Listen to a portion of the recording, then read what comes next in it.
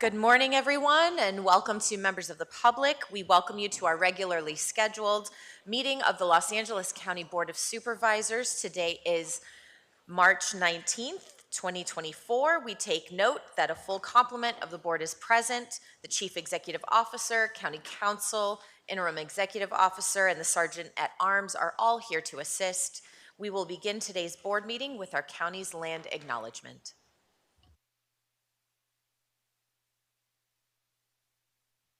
The County of Los Angeles recognizes that we occupy land originally and still inhabited and cared for by the Tongva, Tataviam, Serrano, Quiche, and Chumash peoples. We honor and pay respect to their elders and descendants, past, present, and emerging, as they continue their stewardship of these lands and waters. We acknowledge that settler colonization resulted in land seizure, disease, subjugation, slavery, relocation, broken promises, genocide, and multi-generational trauma. This acknowledgement demonstrates our responsibility and commitment to truth, healing, and reconciliation, and to elevating the stories, culture, and community of the original inhabitants of Los Angeles County. We are grateful to have the opportunity to live and work on these ancestral lands. We are dedicated to growing and sustaining relationships with Native peoples and local tribal governments, including, in no particular order, the Fernandino Tataviam Band of Mission Indians, Gabrielino Tongva Indians of California Tribal Council, Gabrielino Tongva San Gabriel Band of Mission Indians, Gabrielino Band of Mission Indians, Quiche Nation, San Manuel Band of Mission Indians, San Fernando Band of Mission Indians. To learn more about the First Peoples of Los Angeles County, please visit our website. Our invocation this morning will be led by Reverend Jacob C., Rector, Saints Peter and Paul School in the 4th District, followed by our Pledge of Allegiance, which will be led by MVP Gonzalez, former Chief Warrant Officer, United States Marine Corps in the 5th District. If you are able, please stand.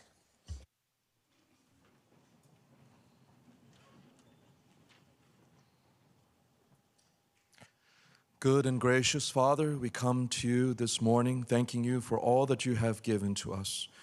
We give this moment of prayer and silence to you. Help us to be a light to each other and to the world. Help us to be united. Help us to be the best version of ourselves for not only ourselves, but for others. Help us to be heard and to hear. Help us to be led and to lead. Help us to be angels in this city of angels. We ask all of this to you, O Father. Help us to love one another. Amen.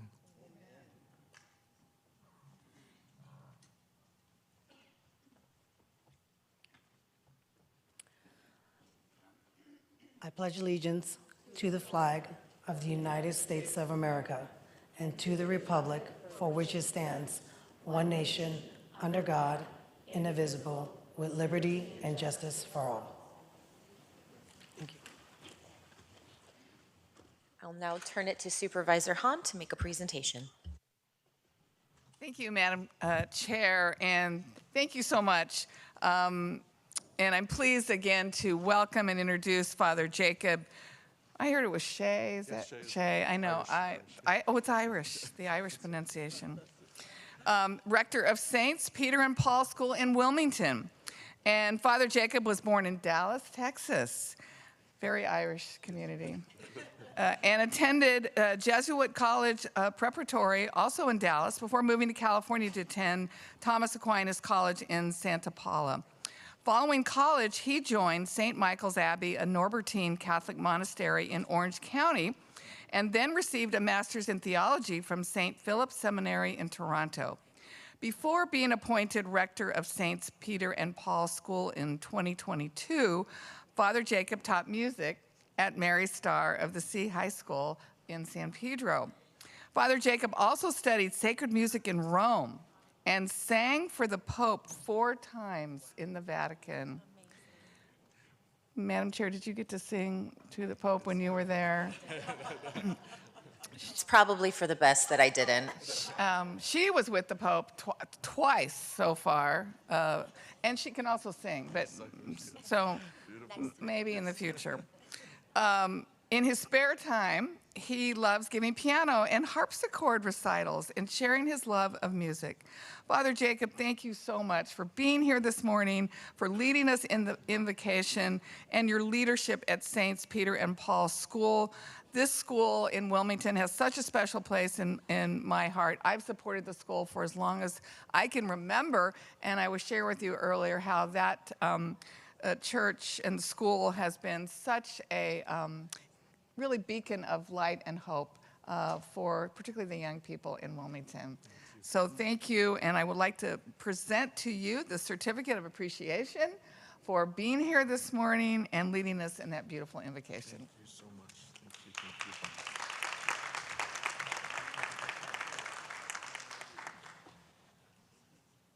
Thank you so much. Maybe you two could have a recital. Oh, yeah, I know. Yes. Thank you. Supervisor Barger. Thank you. And now it is my honor to thank Chief Warrant Officer 2, MVP Gonzalez, for leading us in the Pledge of Allegiance this morning. Chief Warrant Officer Gonzalez served in the United States Marine Corps from March 18, 1991 to March 31st of 2012. During her service, she received the Marine Corps Good Conduct Medal 6th Award, Navy and Marine Corps Achievement Medal 3rd Award, Navy and Marine Corps Commendation Medal, Global War on Terrorism Service Medal, Korean Defense Service Medal, National Defense Service Medal 3rd Award, Navy and Marine Corps Overseas Service Ribbon 2nd Award, Navy Meritorious, thank you, Unit Commendations 3rd Award, and the Marine Security Guard Ribbon. That is quite an accomplishment. She has continued her service as a Veteran Service Officer with the Los Angeles County Department of Military and Veterans Affairs, and I want to thank you for the difference you are making in veterans' lives throughout LA County. She now lives in the city of Valencia in the 5th District. Chief Warrant Officer Gonzalez, thank you for your service to our nation and for leading us in the Pledge of Allegiance this morning. Let's give her a big round of applause. Oops, there you go. Thank you. Thank you.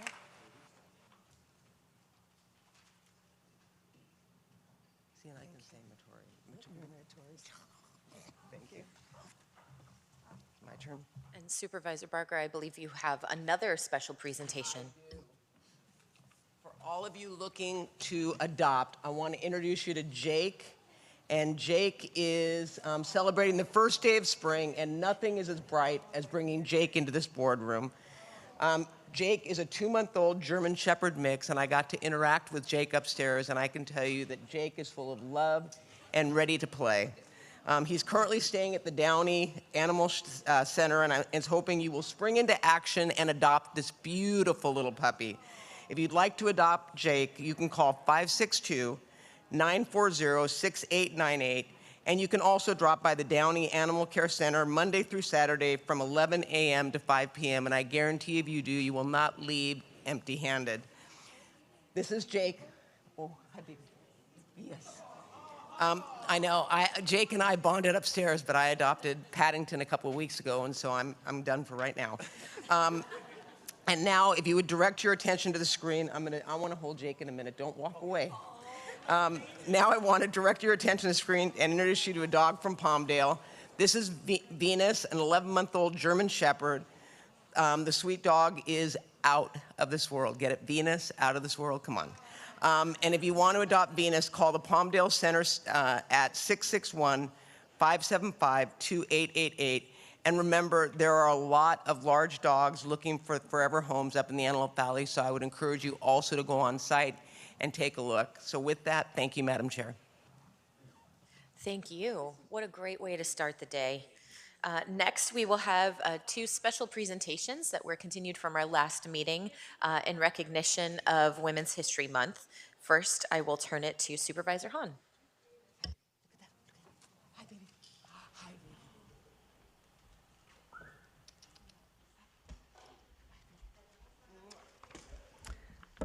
Thank you, Madam Chair. And first of all, I do want to say thank you to Madam Chair for allowing us to sort of go out of order to present this presentation since I was not here on the day of the presentation. It means a lot to me that you allowed us to do this today anyway. So today is a special day. Not only are we celebrating Women's History Month, but we're also celebrating Cesar Chavez Month, which commemorates his amazing legacy. And his birthday, I believe, is March 31st. My birthday is the 30th, so I remember that. And with us this morning, we have one individual who knows much about his legacy.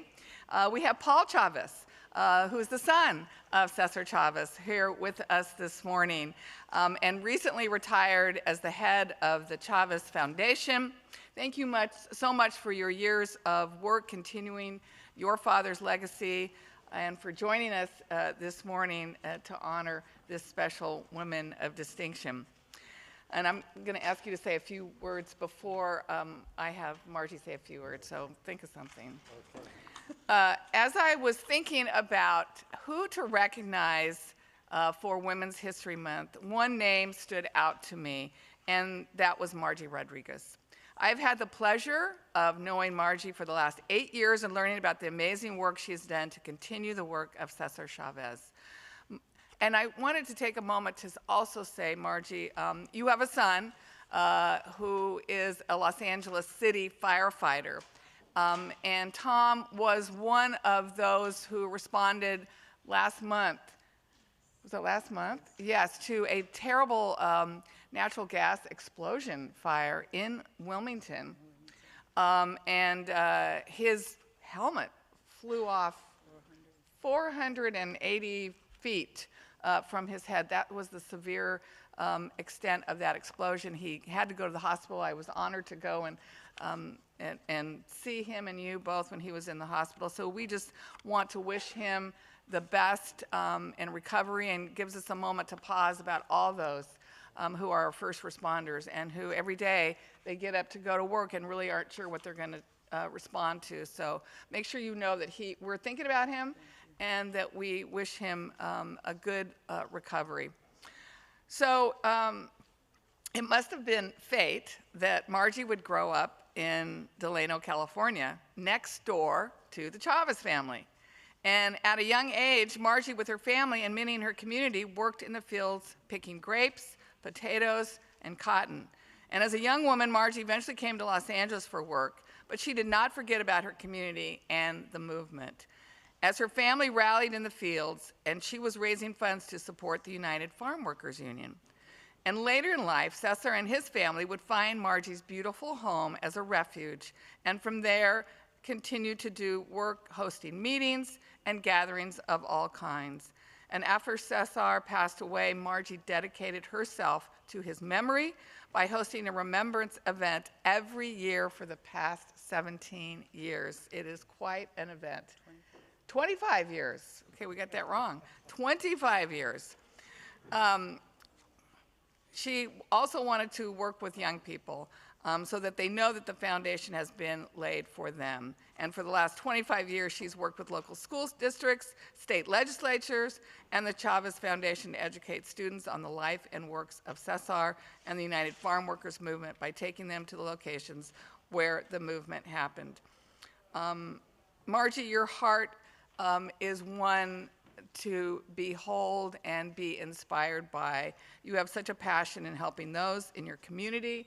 You have truly made history, which is why I wanted to honor her. And I love it that we're honoring women this month and the women in various movements.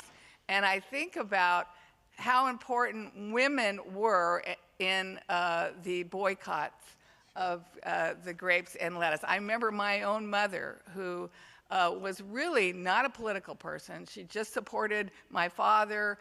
She raised my brother and I. She really wasn't out front on anything. And yet, I will never forget her coming home from the grocery store one time and saying, you know, I'm not going to buy lettuce. I'm not going to buy grapes.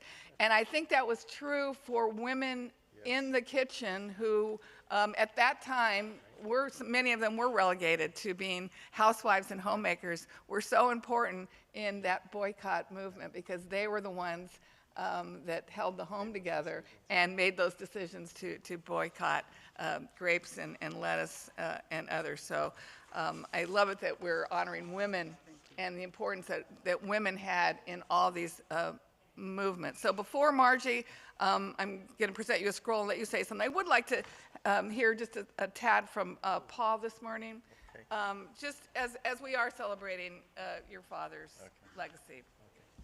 Good morning. It's a pleasure to be here today to recognize Margie. You know, I remember many people have told me that the first time they met my father, they were really surprised by how humble he was, that he could easily be lost in a room, and he really just didn't like the attention, the recognition. And I think part of that was because he understood that his work didn't happen by him doing the work alone, that it was a result of the sacrifice and hard work of many good, decent people from all walks of life, whose names a lot of times are not known to the greater public. And so at the head of that list is Margie Rodriguez, who's been there since day one. When my father was around, she helped on the boycotts, and after his passing, she's worked hard to ensure that his legacy continues to inspire people. So, Margie, thank you on behalf of the Chavez family and the foundation for the good work that you've done and for the example that you've set for all of us. Thank you. Thank you, Paul. Thank you. And now, please give a warm welcome to my Woman of the Year for Women's History Month, Margie Rodriguez.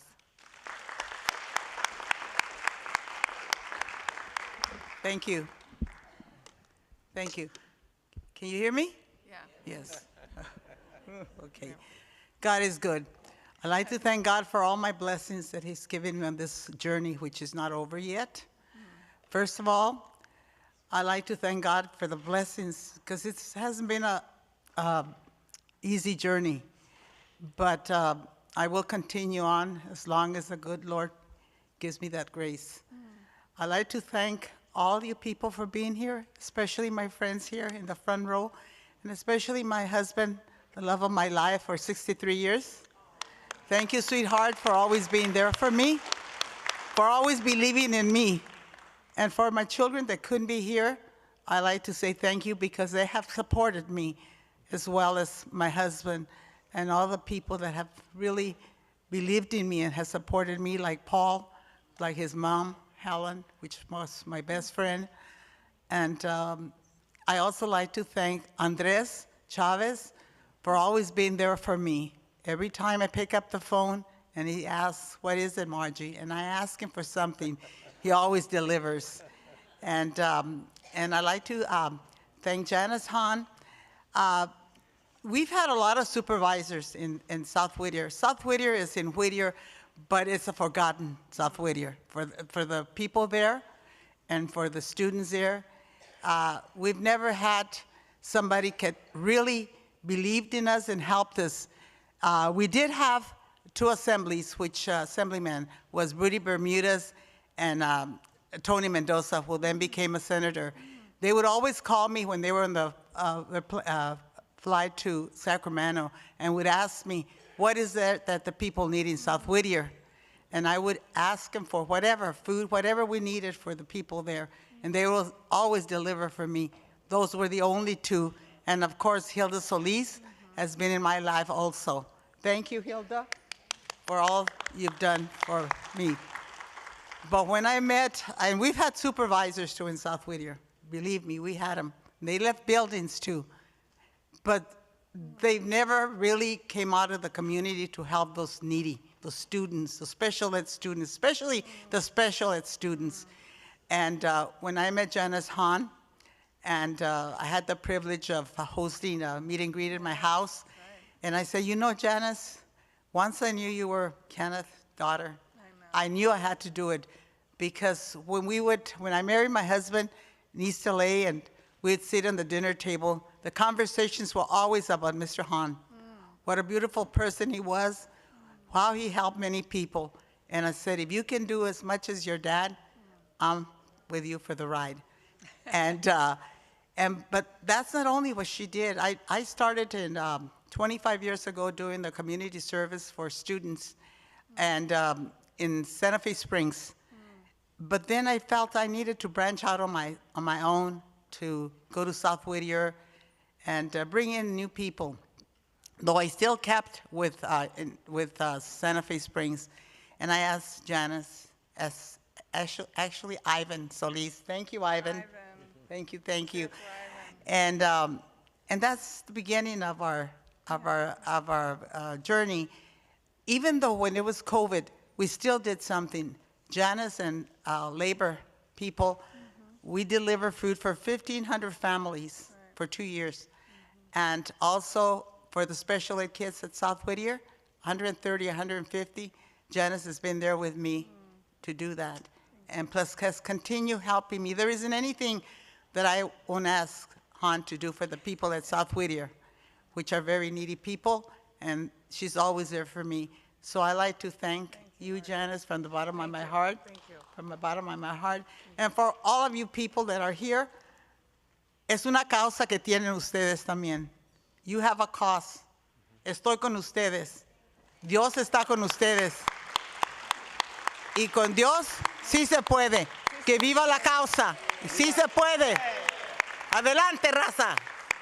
Thank you, Margie. And on behalf of the county, I wanted to present you this scroll commemorating what we're doing here today and honoring you for the woman that you are. Thank you. Here, let's.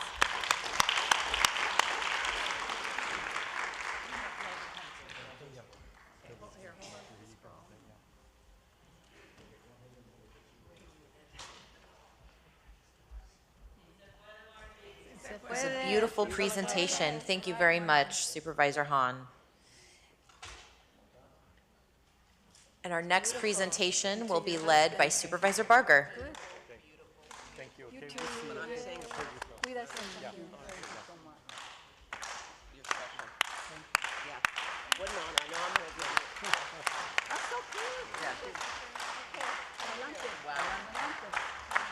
Yeah, there you go. There you go.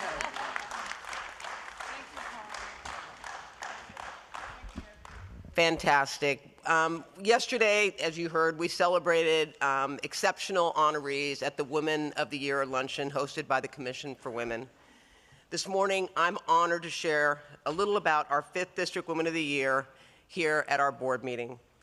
Arlene Majares de Lang, a Pasadena native, is a co-owner and executive officer of Majares Mexican Restaurant, one of California's oldest Latina-owned businesses.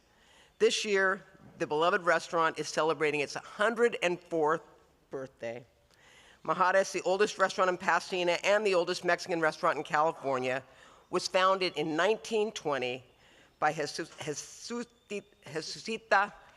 Majares, Arlene's grandmother. I have many, many fond memories of eating at Majares over the years and have been honored to get to know the entire family. Family is at the heart of their business and is the reason for their success. There are currently 3 generations working at the restaurant. Arlene has helped steer the ship to allow the business to continue to grow and thrive. She is responsible for all the complete corporate and daily management for the restaurant, catering, banquet operations, marketing, and finance, supervising a team of more than 60 employees. In her free time, Arlene has served on the boards of the Pasadena Community Foundation, Huntington Memorial Hospital, Via Esperanza Services, Patron Saints Foundation, the Mount Wilson chapter of the Girl Scouts of America, St. Andrew's School, Christ Child Society, and the Pasadena Art Alliance. She is the past president of the Social Service Auxiliary of Los Angeles and is also a recipient of the Cardinals Award of the Archdiocese of Los Angeles. Arlene and the entire Majares family are truly generous people who've invested so much in the San Gabriel Valley. I want to thank you, Arlene, for your commitment to your family, to your restaurant, and to our community as a whole. And I know I speak on behalf of many, many generations that have celebrated so many important times at Majares, that you truly are someone who gives back. I know when we've got nonprofits that call and want a door prize, you don't even think twice. You say, absolutely, we are all in. You have made a difference and you will continue to make a difference for years to come. So I want to thank you And congratulations on this well-deserved recognition as the first 5th District Woman of the Year. So thank you very much. You want to say something? Thank you, everyone. First of all, I want to say congratulations to Margie, because we kind of have something in common. I went to UCLA with Paul Chavez. We had Chicano studies together in 1970, and I had the privilege of listening to your dad, Cesar Chavez, on the quad of UCLA and Dolores Huerta. And I think you, Margie, Dolores, and especially my mother and my grandma Jesusita, who's in heaven. My mother's 92. You can still see her on Sunday at the restaurant. Unfortunately, she has a lot of arthritis from all the hard work. But you really are an inspiration, and your dad certainly, and Dolores Huerta. I did meet Dolores Huerta again recently at the Sundance Film Festival when they had her film, and that was quite a gift. So to all the women here, and especially you, Supervisor Barger, who is like family to us, and she was right there supporting all the independent restaurants and businesses, and especially women. You really have our back always. We love you. And thank you to all the women supervisors here, and that's nice to say since we have all women supervisors. You get the job done. Thank you so much. Y sí se puede.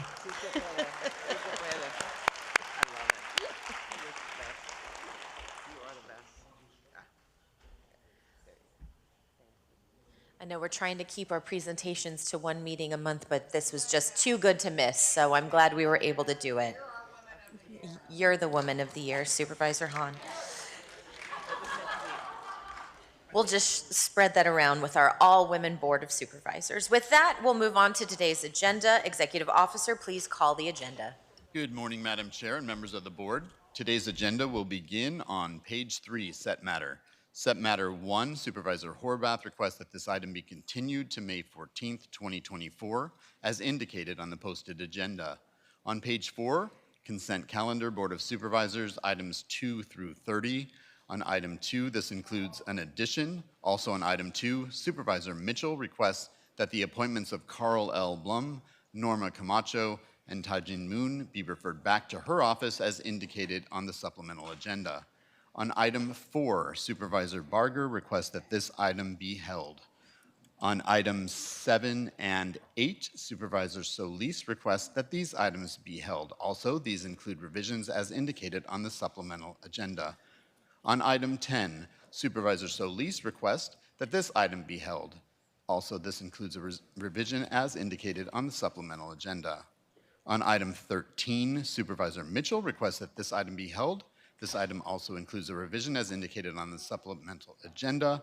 On item 14, Supervisor Mitchell requests that this item be held. This includes a revision as indicated on the supplemental agenda. On item 18, this includes a revision as indicated on the supplemental agenda. On item 19, Supervisor Horvath requests that this item be held. This also includes a revision as indicated on the supplemental agenda. On items 20 and 21, these include revisions as indicated on the supplemental agenda.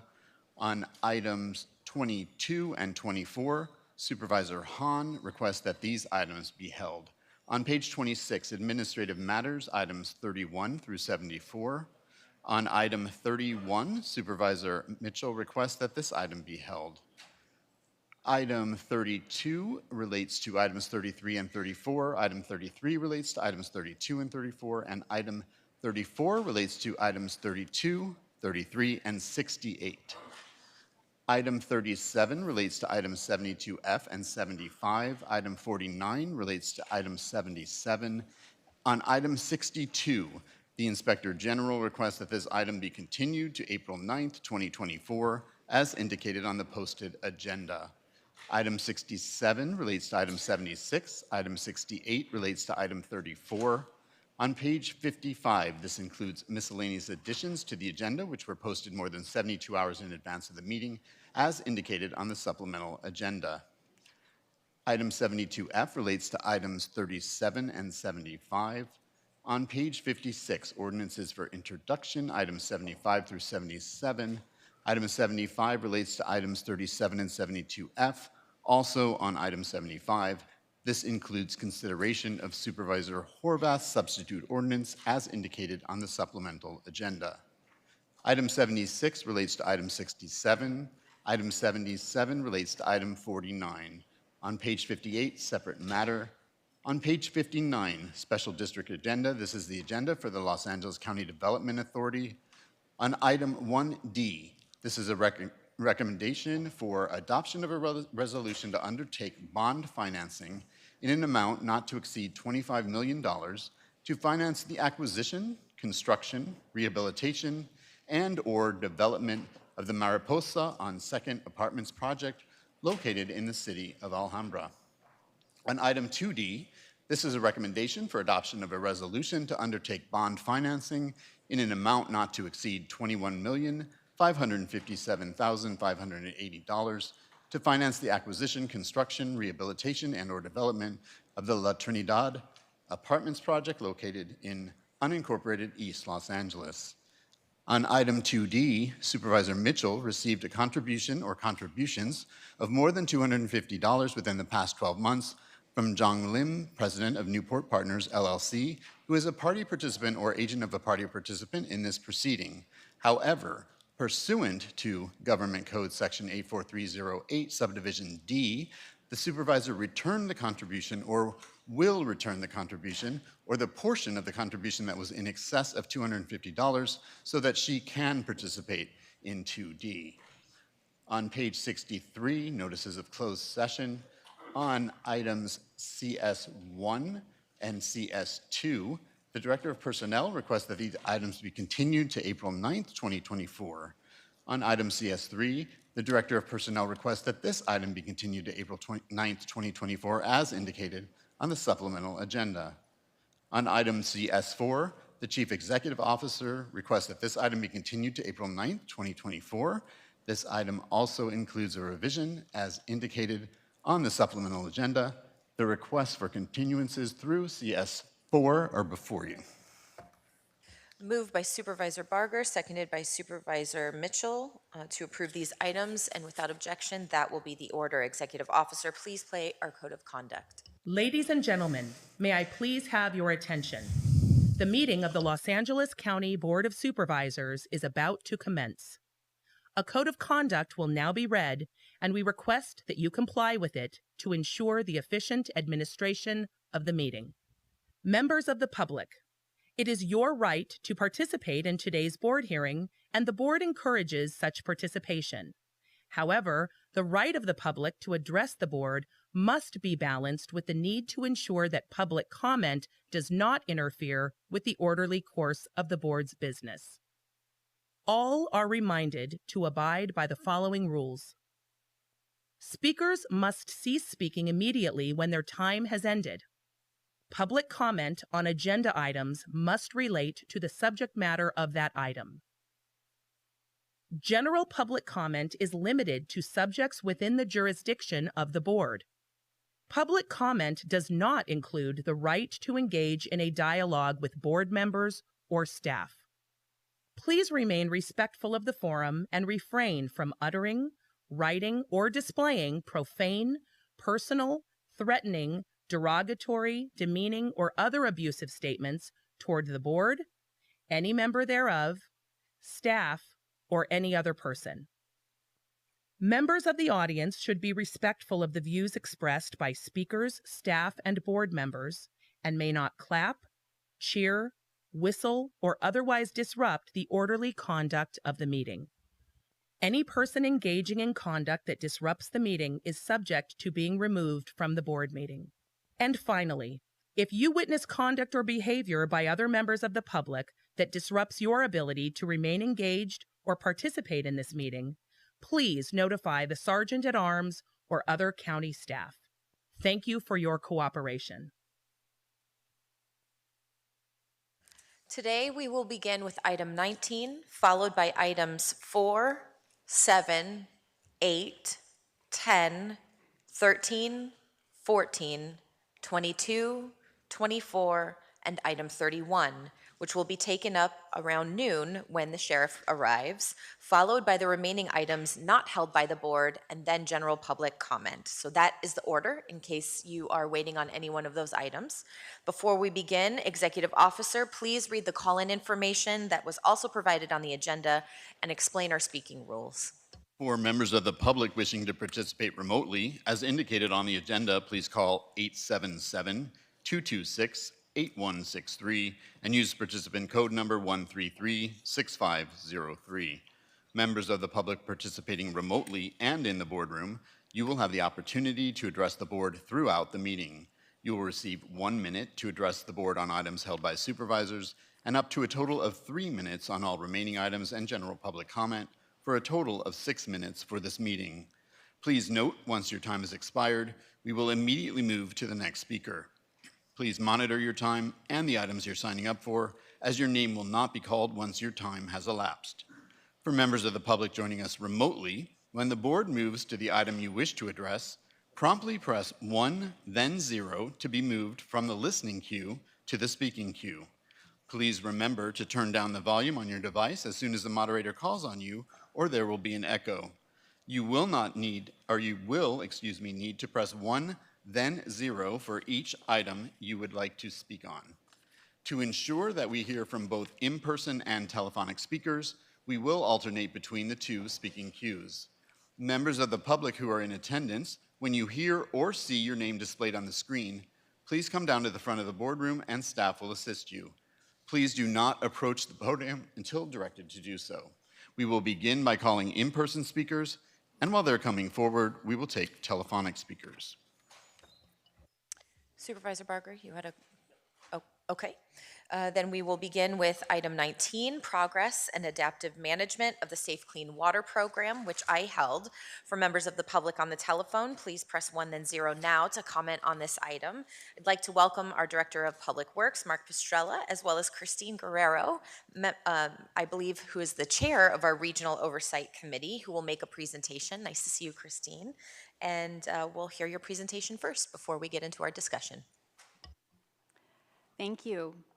Thank you, Madam Chair and members of the board. I'm Christine Guerrero with the League of California Cities and the chair of the Safe Clean Water Program Regional Oversight Committee. Over the past year, the committee has reviewed the progress of the program and heard from a wide array of stakeholders over the course of several public meetings.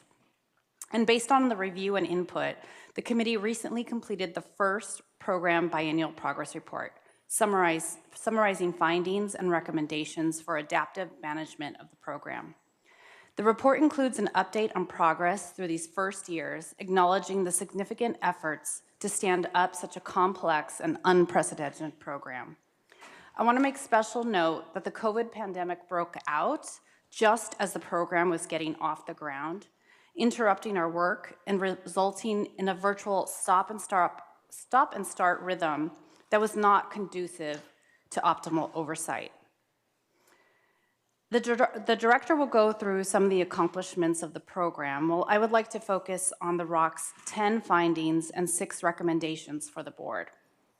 Some of our key findings in our report include that the Safe Clean Water Program is a large and complex program and has been successfully launched. So we're very excited about that.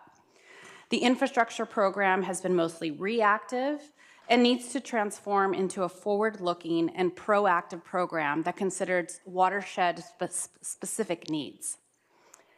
The program would benefit from better metrics and indicators to gauge progress and facilitate more transparent reporting. Obtaining funding for the program is complicated and costly.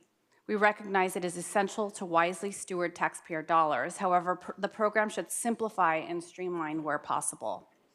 And the program should ramp up efforts for inclusive community engagement and education. The recommendations based on these findings are as follows. First and foremost, we'd like to see the program expedite watershed planning and undertake a goal-setting process that will include both the ROC members and the Director of Public Works. We have that planned for this spring. Watershed planning should establish specific goals and timelines for water quality, disadvantaged communities, and community benefits and water supply, aligning with the region-wide water supply target of 300,000 acre-feet per year of additional stormwater by 2045. Our second recommendation is to make strategic investments in workforce development programs for skills related to the Safe Clean Water program and projects in the short and long term. Our third recommendation is to establish disadvantaged community investment qualitative goals. Our fourth recommendation is to make updates to the ordinance to support recommended changes, including the revised regional program reporting from quarterly to twice yearly in order to support streamlining processes and be more efficient. Number four, we'd like to see a revision of the process and timeline for the ROC to evaluate whether the program goals are being accomplished at the program and watershed levels per the ordinance, including bringing stormwater investment plans to the ROC as they are approved by the WASCs, and to allow a more timely review and deliberation, and develop a dashboard to access program-wide benefits over time. And our sixth recommendation is to evaluate other high-priority changes as the district's metrics and monitoring study concludes by the end of this year. So we'd like to see updating of program guidance and scoring criteria. I'd like to thank my fellow Regional Oversight Committee members who all stepped up over this last year to do a tremendous amount of work. I'd also like to thank the Flood Control District staff. And thank you to the board for giving us the opportunity to provide oversight and to share the findings and recommendations with you on this very important program. Thank you, Christine. And I just want to stop to say thank you personally to Christine for her leadership on the Regional Oversight Committee. As was stated at the beginning, the program is complicated by design, and it involves more than just the district and the board members here who do the governance. The governance includes all of the communities that are subject to the property tax, and that includes the 86 cities, or 85 cities in the county of Los Angeles. So, Christine, thank you for being here today. Supervisors, Director of Public Works, Mark Pastrella, here to do a very quick overview of the program, its accomplishments, and then just turn it back to you. I've turned a report into you on March 12th of this year that summarizes my findings, my personal findings with respect to the program.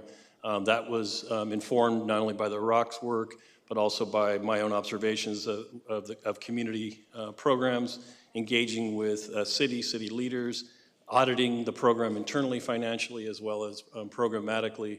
And so I would point you to that larger, more deep report if you want to see sort of what I'm recommending. And I know the motion today contains many of the recommendations I have. The Safe Clean Water Program, slide one here, you are aware of it. It was promulgated under Measure W, voted on by the voters here in LA County, and commenced. I'll go to slide two if we have anybody working the slides. Slide two is a reminder of our program goals that are contained in the ordinance. So this is what the voters voted for. They voted for improved water quality through water quality benefits, improved water supply benefits, community investment benefits, a multi-benefit projects that prioritize disadvantaged community investments, nature-based solutions, and sustained engagement. So next slide, please. So where are we today? Through the first rounds, the regional program, this is the larger program where people are collaborating with each other to pull off combined multi-benefit projects, has committed to funds to 126 infrastructure program multi-benefit projects across 50 municipalities that will capture stormwater from over 265,000 acres. It represents regional investments totaling $1.4 billion, with $661 million of that benefiting disadvantaged communities. We've increasing annual average stormwater capacity by 59,673 acre feet. And we've leveraged 624 million other funds, partnering with other agencies and grant granting.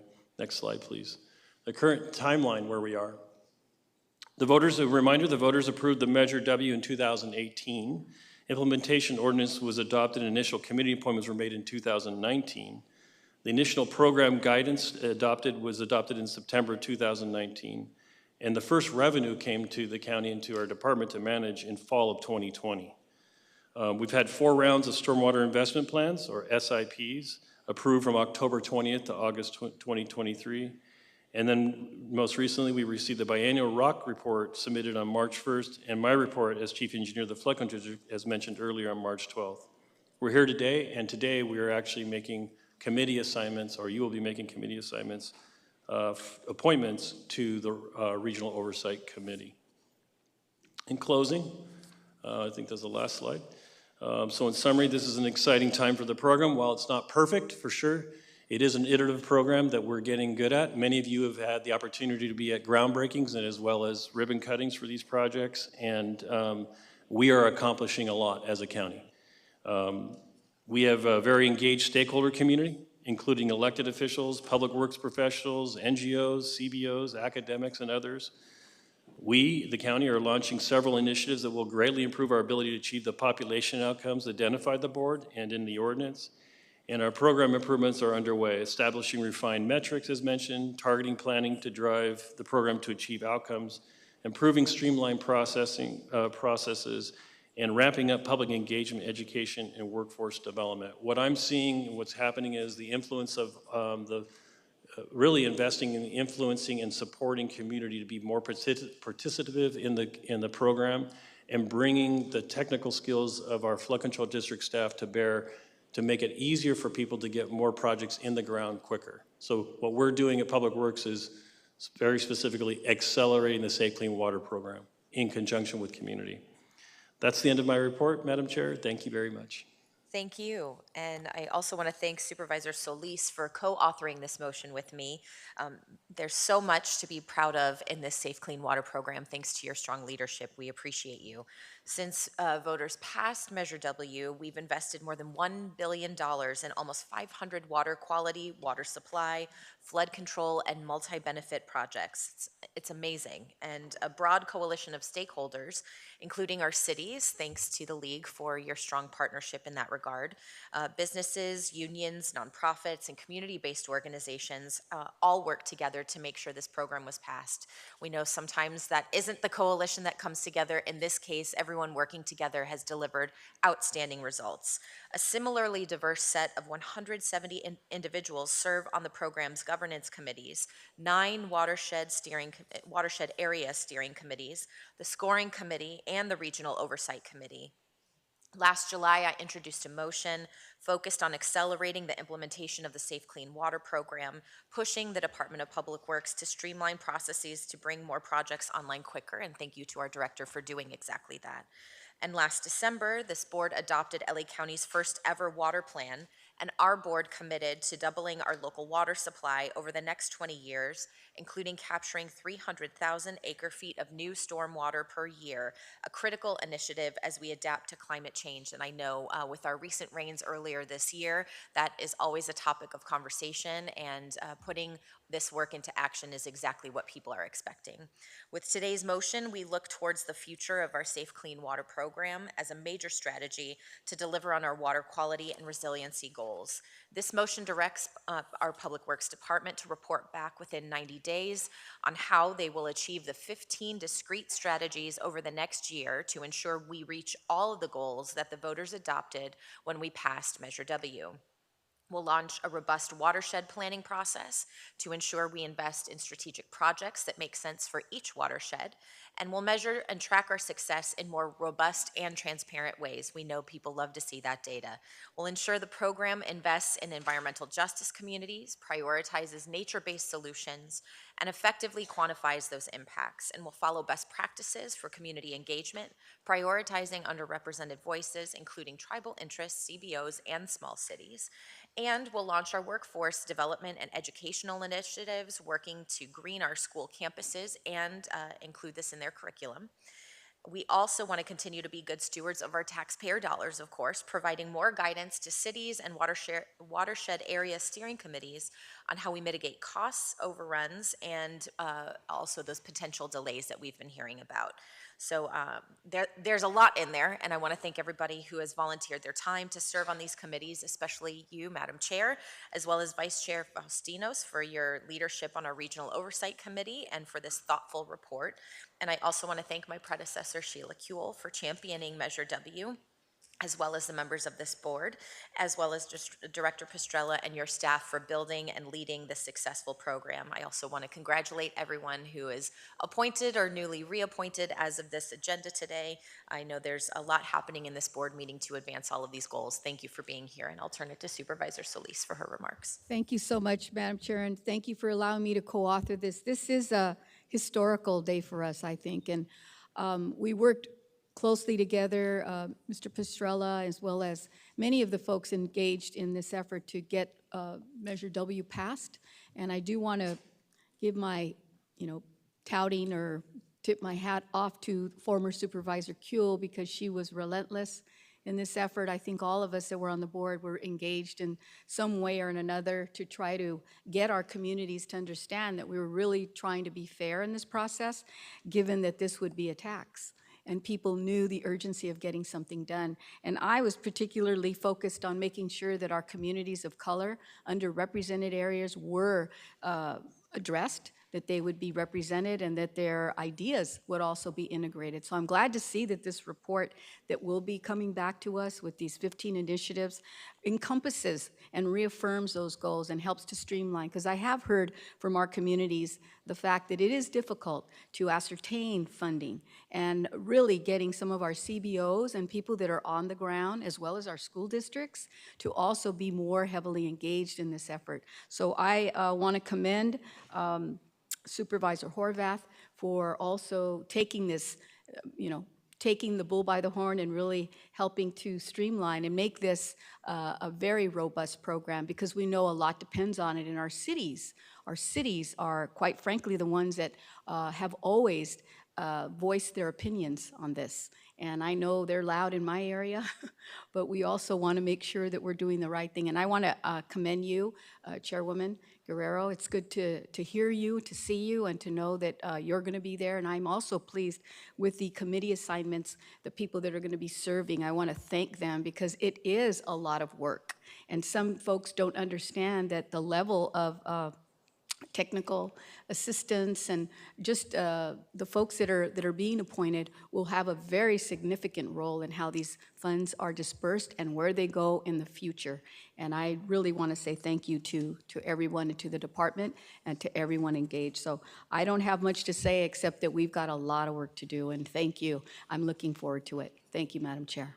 Supervisor Barger. Thank you, and I also want to thank you, Supervisor Horvath and Supervisor Solis, or Chair Horvath, excuse me, for bringing this motion forward. Our relationship with water in the state has been turbulent at best in recent years. There's a significant whiplash effect where we are facing significant periods of drought conditions, followed by intense and severe storms that inundated our flood control infrastructure. And I commend you and your staff for the job you've done to keep our flood control channels in working order, so that when we do have that intense rain, we're prepared. As these impacts of climate change continue to materialize, it has never been more evident that our infrastructure must evolve to address these changing conditions, something that I don't think we anticipated. And I know Supervisor Kuehl, and this was her vision, we never recognized that it was going to be the way it is right now in terms of the intense amount of water that comes down during short periods of time. So we need to evolve and address those changes and see how we can capture that water as quickly as possible. However, the intensity of these storms show that we need additional capacity, something that I know we've talked about. While the 5th District is home to almost all the major dams and spreading grounds, we have an opportunity to utilize the Safe Clean Water program to capture, treat, clean, and conserve additional water resources in our communities. And again, I've talked to cities. I know Arcadia has come forward and has ideas in terms of their vision on what can be done. I commend Descanso Gardens for the work that they're doing, also the Arboretum. So we have, even in our own backyard, ways to address this beyond what I think people would think is the norm. This program is critical in our sustainability goals to reduce imported water and rely on local groundwater resources. The SCWP isn't merely about funding water projects, it's about fostering collaboration to ensure equitable access to clean, reliable water and a healthy environment for all residents of Los Angeles County. Since 2020, taxpayers provided the funding for the SCWP, investing nearly $280 million annually to address water challenges across the county. Importantly, the program prioritizes underserved communities, ensuring benefits are maximized regardless of location. We have encountered obstacles, particularly with escalating costs, as well as unintended consequences, but particularly burdensome program structure, which is why I am supportive of today's motion to allow more flexibility for the Director of Public Works to quickly make changes to make this program successful. Something that I know when this was written, it was written to have checks and balances. And the good news is there are many layers to make sure that we are being proper stewards of the resources. The bad news is that it has created unintended consequences in terms of the flexibility to address some of the challenges that were unanticipated. But I think it is important to recognize we need to continue to have transparency, because that was one of the issues that Supervisor Kuehl felt strongly about in terms of the different layers of accountability. And I know that we as a board will continue to make that a priority. I look forward to the work that we have to come. There is no question that this board, I know that there have been articles written about why aren't we get the money out there more quickly, not understanding how this works. I want to thank you for your work leading this. I know that that it's hard to read those articles because you know the work that is being done.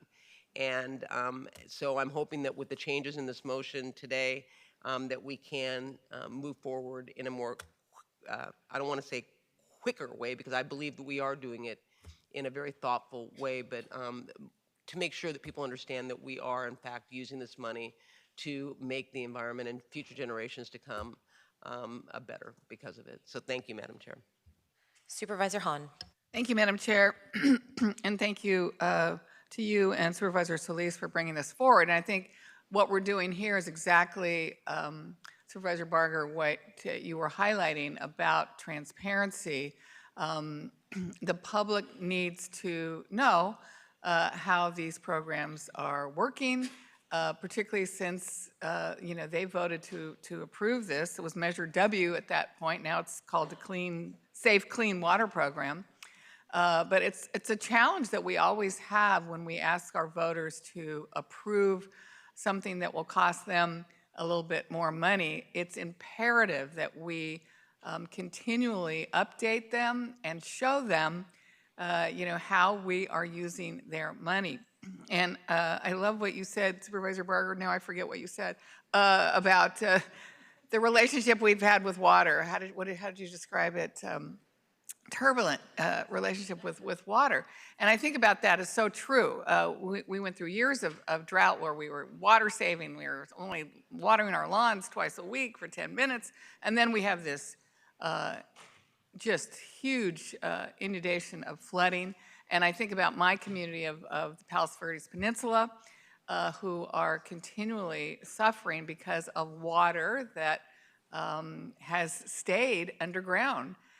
In a way that, it wasn't captured in a thoughtful way. It is just underground, and the way water acts underground is very different, and it's caused severe land movement in my communities. So it's clear that we've, this is important for the public to hear. We've approved $513.5 million in regional program grants. We've distributed $446.2 million to local cities to help them carry out their own water projects. This money has been put in almost 400 water projects in the last 6 years. That's a number that is good. I've been blessed to have participated in a groundbreaking of an underground water storage project in a park. But I really want to thank the Regional Oversight Committee, you rock, for all the work that you do and will do in the future. But I do think there is a sense out there that can we do this faster? Can we get the water out quicker? So one of the things I was going to ask, maybe Director Pastrella, can we leverage LA County's recent emergency declarations related to storms to move any of these projects ahead faster in terms of hiring, contracting, procuring, and didn't know if we can make that connection. Because while all of these projects aren't specifically storm related, clearly, the public thinks about them when we do have a storm. Supervisor, I think recognizing that water, well, first that climate is real and we're in a climate crisis. So while our emergency isn't declared as a climate crisis, this is the signs of it. The water is one of the things showing up as major, and then the fire situation as well. So these emergency declarations that we've been getting, while not directly pointed at water, or have a direct nexus to them. And so it's sort of a the answer to your question is yes, and we're trying to leverage the attention that the declaration brings to this, and that would come secondarily through like grants and also investments by the federal and state government in water resiliency. I'd look for us to look towards a climate bond that might come out as a place for us to really try to put something in on that, using the declaration as an emergency as evidence that we have a real need here in LA County to address these issues. But in terms of like direct help, that has been the biggest problem in the water world forever, is that we don't typically get, even in declarations, direct monies for our investments in water. Right, and I wasn't thinking so much in terms of money, but in terms of what it allows sometimes the county to do. Sure, in quickly procuring, quickly contracting, hiring. Just didn't know if you could work a little bit more on seeing if that's a leverage point that you might take advantage of. I get your point now, and that makes good. Thank you for the clarification. In fact, contracting is, of course, when we're trying to get a project out. So we would absolutely look to get relief in terms of public contract code and contracting under the auspice of the emergency. And there are some provisions in that would allow us to put projects in the ground. Yeah, I would just ask that maybe you tap into that a little bit. Yes, absolutely. So the other thing, I represent many small cities and agencies with limited resources.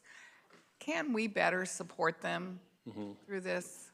Or how can we? In fact, one of my major recommendations is that the county flood control district take a larger role in supporting the cities and NGOs, CBOs who are participating in our WASC at the city level, in guiding them where and best to place projects, with obviously all of the values that we have had in the program, including equity.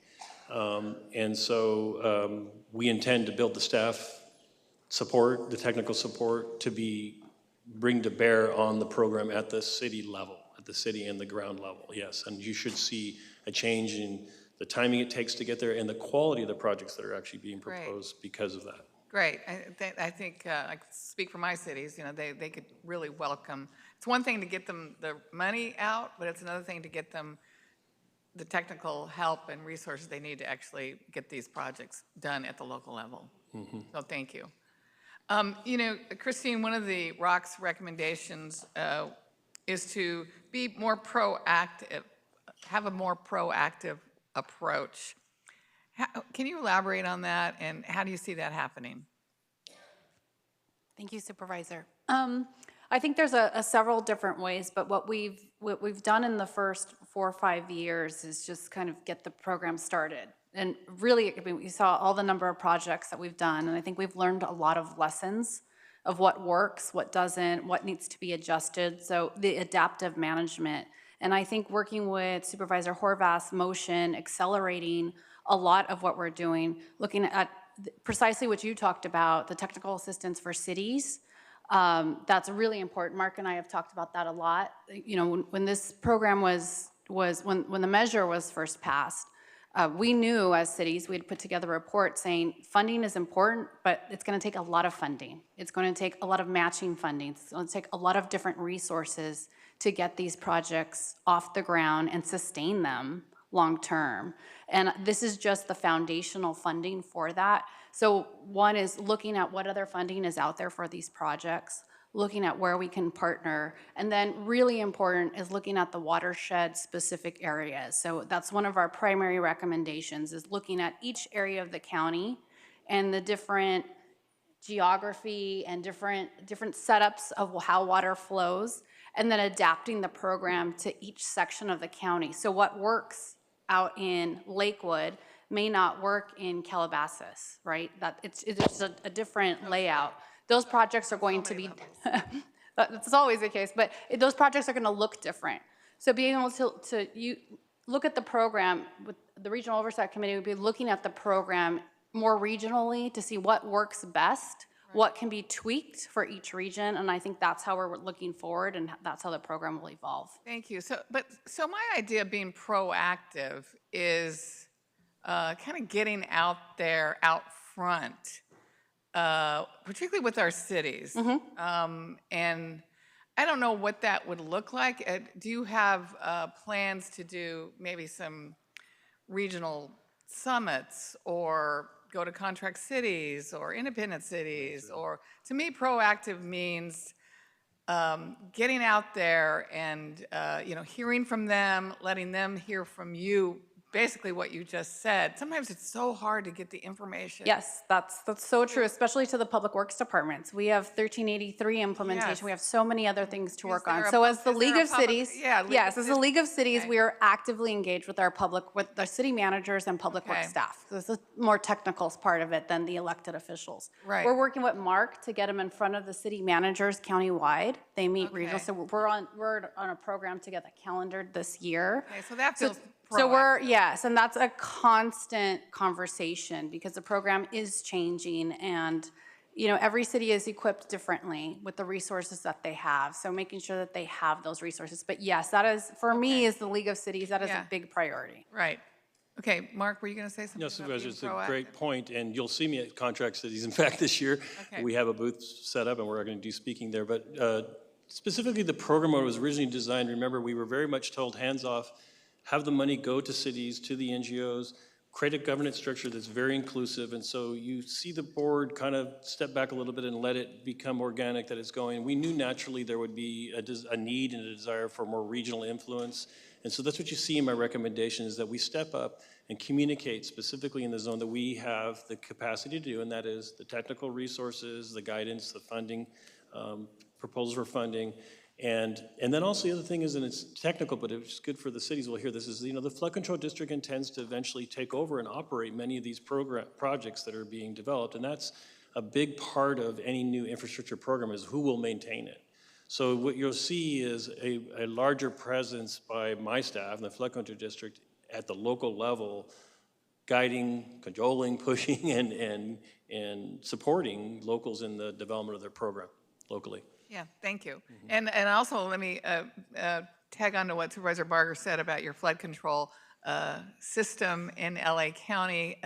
Again, when we have a major flood and people see that water flowing out, that means our flood control system is actually doing the job that it was meant to do. So thank you for making sure that those are always maintained. Thank you, Madam Chair. All right, seeing no other supervisors in the queue, Executive Officer, please call the members of the public who have signed up to speak on this item. Will the following individuals please come forward and staff will assist you? Arnold Sachs, Bruce Rensnick, Daniel Garcia, Donald Harlan, and Maggie Gardner, please come forward. Moderator, and we have the first remote speaker, please. Our first participant is Eric Previn. You may begin. And thanks for the Safe Clean Water Program. I take note that Teresa Villegas is one of the chair, and Caro Tarosian of Krikorian's office is the vice chair of the upper LA River watershed, which is where Harvard Westlake and Studio City is located. And Mr. Pastrella, I've been trying to get a look at the lease because we don't think it's a great idea to put an underground parking structure right next to the giant flood channel. But there seems to be some upscale school that's pushing that agenda aggressively. There's also another huge underground parking structure. I thought someone said about how the climate has really changed. We get more water than we're ever expecting. And I agree with the supervisors who said we need to move this program along. But we have to be safe. We can't really put housing right up against this LA River the way everybody, nobody wants development more than Supervisor Horvath and myself along that corridor. But I think we're going to have to rethink it in the interest of public safety. And I think continually looking away from it is not helping. But I do admire Thank you. Your the time has tenacity expired. with which we have Next speaker, steered please. around so much money. Thank you. Our next participant is Olivia Lydia. You may begin.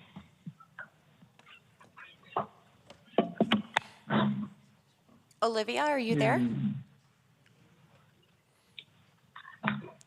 Olivia? Okay. Hi. Is Lydia? Is this Olivia? Yes. Okay, would you like to speak on item 19?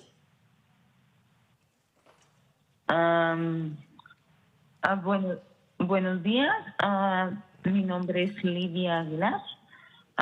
Soy embajadora con Naturaleza para Todos. Y por favor, necesitamos y es urgente que se hagan proyectos para capturar agua de lluvia, para ya no depender del agua del río Colorado y Delta.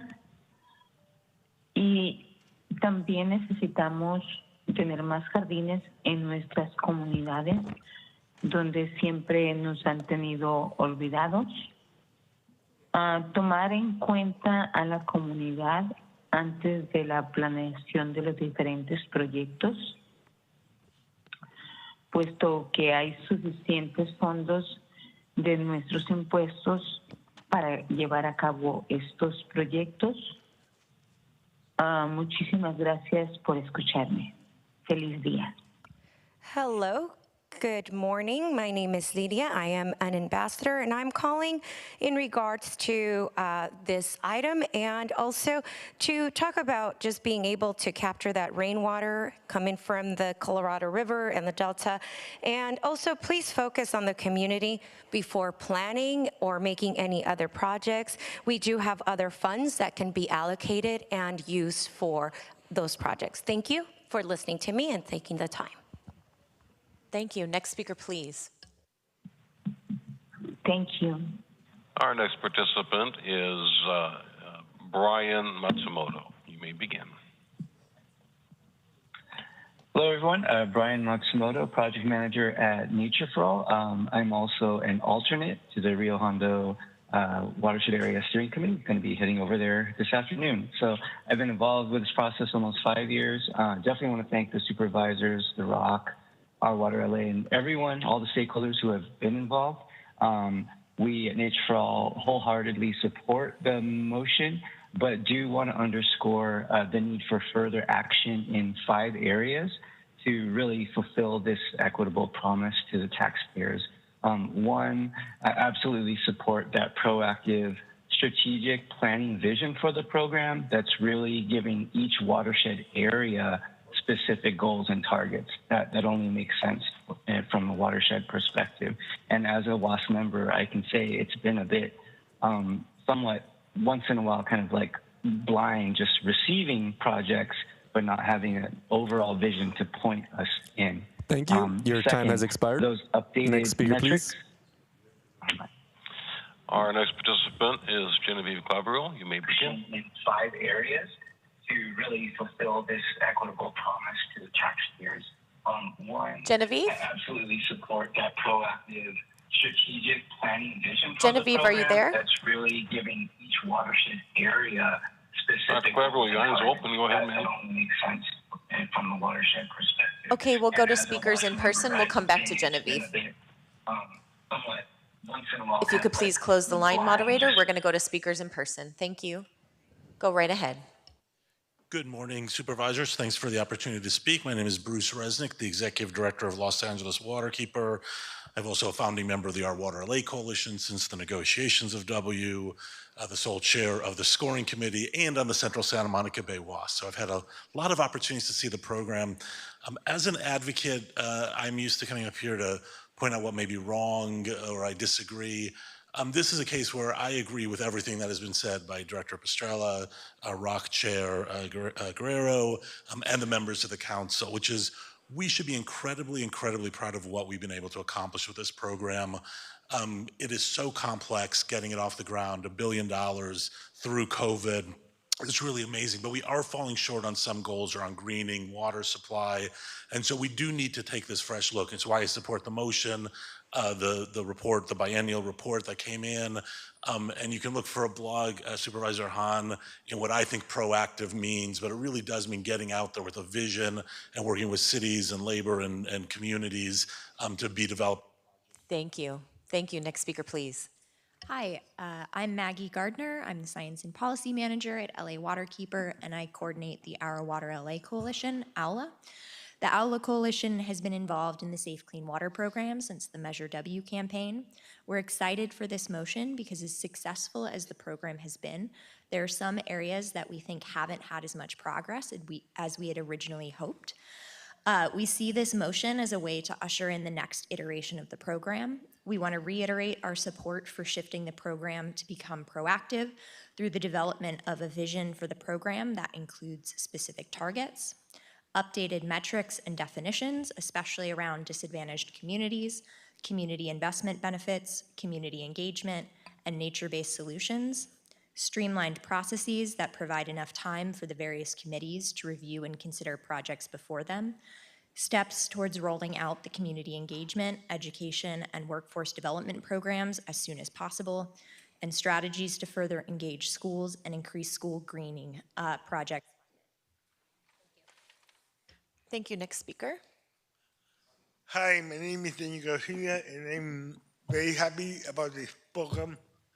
I'm very happy that the board is going to do more about proactive environmental change. However, I want to emphasize that you should be able to talk about the cost-effective method of how to making the transition to making affordable water into drinking water. This should be a topic of people environmental topic, because nobody is talking about how affordable it's going to be the water later on. So please talk about affordability about the water. Thank you. Thank you. Next speaker. Yes, good morning. Shalom. Arnold Sachs. I'd like to hold this back of a folder up. It's a County of Los Angeles 2016-2021 strategic plan. You're talking about 2025. You're talking about coming back in 90 days with an update. It's a very elevated conversation. I'm wondering if you're going to use fathead posters to let communities know about regional meetings. The efficacy of your conversation is so full of shit, you need a steam shovel to dig it out. Plus, you used to be able to come into these meetings and talk for 3 or 4 or 5 minutes on an item. If you could please focus your comments on this item, that would be helpful. Thank you. Ma'am. Look at the folder. You're talking about 2025. You're discussing a climate situation. The air in the county is the dirtiest air in the country. Are you doing anything? Thank you. Your time has expired. Next speaker, please. Hi, I'm Donald Harlan. Regarding agenda item number 19, no. The Safe Clean Water program is a fraud. It's a total real estate fraud. It's a cover so you can develop in the riverbeds and sell rentals to Airbnb. Your work is proof that what you've done is adversarial to anything under the Safe Clean Water program.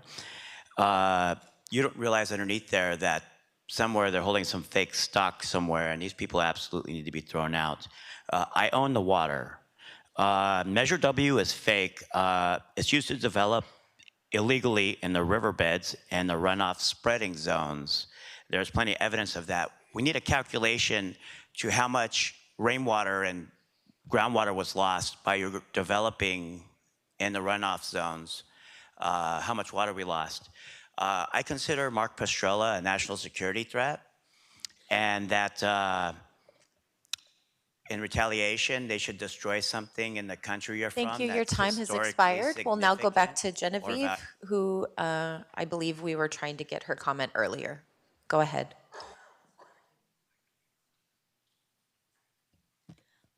Moderator, please call the next speaker on the line. Yeah. Dr. Genevieve Claverall, go ahead, please. Your line is still open.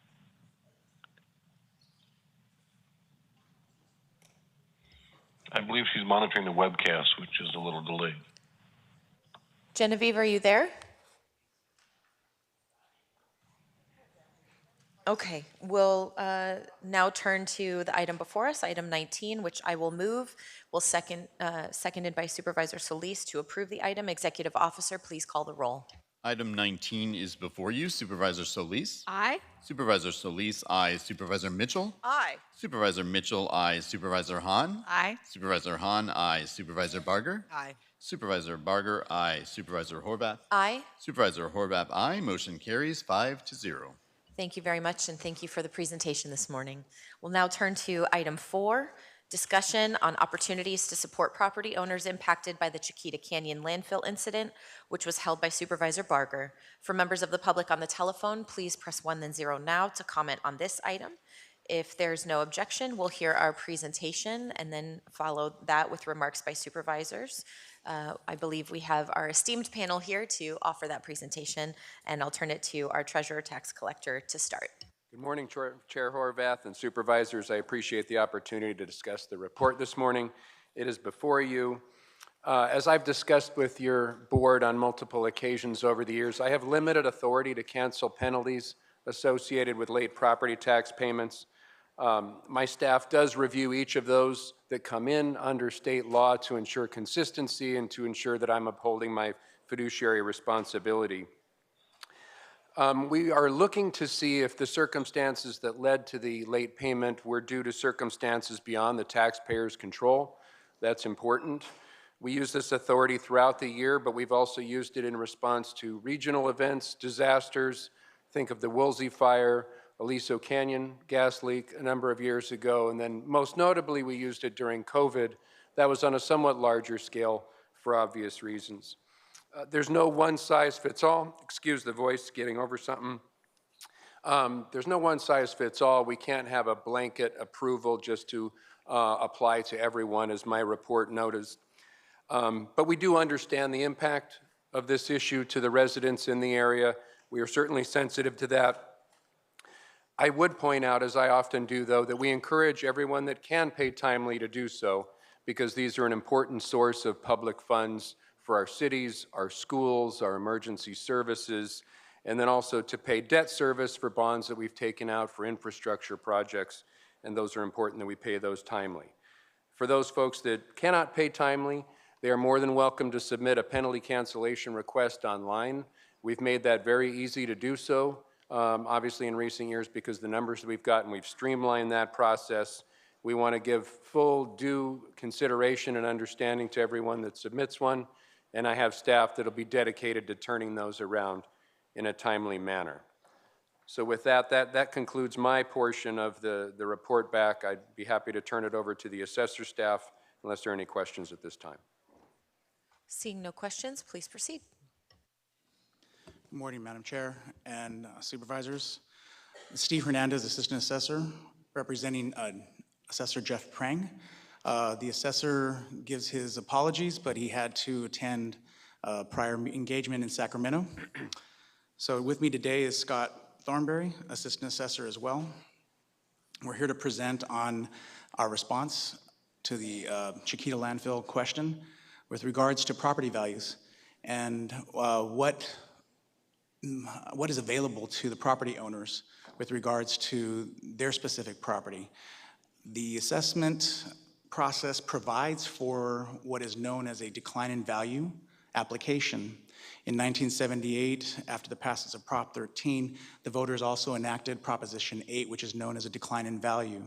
The decline in value is a separate application that the property owner can submit during the application filing period, which is for this year between starting on July 2nd, 2024, running through November 30th, 2024. And within that time, or in that time, they are allowed to submit an application for a decline in value if they believe that the market has declined and it has affected the property value of their actual property. And that is something that we will look into. decline in value is a very typical process. I think the most notable time period that we can point to was during the Great Recession, where the Office of the Assessor proactively declined all of the values of many properties across the county as a result of the Great Recession and its effect on the real estate market at that point in time. Currently, our office is being proactive, and Scott Thornberry is reviewing and looking at the analytical data, the market data in the affected area to determine if there is any decline in value that we can offer proactively as an office. But that analysis takes some time. We do have a number of market sales that we're trying to find in order for us to compare. Unfortunately, the numbers aren't necessarily there yet to support a statistical data or statistical movement in the market value. But we are searching, and we're still actively analyzing all of that data and information. And that concludes our report back. Thank you very much. I'll turn it to Supervisor Barger. Thank you, and thank you for that report. Just for clarification for the assessor, you explained in detail the decline in value and what it entails. I just wanted to clarify that this would be a voluntary process for homeowners who may be interested, and it would not negatively impact, this is one thing that we weren't clear on, negatively impact the assessed values by increasing their basis for the future. Is that correct? That is correct. So there would be no impact to the base value, and any negative impact in terms of a rise in base value. So and knowing that it's voluntary, are we?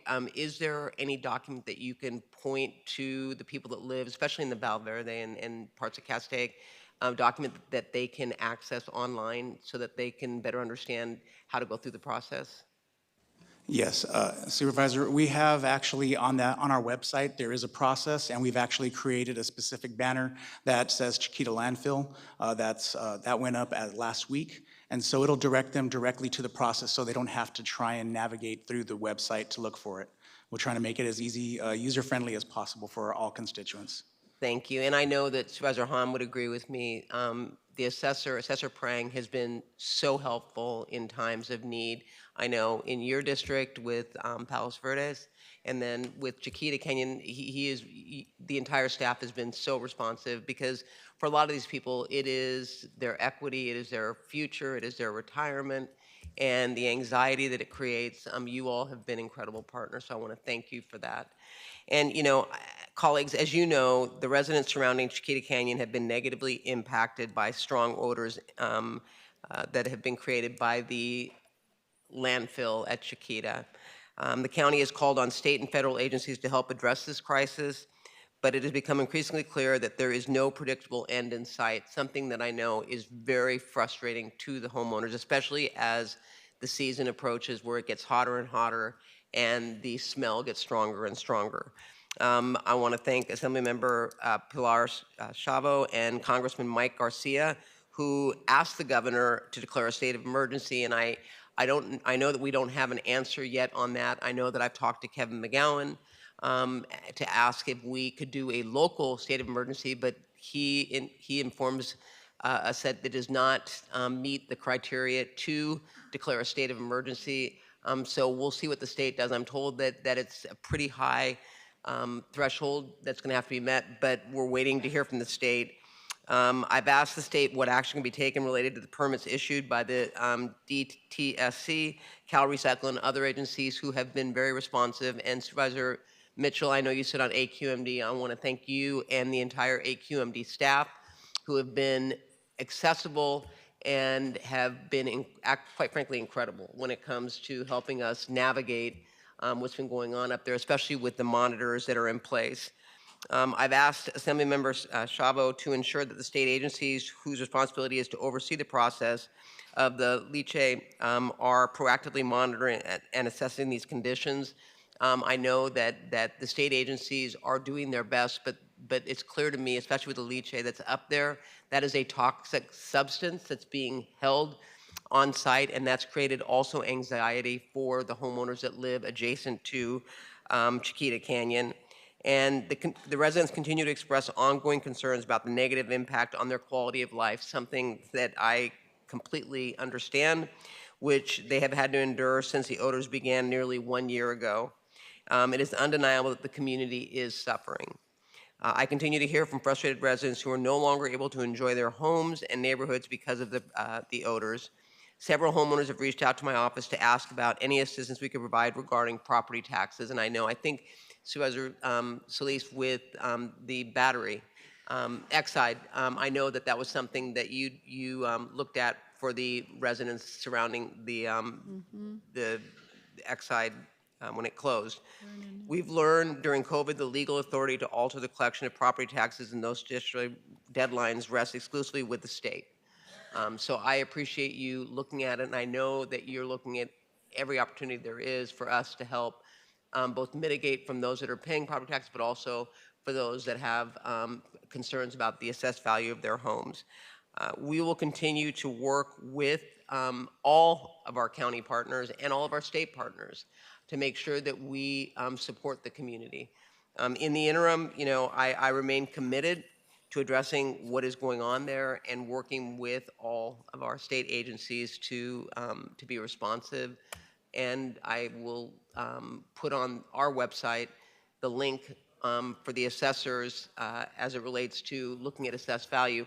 My one question in closing would be, if there's a home that's bought and the asking price is far lower, but there is no difference in the assessed values because the properties have not been sold for, let's say, a year and a half in the surrounding area, is there an opportunity for them to look at just an adjacent homeowner, look at that as an indication that the property tax or property values are dropping? Yes, so. Okay, so one can make, because I was told that it may be more, but if one could trigger a reassessment, correct? That's right. So okay. Yeah. Okay. Thank you, Madam Chair. Thank you. Supervisor Solis. Yes, thank you so much, Supervisor Barger, for raising this issue, and you kind of perked my interest there, reminding me about the impact that Exide, the battery recycling plant, had beyond just the city residents, who very few that live in the city of Vernon, but many that were impacted in the unincorporated area and remain impacted. And I know that there were questions, even to this day, when property owners were having issues selling property, and people who actually were buying property there who were not told that they lived adjacent to this facility, the battery recycling plant. So I'm wondering if there's a way, perhaps, to think about a policy that the board could adopt when we have issues like this and create some type of fund that could help mitigate and provide assistance to people, because this is a definite hardship. And for communities of color, in particular, the Exide surrounding areas of 10,000 people impacted, as well as another battery recycling plant that is in the City of Industry that impacts unincorporated areas, Hacienda Heights, Avocado Heights, Bassett, that also is, again, people of color. Folks there have been struggling and living with these facilities. And while it may not be a landfill, they're still exposing toxic air contaminants as well as water, impacting our water.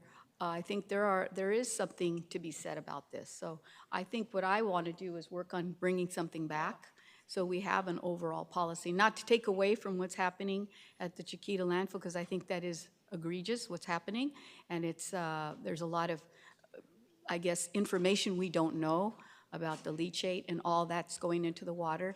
But I think that there should be, we could think about a policy, because I know we have already worked with our CEO, with our county council, and with our staffs and DTSC, but to no remedy, no real remedy and relief for many of our property owners that live, who also invest heavily in their small piece of property there and are not going to get the return that they would have imagined. And it impacts the generational aspects of families that live there, because they too then are saddled with not being able to leave and get a return on their property. So, and there are a lot of renters, a lot of landlords there, and I think it is a bigger issue, but one that nonetheless I think we can maybe hopefully get our arms around.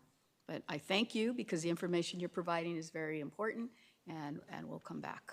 Thank you. And Madam Chair, I will say, we did set up a community benefit district for the residents who are impacted, and I know that, so we have a template in place, to your point, in terms of people being able to access money to retrofit their homes, to pay for utility taxes, or utility bills, because many of them were running their air conditioning 24/7, and that's when the prices were really high.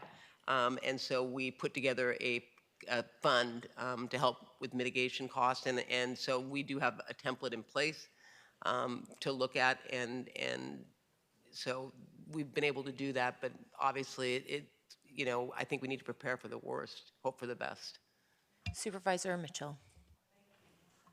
With regard to the fund, I hope that we can figure out a way to make sure that the polluters, if you will, contribute to it as well, because that's something that we've certainly looked at the state, because they have to play a part in supporting this. As Supervisor Barger, as you mentioned, the high threshold for meeting the state of emergency standard, I seem to recall during our Dominguez Channel catastrophe that locally there was some form of emergency that we could then initiate that if it didn't meet the standard of the state of emergency, it certainly met a local standard. And I'm fuzzy on the details, but I wanted to know if that was something that was on your radar. So it is, and I looked to Kevin McGowan, who worked on that with you, and we had him look at it. I will again ask him, because that was our first reaction, was can we do a local state of emergency? And Kevin said that given the issues surrounding Chiquita, it doesn't meet it. But we will again ask, because maybe we didn't ask the right way. I'll ask the way you asked. All right? And my memory could be fuzzy, but I really thought, as I recalled, as we were able to identify resources to help people with, temporary housing, and there was some kind of emergency declared, even though it wasn't at that level. So, thank you. Yes, thank you, Supervisor. I believe on the Dominguez Channel, the board was able to declare a local state of emergency, and it opened up a funding stream from DPW. So it was funds that DPW had to allow people to buy, like air purifiers, et cetera. I think then there's another type of emergency where when the board declares, what we're hoping is that the state will follow and that it'll open up federal and state funding streams, and maybe that is what Kevin was referring to, and I will circle back with him on the distinction. But I do know that the one we did for Dominguez Channel, it was hyper-local, and it enabled DPW to access funding streams. Yeah, and the funds that we use, Supervisor Mitchell, came from Chiquita Canyon. To your point, if we're going to do that, we need to hold those that are responsible for the creation of this emergency responsible. But we'll follow up. We did use that money to mitigate, similar to what was done with the channel. But again, we'll ask again. And I want to thank you, Supervisor Barger, for your leadership on this issue. I know it's presented enormous challenges for your district, and it's also raised environmental challenges that must be addressed by the county that I know we're all paying attention to. I support the efforts that you're seeking to get relief for those living in Valverde and other impacted communities surrounding Chiquita Canyon. And I also support our all-hands-on-deck approach to finding a lasting solution to the odor issues emanating from the landfill, particularly the portion of the landfill which has been closed for many years. I do think we should all do all that we can locally to compel Chiquita Canyon to clean up its act and bring as many resources as possible to bear in doing so. I also know, to your point, that Assemblymember Schiavo is convening state agencies tomorrow to address issues and determine what next steps are best at the state level. I know, per your direction, partnership with the state, county, and state working together, that will be our best path forward to ensure that we have the right kinds of solutions, that we're pulling the right levers in the right order, and that we're all working together to create those solutions. So I support your efforts, Supervisor Barger, and encourage our county to remain committed to providing relief to our impacted communities as well as to finding our long-term solutions. With that, Executive Officer, please call the members of the public who have signed up to speak on this item. Will the following individuals please come forward? Arnold Sachs and Donald Harlan, please come forward and staff will assist you. As a final reminder for participants on the telephone, if you would like to address item 4, if you have not already done so, please press 1 then 0 now to be placed in the speaking queue. Moderator, when we have the first remote speaker, please.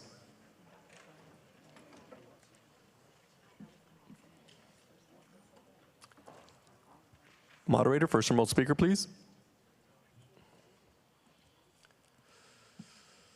Moderator, do we have any speakers on the phone?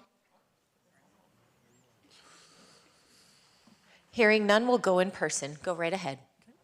Hi, this sham you guys pulled at the Chita landfill, that's my property, that's my landfill.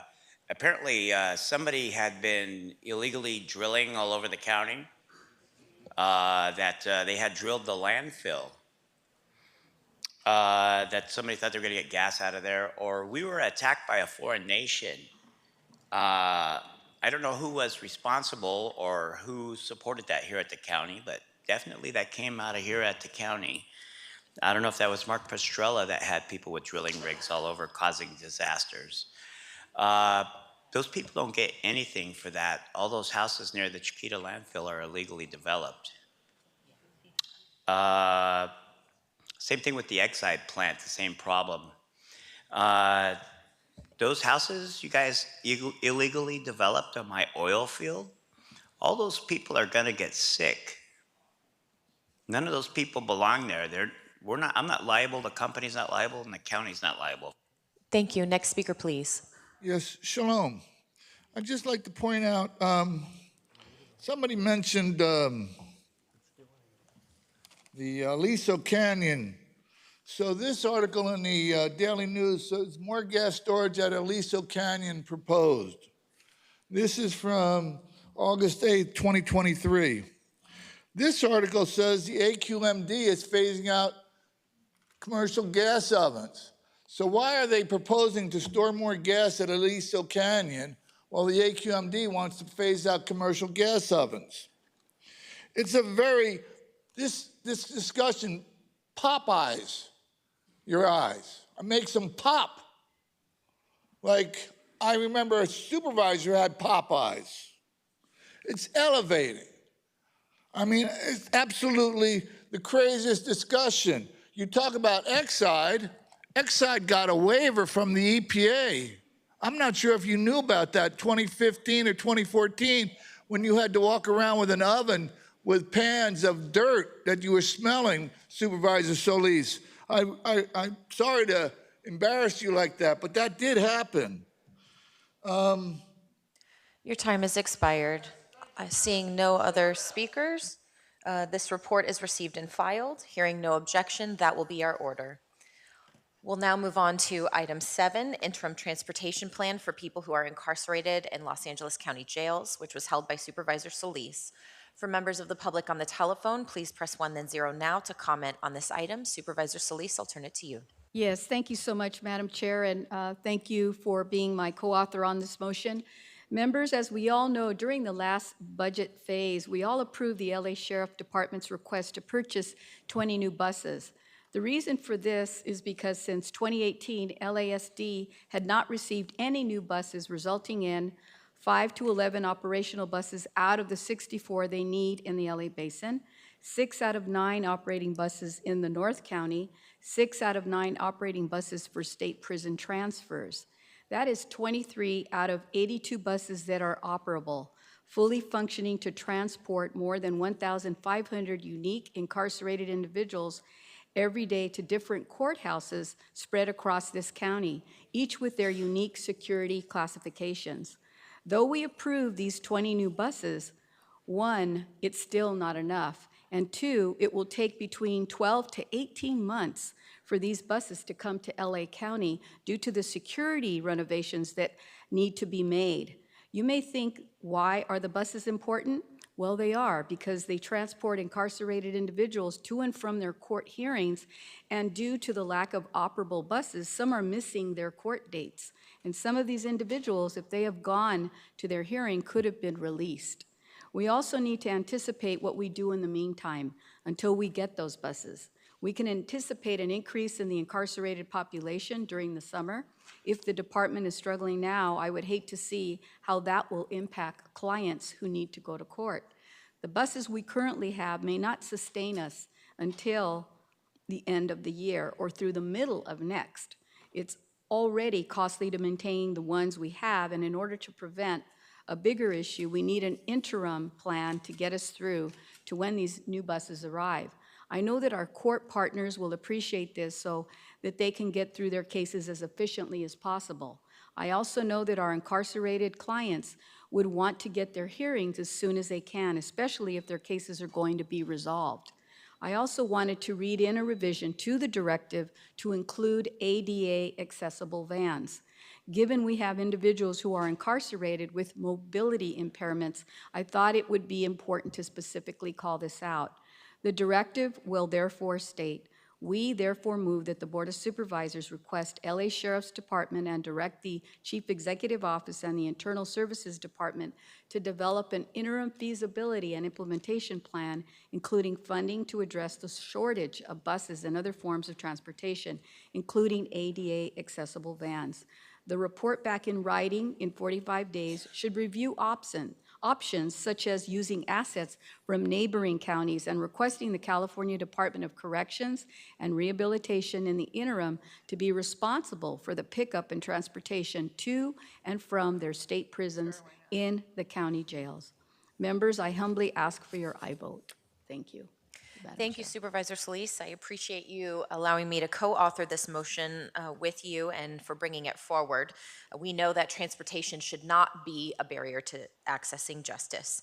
The mere fact that 1/3 of those who need to appear in court cannot do so because of lack of buses is completely preventable.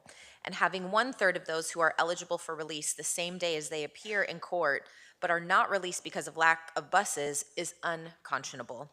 This was an issue I surfaced with the department last year, and while this board has taken steps in recent past to address these transportation challenges, given the importance of court appearances and the possibility that those appearing may be released shortly thereafter, I believe we need a better plan to address these challenges as soon as possible. We need to take steps to do what is right by those in custody, to lower our jail population responsibly, and to ensure the county dollars are being invested in a responsible manner as well. It's important for our board and Angelinos to see a coordinated and collaborated effort to address these challenges, and to have those efforts described in a public-facing report back so all are aware of what our county departments are doing to directly address the challenges before them.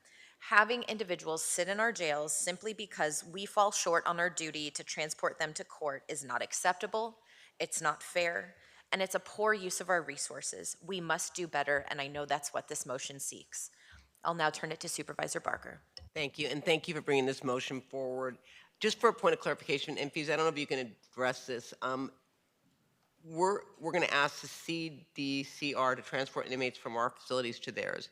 Is that responsibility fall on the sheriff, or can it be done that way? Because I was told that the sheriff has sole responsibility for the transport. I'm not saying it shouldn't, but can it?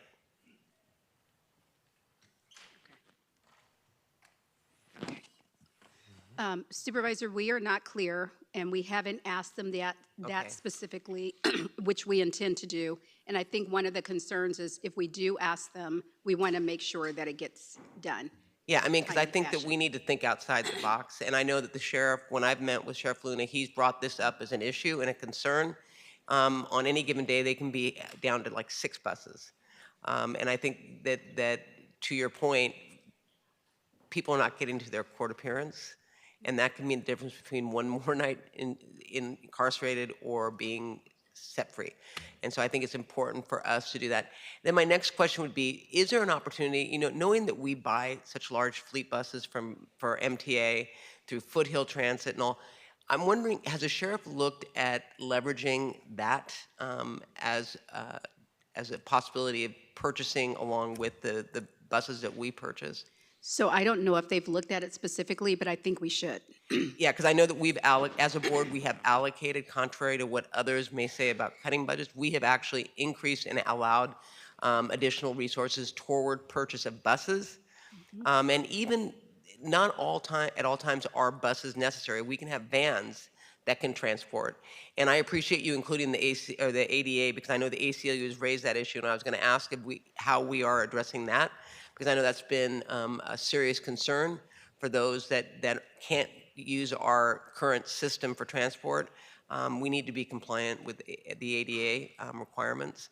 So I think I'm all in favor of this motion. I think there are opportunities for us to leverage our buying, especially when it comes to Foothill Transit, Metro, or even looking to other counties, quite frankly, and see how they're going about doing it, similar to what we do with the pharmaceuticals and DHS. We became a part of a huge cooperative that leverages the ability to purchase and get better prices. So thank you for bringing this motion forward. Supervisor Hahn. Thank you, Madam Chair. And yeah, thank you for bringing this motion forward, Supervisor Solis and Horvath. Yeah, everybody's said it. It's something that I think the public probably doesn't even think about or focus on, that not having enough buses to transport incarcerated people to court appearances, medical appointments, and other detention facilities really impacts so many individuals every day. My staff has met with Superior Court judges on a couple of occasions in the past year, and both times the judges brought up this issue.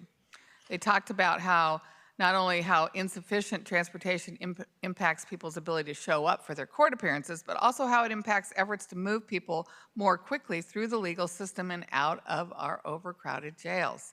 So it makes sense that we explore an interim plan. I think we have an interim plan, but I think we really need to look at long-term and how we are procuring buses that work, that don't fail us because of maintenance issues.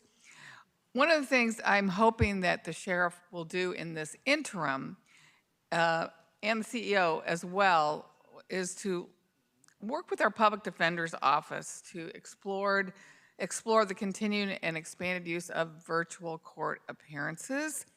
Now, I know it's not the public defender's favorite thing. I think the public defender will argue many times that being in person is a better way for them to represent their clients. But I just thought in the interim, if we could work with our public defender to see if there was an opportunity to kind of work with us to allow more virtual court appearances. I think that would also help alleviate this problem.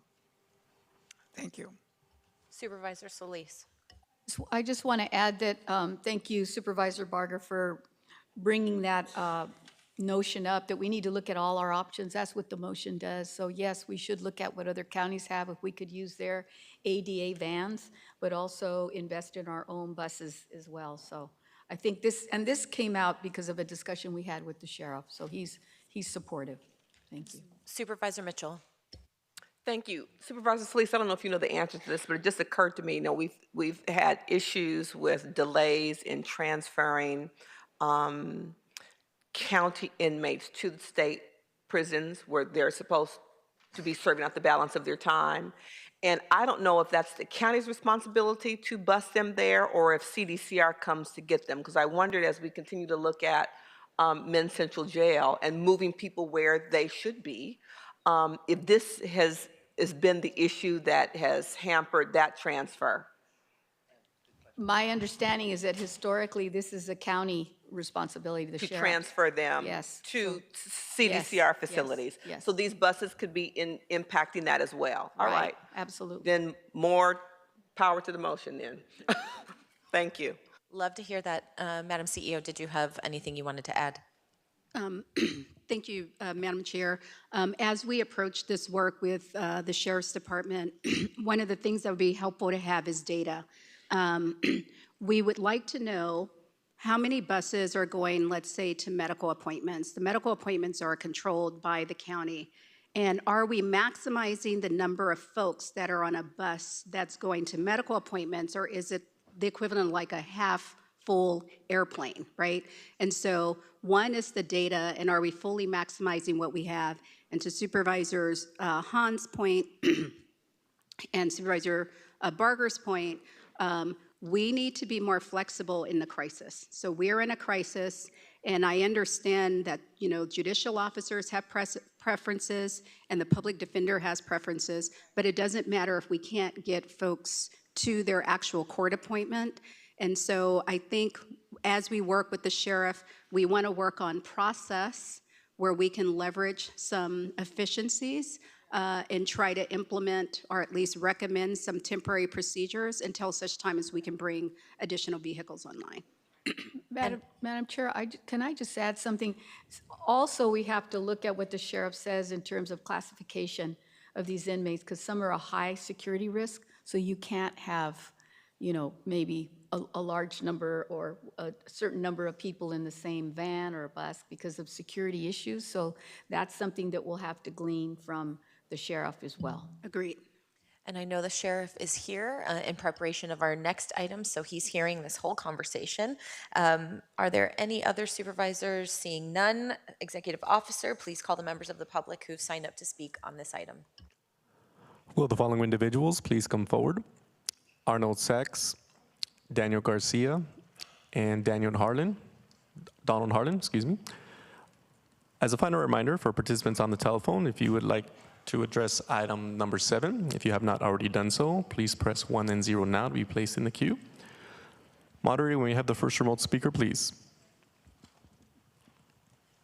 Our first participant is Stephanie Chita. You may begin. Hi, my name is Stephanie Chita. I'm from Project Resilience, and I would like to speak in support of Supervisor Solis's motion, item 10. I would like to thank Hilda Solis and co-author Chair Horvath for the motion proclaiming April as Sexual Assault Awareness Month and ensuring PREA compliance. I'm sorry. And I just wanted to share that it's I'm incredibly sorry, this is the wrong item. What is that, that okay. item? Yeah, so just stay on the line and we'll call you up when that item comes up. Okay, thank you. May we have the next speaker, please? Our next participant is Genevieve Claverell. You may begin.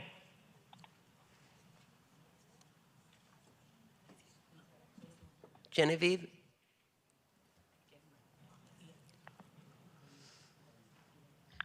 Genevieve, your line is open. Genevieve, are you there? Yes, good afternoon. I am not signed up for that item. Okay, then we will proceed to in-person speakers. Go right ahead.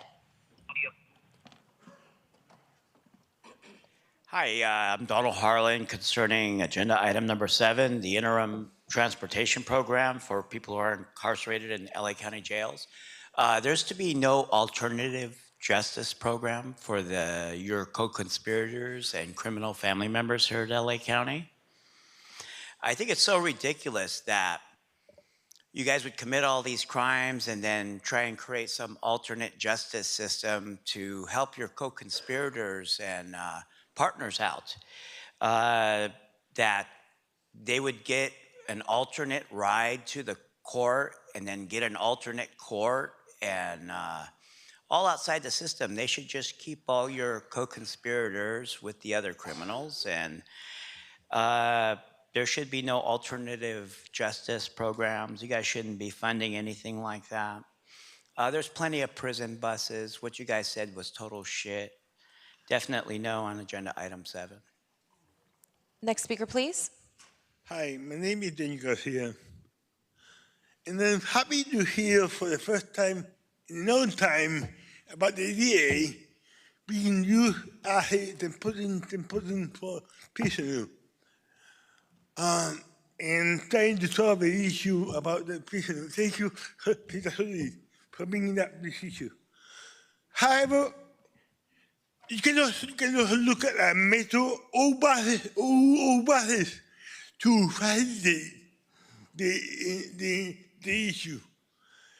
Metro has all buses that can be used for the putting people than putting people in prisoner. So if you want to save money, and your way being used by use metro buses as well. You don't need to use accessible van for your buses. Thank you. Thank you. Next speaker. Yes, thank you again. Arnold Sachs. Shalom. I'd like to point out, you mentioned access services. There is no more Access Services Incorporated. It's been discontinued. There are no more vehicles. There are vehicles in certain corporate cities that have Access Services Incorporated, but they've eliminated the cabs that used to carry those people around. And as far as going to courts, you've eliminated so many judges and so many lawyers. Maybe you should get in touch with Fred Lawyer and use some of these private law firms to help out for the ACLU, the American Civil Liberties Union, which would defend the right for free speech, which is very important in this day and age, because it's been cut down to 1 minute per item, which sucks. I remember coming in here when the budget was $18 billion. Now the county's budget is over $44 billion. Your time has expired. Next speaker, please. No other speakers in queue. Item 7 as revised is before us, moved by Supervisor Solis, and I will second to approve the item. Executive Officer, please call the roll. Item 7 as revised is before you. Supervisor Solis? Aye. Supervisor Solis, aye. Supervisor Mitchell? Aye. Supervisor Mitchell, aye. Supervisor Hahn? Aye. Supervisor Hahn, aye. Supervisor Barger? Aye. Supervisor Barger, aye. Supervisor Horvath? Aye. Supervisor Horvath, aye. Motion carries 5-0. Thank you very much. We'll now move on to item 31, report on the transfer of parking enforcement services, which was held by Supervisor Mitchell. For members of the public on the telephone, please press 1 then 0 now to comment on this item. And I believe Sheriff Luna is here to join us for discussion on this item. So we'll invite him to the dais. He will be joined by Assistant Sheriffs Jill Torres and Holly Francisco. And I will turn it to Supervisor Mitchell. And Mr. Pastrella. Director Pastrella is here as well. Thank you. Thank you. Thank you. So thank you, Madam Chair. Colleagues, I just wanted to kind of frame and remind us how we got here, because it's been some time. And it's interesting as we've spent quite a bit of time this morning talking about quality of life for our constituents and across the county. And for many of our shared constituency who live in our unincorporated communities, this is a quality of life issue. I have transcripts from email and phone calls from constituents who, it makes me sad when I hear from constituents who live in unincorporated areas, and maybe you all have had this experience, who really feel that they are unseen and unheard. That there is this notion that because they are not in a city, that they're missing this layer of government, and that their quality of life is compromised because they're in the unincorporated communities and we don't see and hear them. And this issue came to my attention from the first moment I assumed this office. Continues to be something we hear about consistently. And again, it's a quality of life issue, just as many of the issues we've talked about earlier today. So I wanted to frame that. You all will recall in October when I brought the motion forward, we brought pictures. And we've heard about double parked cars. And, the issue the way people frame it to me always is they will pit themselves against a community they perceive as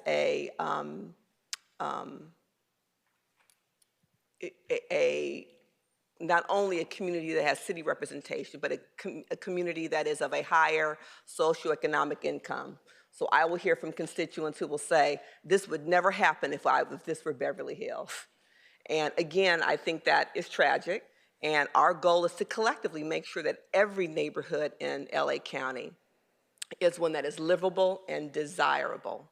And so last October, I brought the motion forward to transfer parking services because, again, it's been an ongoing issue for constituents of the 2nd District and many others for really a long time.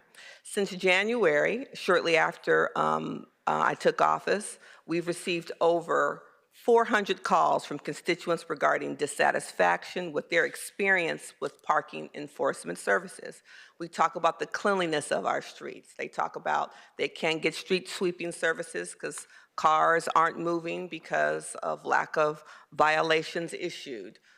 We know that we waived those services during COVID, but But now those services are happening in parts of the county, and every community deserves to have their streets clean, and cars that are parked there beyond 72 hours to be cited or moved. Parking enforcement under the sheriff's management currently issues less than 200,000 tickets annually. That's over 56,000 less tickets issued than the city of Long Beach, with over twice the population and 5 times the coverage area of our unincorporated communities. The city of West Hollywood issues 140,000 tickets annually, while the county's unincorporated area takes up 1,300 times more coverage and 28 times the population of West Hollywood. When illegally parked cars are not cited consistently and in a timely manner, it impacts a host of other municipal services. It prevents street cleanings. It makes it difficult for customers to access small business in their neighborhood and makes our streets unsafe by blocking the right-of-way. I showed you pictures in October. Some of these constituents talk about not being able to access their own driveway, to get into or out of their own driveway. That when they're double parked, there's always fears that emergency vehicles won't be able to get to them because you can't access streets. The streets are narrowed because of the cars parked illegally. So again, the transfer will allow parking services to be placed in what we believe is the most appropriate department, as other jurisdictions across the county have done, with the entity that actually oversees streets and sidewalks. I think in the CEO's report today that there are municipalities that it's clear that it's not in law enforcement, it's in the departments that control streets and sidewalks. When we reached out to CSAC to look at counties across the state, there were any number of examples where these services were being handled in an entity that was not law enforcement. It allows for greater efficiency and effectiveness in delivering critical projects like bus and bike lanes, Vision Zero, which is really important to the 2nd District, and so much more. So the issue before us today is not whether parking services should be transferred, but the implementation plan for this to occur. We, as a board, are both employers and service providers. And I believe we have to create a sense of balance for that. By transferring the parking control employees and work to DPW, they will all keep their jobs. Parking control, 81 parking control positions will be maintained, and 9 administrative positions to preserve institutional memory. And they're requesting 19 new positions in the first phase, which is really important because clearly, I think we need more people, more boots on the ground to be able to provide this service equitably across the county. There are some municipalities who actually have municipal employees. There are some who contract it out. That's not what we're going to do. These will continue to be county employees who will move from one department to another. We have experience here as a board standing up new departments, splitting departments, and we've always managed moving the personnel from the department to the next. Again, because we are attempting to provide a more effective, efficient service delivery infrastructure to constituents, particularly those who live in unincorporated communities. So I thank you for the opportunity to have the report back today so we can talk about the document drafted by the CEO's office and to pose some questions to the impacted departments here today. And so if I could start with CEO Davenport, could you walk us through the report you've issued and the phased-in approach and how it could potentially differ from the 2-phased approach that was detailed in the Department of Public Works report? Thank you, Supervisor. Yes, so my office has issued 3 reports on this topic. After we saw how complex this operation is and how deeply embedded it is in the Sheriff's Department, we talked about doing an alternative model, and one was a phased-in approach. And there were 2 types of phasing in. One was the phase-in that I think is outlined in DPW's implementation business plan. The second phase-in approach is an approach where we do not excise this organizational unit out of the sheriff's department, but that we stand up a parallel unit in the Department of Public Works, very specific functions and very small at the outset. So it would be specific duties, limited, not the full range of duties that is currently handled by the Sheriff's Department, and it would be limited to specific areas, basically to implement the program and essentially to work out the glitches, the implementation glitches, before a decision is made to expand it. So that is what is shadowed in the second or the third report, where we talk about a phased-in approach. Can you talk about some of the other jurisdictional best practices that you were able to identify? Yes. That we requested as a part of the October motion to look at other jurisdictions in terms of how they do it, and Yes. what you learned about best practices. So we did look at 4 other jurisdictions. We have the City of Los Angeles, the City of Long Beach, the City of West Hollywood, and the City of Pasadena. In each of the cities, one of the things that we learned is everyone does it a little differently. Some of them use their own municipal staff, supported by contracted staff. Some of them use contracted staff fully, or primarily, as in the case of West Hollywood. One of the things that we learned is, although, well, with the exception of one, Long Beach, we're still waiting on some additional information. None of the models that we looked at were cost neutral or revenue positive, but each of the jurisdictions communicated to us that they didn't see the program as a revenue generator, that they thought of it as more of a community service. Some had models where they had after hours enforcement function, so it wasn't necessarily limited to a 9 to 5. And some of them relied heavily, as I stated earlier, on contractors to do a lot of the citation work, as well as like the back end processing. But that's certainly not what I am suggesting at all. It's just a matter of transferring the current workforce from one department to another, and hopefully expanding it. Sheriff Luna, thanks for joining us today. And thanks for the ongoing conversations. We've been talking about this for quite some time. You shared with me your experience in Long Beach, which sent my team and I to talk to Long Beach folks to kind of see how that transition happened. I think the challenge we've experienced, and I don't know if Public Works or the CEO felt it as well, is really trying to compare apples to apples, to look at data. You've talked about, and we've talked about the need for expanding services. And again, my concern is truly county-wide. And so could you talk to me about what the department is doing to not only prepare the parking enforcement officers to make the transition, but what enhancements have you all made to really try to improve the experience of our constituents living in unincorporated areas?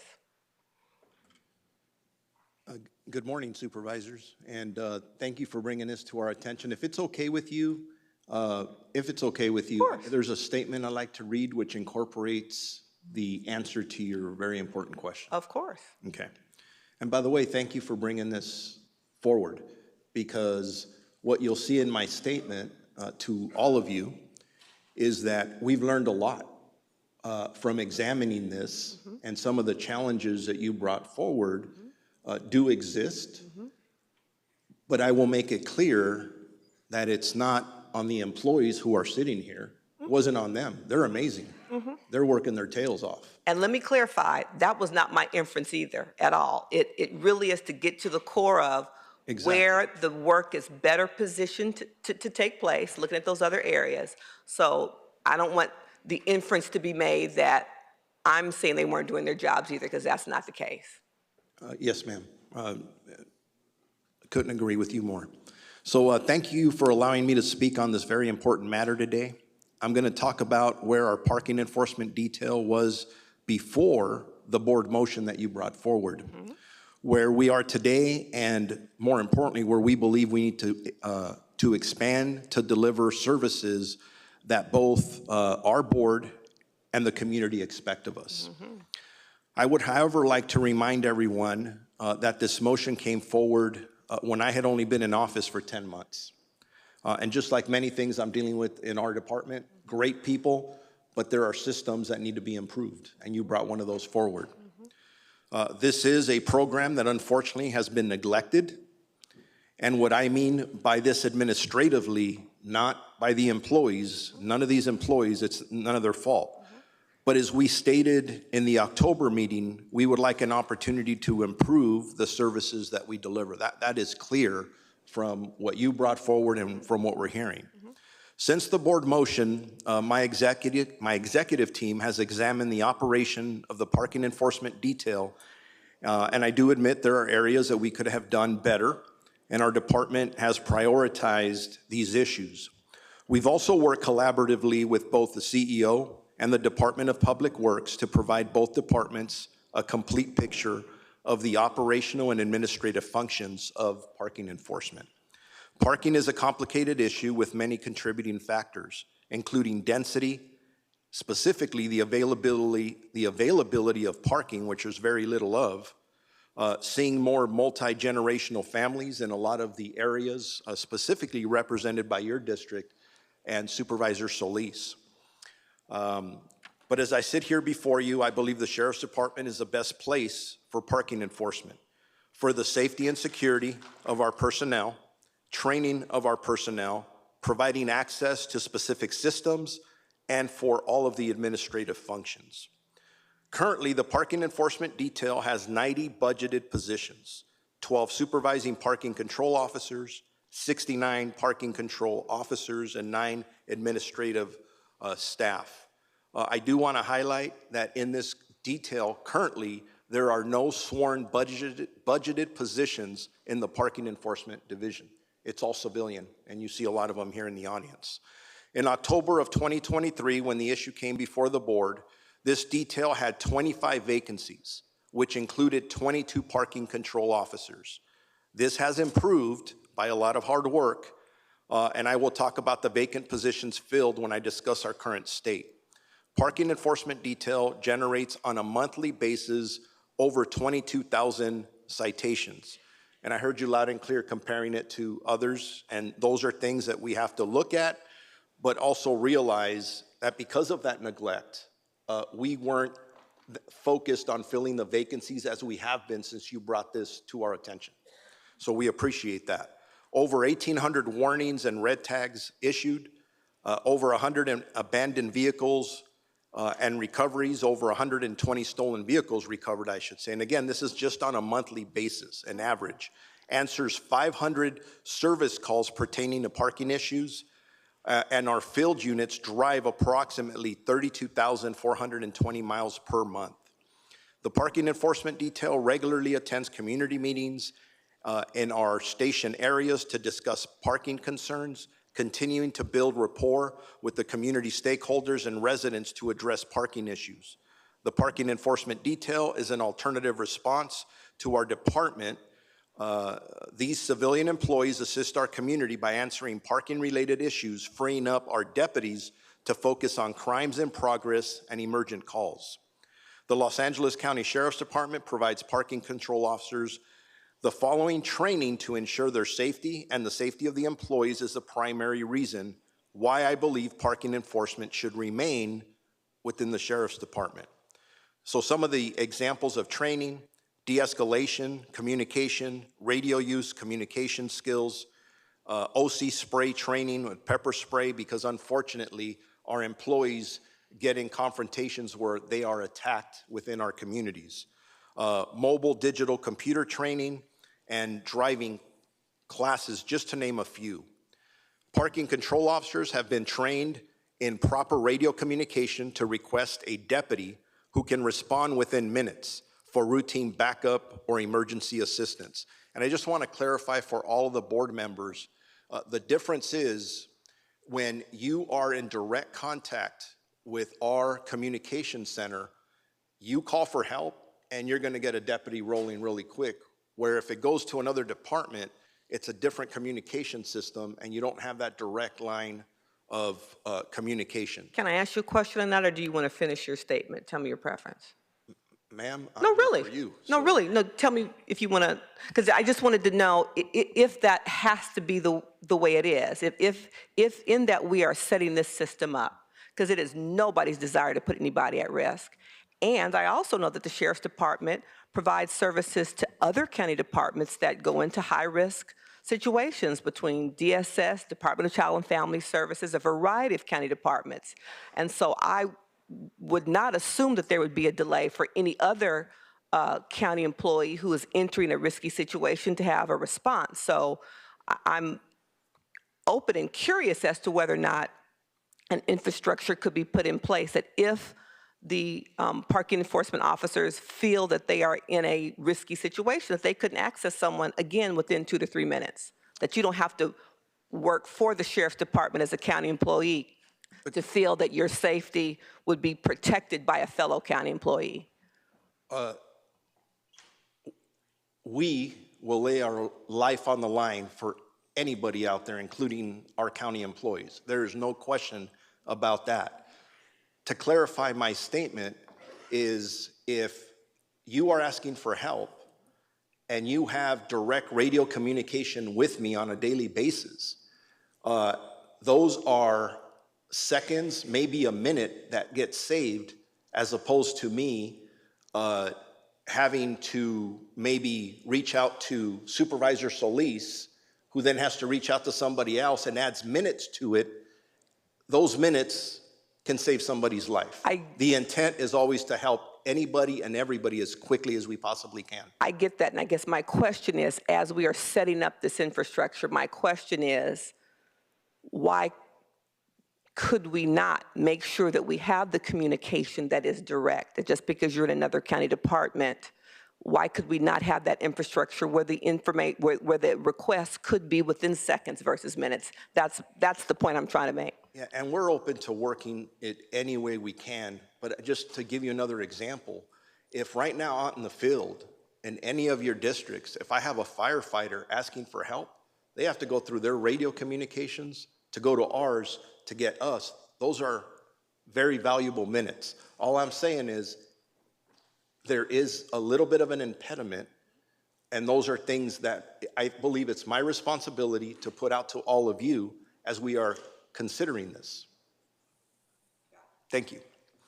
And I do want to give another example that I have written here. Recently, one of our parking control employees utilized his radio to request emergency assistance when a citizen chased him while wielding a machete, resulting in a deputy responding and arriving in less than 2 minutes, thus securing the safety of our employee. And it's just examples like that that unfortunately occur within our community from time to time. Moving on, improvements made since the October board meeting. And I think it goes back to the question you asked. Again, October 2023, when the issue came before the board, this detail had 25 vacancies, 25. We have hired 9 additional parking control officers, reducing the number of vacancies to 13. And we currently have 4 in backgrounds. So the 9 are still out in training, which will add, maybe not good news for everyone out there, add more parking citations, which would fulfill our community's requests. So we're getting there. Remember, you brought this to us. We didn't sit on our hands. We said, we're going to change this. So we're making improvements. One major complaint we heard from our board when this motion was brought forward was the deployment dates and times of parking control officers. In response to your concerns and working directly with your offices, we have personnel adjusting their hours and working overtime to provide coverage from approximately 3 a.m. To 10 p.m. when needed and depending on the community services needs. So again, communication, listening, making adjustments, and improving. And that's us in management. So, because you brought this forward. Through the process, we've determined that better communication can occur between the departments, meaning sheriffs and public works, So I'd like to work with the Department of Public Works, recognizing their role as road commissioner, Mr. Road Commissioner, Mr. Commissioner, to develop training for our parking control officers about signage and the process and steps that are undertaken to improve and create signage. Because that, again, was something that I heard loud and clear with the signage. So our team got together and how can we do this better? So I'm stressing that better communication and understanding of our roles will assist all of us and at the end of the day, provide the service that our community deserves. We've had discussions with Public Works regarding each department designating a single contact person to act as a liaison to improve communication and cooperation. So again, we're on the path to significant improvement. The parking enforcement detail has also a public portal email notification system which has been improved. Through the email portal, staff responds to over 200 parking concerns per month. After the October board meeting, we've enhanced the visibility of this portal on both the Sheriff's Department webpage as well as on each station's webpage. It's now more easier and friendlier and more accessible to the public. Again, because you brought this forward. We're getting better. The portal shows parking enforcement to contact community members to discuss their concerns and inform them of how their call was handled. It also allows community members to report any type of parking violation through a drop-down menu. An address field also allows community members to input their address to determine the correct servicing station or outside agency. Now, I'm going to conclude here and then be ready to answer any questions that you may have, that any of you may have.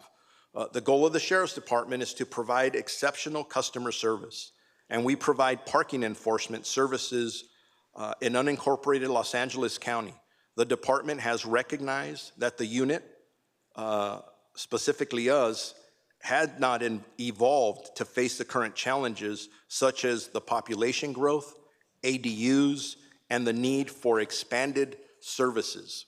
The Sheriff's Department is committed to making positive strides to improve our quality of service to our community while working to better cooperate with the Department of Public Works and our board and your staffs who we recognize are our customers as well. And again, it's just a change of culture and attitude. You are our customers and we have to provide.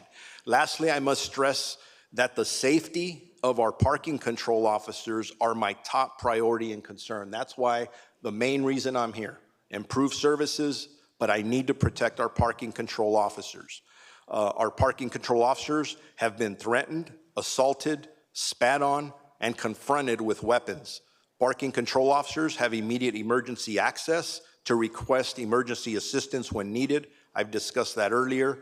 Our parking control officers have immediate access, not only via radio, but the mobile computers in their vehicles to over 16 different station dispatch systems and the Sheriff's Communication Center. Automatic communication regarding vehicles and information needed for citation processing, immediate emergency communication when ascertaining a stolen vehicle, immediate emergency contact when a threat arises requiring backup or emergency assistance. So our parking control officers have mobile digital computer access for dispatch to forward emergency information such as wanted vehicles, felony vehicles, owner messages to alert our parking control officers of any dangers or areas to be aware of through updated information put out by each station and our deputies. They also have access to DMV access, JDIC access, NCIC access, which are very important. Our CAD system, mapping system, allows immediate access and response to service, calls for service from each station dispatch. So they really do help in that alternative response. So I really thank you for allowing me to speak today. Thank you for bringing this forward. I know I've provided a lot of information and I'm ready to answer any questions or concerns from any of you. I appreciate that, and while you continue to thank me, I want to thank the residents of unincorporated LA County who have continued to bring at least this to my attention, I'm assuming to other members as well, in terms of, again, the conditions in which they've had to live, because as you said, because of neglect, based on past history of the department. Let me start by saying, some of the challenge I think in this transition has really been able to collect data to get information. I'm thrilled to hear that some new hires were brought on board. But again, as I've continued to talk about, application across the county, it's my understanding that it's only one parking enforcement officer that's working between 4 to 10. So the coverage is not, being broadly spread. Some of the areas in the 2nd District are still having officers Monday through Friday only, with their shifts ending at 3 p.m. in the afternoon. And so, again, thrilled to hear that you've added new individuals, but again, the issue has always been the equitable distribution of services across the county. So when I look at Marina Del Rey, again, coverage ends at 2 in the afternoon, Monday through Friday, Monday through Friday, Monday through Friday. So as you talked about expanding service hours, we're not seeing it in areas of the 2nd District, and I don't know if other members have seen it either. With regard to the safety issue. May I respond to that just quickly, please? Sure. And again, this is data that we're getting from you, and it's been kind of a challenge as we've attempted to build out a system that we think is appropriate to get data upon which to attempt to make policy decisions. So that's the data we've gotten from your department. And that shouldn't be our standard. You ask for information, we should be getting it to you right away. That's part of the improvement, right, that we need to make. In regard to the staffing, we know we have holes. We have been filling them through overtime. And again, I want to thank the staff that's here for the overtime that they're working above and beyond their hours. But as the 9 individuals get trained that we brought on, right now they're currently being trained. When they're out on their own, they will expand into those time slots that you referred to. So that, again, we're improving here in front of us as we speak and getting better. So those areas of concern should be taken care of. And if they're not, you're not shy about bringing stuff like that to our attention. So we'll appreciate that. The constituents expect that of me. Yes, ma'am. That's what I'm supposed to do. I appreciate that. Again, with regard to the safety piece, and this is an important element that is not lost on me. And those are the questions we raised when we looked at the various other counties and varied other municipalities who are doing the same work for other geographical areas. And I said, and again, as I said earlier, when I think about our homeless services workers at the county, social workers who sometimes find themselves in precarious predicaments, I hope that we can continue to have the conversation about how we provide a safe working environment for parking enforcement officers. Based on countless other examples of other non-law enforcement departments who are operating these kinds of services, I think that there is something that we can learn about how that's done and how it's done effectively and safely for those employees. So I'd like to continue that conversation. I just cannot assume that it's a foregone conclusion that you have to be a staffer in the sheriff's department in order to be safe. There are too many other municipalities that are doing this effectively and well. Yeah, and I'm listening loud and clear, but just for the rest of the board in our community, when you look out into the audience and you look at their uniforms, when you pull up to some of our neighborhoods and you pull up in a car that says Los Angeles County Sheriff or a uniform that reflects a sheriff's department, there is a different psyche that goes along just with anybody else wearing a regular uniform. There are people who will immediately listen a little bit more when it's the sheriff's department as opposed to somebody who's not. And I think that's an important issue for all of us to just consider. And you acknowledge that these are not sworn officers within the sheriff's department? None of them are sworn, but they do wear emblems on their vehicles and their uniforms that say LA County Sheriff's Department. Okay, thank you. Mr. Pastrella, we've looked at the costs associated with transferring to your department.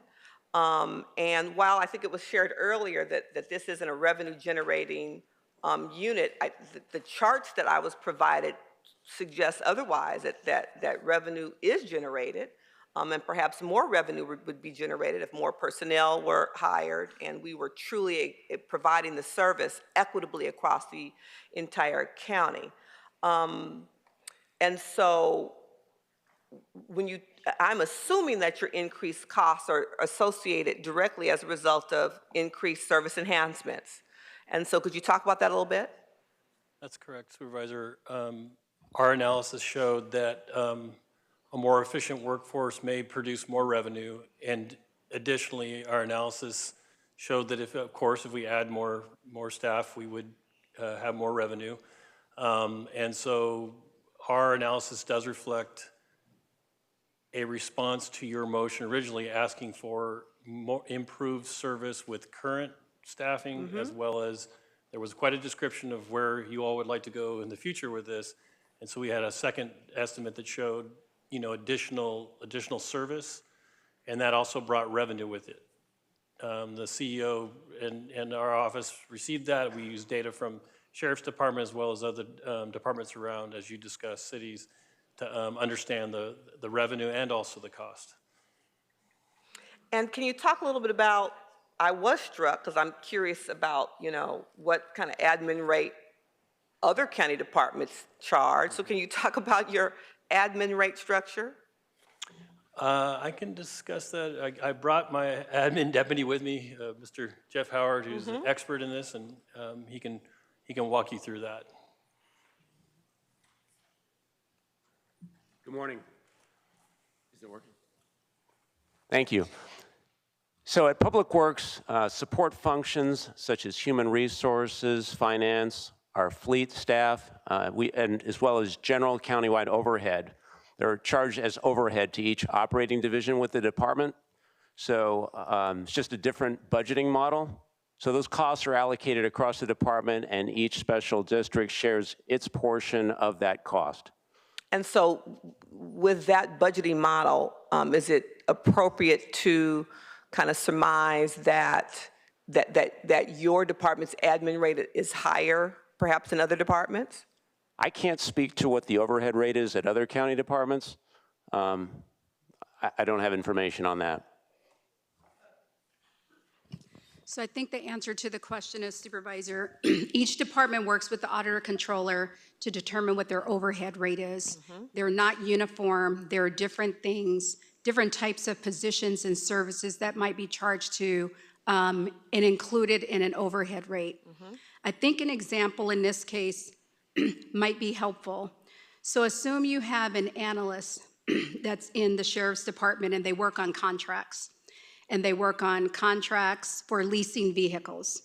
And they work in the parking enforcement program, vehicles, and then in the special operations unit, those vehicles. So they work on all different types of contracts for leasing vehicles. What the department would do is they would take that analyst's salary and their employee benefits, and they would allocate a portion of that salary to each of those programs. So let's say the analyst spends 10% of their time working on contracts for parking enforcement. 10% of that employee's salary would be billed to the parking enforcement budget as overhead. I think what's different with Public Works is they have all of these special districts and all of these special funds. And one important distinction is all of the overhead costs in the Sheriff's Department would be paid for by NCC.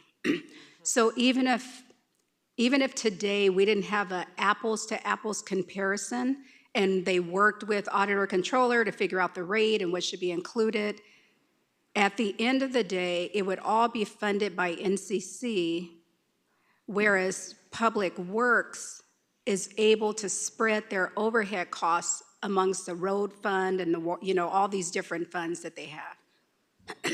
Supervisor, also I want to mention that the distinction is important because we do have an overhead rates that dependent upon which unit it's coming from, and that's Right. specific to the special district. So I have to have a nexus to the work that's being completed. So at times it can actually be larger in some unit And than sometime others. less. And I agree, we would be seeking NCC. As the board is aware, our road fund, for instance, many jurisdictions use NCC or general fund to fund transportation. In the county here, we've been very lucky to not actually have to use much NCC. And this program would go into our transportation funding. So you would be looking at NCC costs related within, taking away essentially from or coming from the transportation unit. And so there's this, balancing act that goes on regularly. It's hard to compare admin rate to admin rate. I got that. So in raising NCC, it doesn't appear to me that you account for revenue generated from the program in your calculation. Tell me why. We did calculate the revenue. We assumed the revenue rate, at least initially, would remain the same. At the 12 million? Yes. Okay. Okay, I And so we had couldn't see that was calculated in, so offline, I'll just have you walk me through it. Okay. Very quickly, Madam Chair, because I know I've got colleagues that have additional questions. So we heard the sheriff say that there were no sworn personnel on the budget in terms of managing the department in a management position. In the budget, that's correct. Right, and so, because the data that had been shared with me and my team was that there were 4 sworn personnel managing parking enforcement, but that they were not focused on parking enforcement full-time. And so if that was the case, I wanted to understand why DPW had 4 positions in your infrastructure. I'll go back and double check. Okay. But the answer typically is, when you look at our organizational chart, you'll have a chief and a commander, and then you have the parking control, our parking control employees off under one of the boxes. So they would fall under that chain of command, but the budget for that specific area does not have sworn people attached to it. Okay. So again, I'm trying to get the data Absolutely. from you. We're trying to make sure that that these decisions and processes are making sense. So it's my understanding that in Public Works budget now, that you were carrying over the 4 full-time positions. Is that not accurate, Mr. Pestrella? It's correct that by the way we budget and manage in our department, we carry budget for the management as well, all the way to myself. Okay, all right. But again, needing to, if the Sheriff's Department didn't have 4 full-time in that position, we need to look at whether or not that makes sense in your infrastructure as well. I believe the program requires management at each level. Okay, So that's correct. I appreciate that. As well as really looking at the hours. We've talked about full county, county-wide coverage, full service hours. I talked about some of the areas in the district I represent not having the full hour. So is your budgeted looking at the full, as articulated, 3 a.m. to 11 p.m. coverage? Yes. Is that what your budget reflects? Yes, Supervisor. Okay. So I guess from my perspective, it's helping me understand that we shouldn't expect that it's going to be less expensive to operate in Public Works, because we're talking about an expanded service protocol from hours to management to true countywide equitable coverage. That's correct. Sheriff? And that's something I have in my talking points but did not cover for the purposes of expansion to fulfill the board's request to get either earlier, later, or weekend coverage. And if any of you want me to, I can go over that. I'm fine. I'm good. So at this point, thank you, Madam Chair. I know other members have questions. Supervisor Hahn. Thank you, Madam Chair.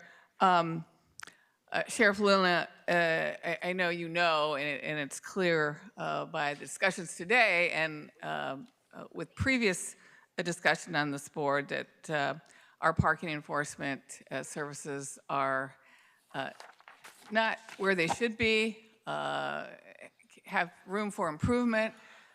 Supervisor Mitchell showed slides with photos from her district of where parking enforcement really could have made a difference, as she states, in the quality of life for people. I know in my district, there's differing opinions. I have an area that feels the same way, Walnut Park. It feels like weekends and evenings, parking enforcement is not there, and that's where most of the issues arise. However, I have a community in unincorporated Whittier where they respect and really like their parking enforcement officers. In fact, you mentioned how they would go to community meetings, and you know, many of the community members know them by name, have their cell phone numbers, and enjoy that collaboration at various town halls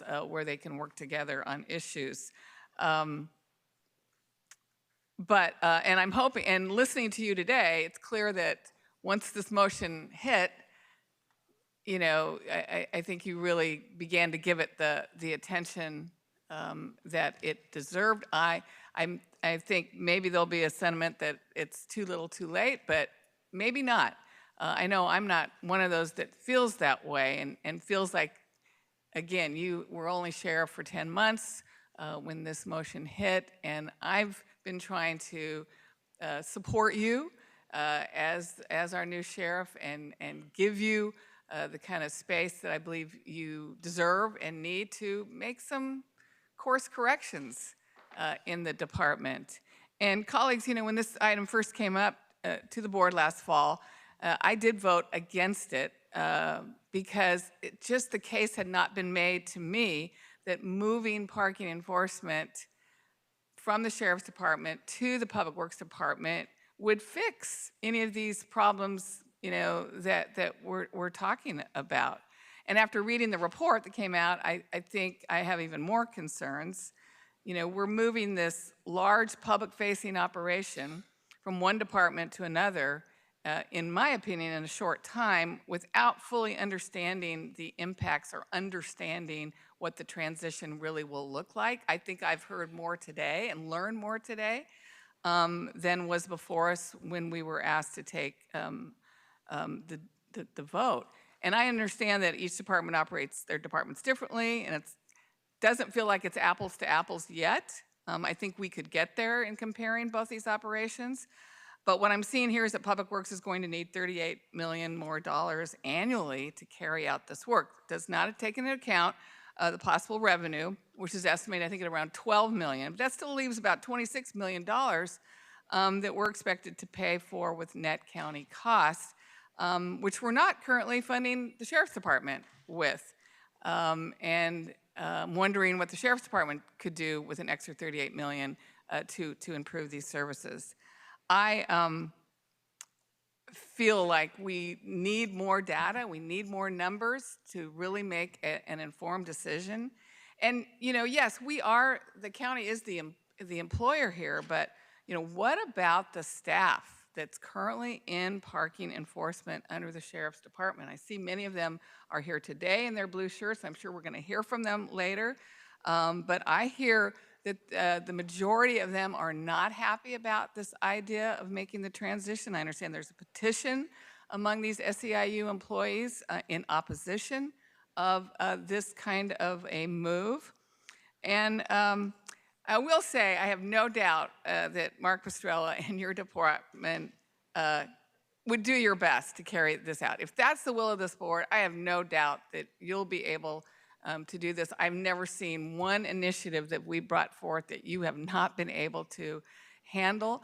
But, you know, listening to your Measure W report earlier this morning, you have so much already on your plate that is so important to all of us. And I'm not convinced that this is the right place for parking in enforcement. So, colleagues, I don't think we're ready, nor I don't think it's fiscally responsible for us to move this service from the Sheriff's Department to Public Works before July 1st. And I'm not saying that this service should stay with the Sheriff's Department or that it should be moved to Department of Public Works. I'm saying that for me, I need more information before we really make this final decision. And for that reason, colleagues, I'm bringing forth a motion, and we can pass it out, that says, number one, direct the chief executive officer to pause the transfer of the parking enforcement services from the Sheriff's Department to the Department of Public Works until a transition plan is properly vetted, reviewed through the budget process, and agreed on by this Board of Supervisors. Two, request Sheriff Luna to provide a written and verbal report back to the board within 45 days with a proposed business plan for parking enforcement services within your department. Now, you've given us a lot of information today, but I think to compare apples to apples, Mark Pistrella gave us a business plan. And so I think if we're really going to vet this properly, we should see a business plan from you, Sheriff, on what a well-equipped, well-staffed, highly efficient parking services would look like in your department. And then it directs our Chief Executive Officer to work with the Sheriff's Department and the Department of Public Works to develop recommendations for the board's consideration that outline a transition plan for parking enforcement services should the board choose to make this transition. Now, Fiza, you've talked a little bit today about some recommendation, but that's not really a plan. For instance, what would happen to our current workforce? What if they refuse to move? You don't have to answer this now. This is in a report back. What if they choose to exit the union and do something else? How do we get a sufficient workforce? So just all those things I would think would be important for this board to look at before we make the final decision. Again, I don't think we're going to be ready by July 1st to do this, nor do I think it makes sense. So that would be my motion. Could I get some clarification from the chair or somebody? Is this a read-in, or help me understand what it is? Is this a read-in? Is it a substitute? Is it what? It's a motion. And so for clarification on process, this isn't a motion, this is a report back. So can we This would be a read-in motion to pause the transfer. Procedurally, I think it's understood as a substitute, which would require us to take action on that before the other, but I'm going to turn to County Council to clarify. This is a motion. Thank you, Supervisor. There's no motion on for today. Last Supervisor Mitchell indicated this is a receive and file with a presentation as directed by the board in October. This motion as to item 2, which is a report back, that could be, as any report back motion would be, that could be made today, that could be voted on today for a report back. That's item 2 of this motion.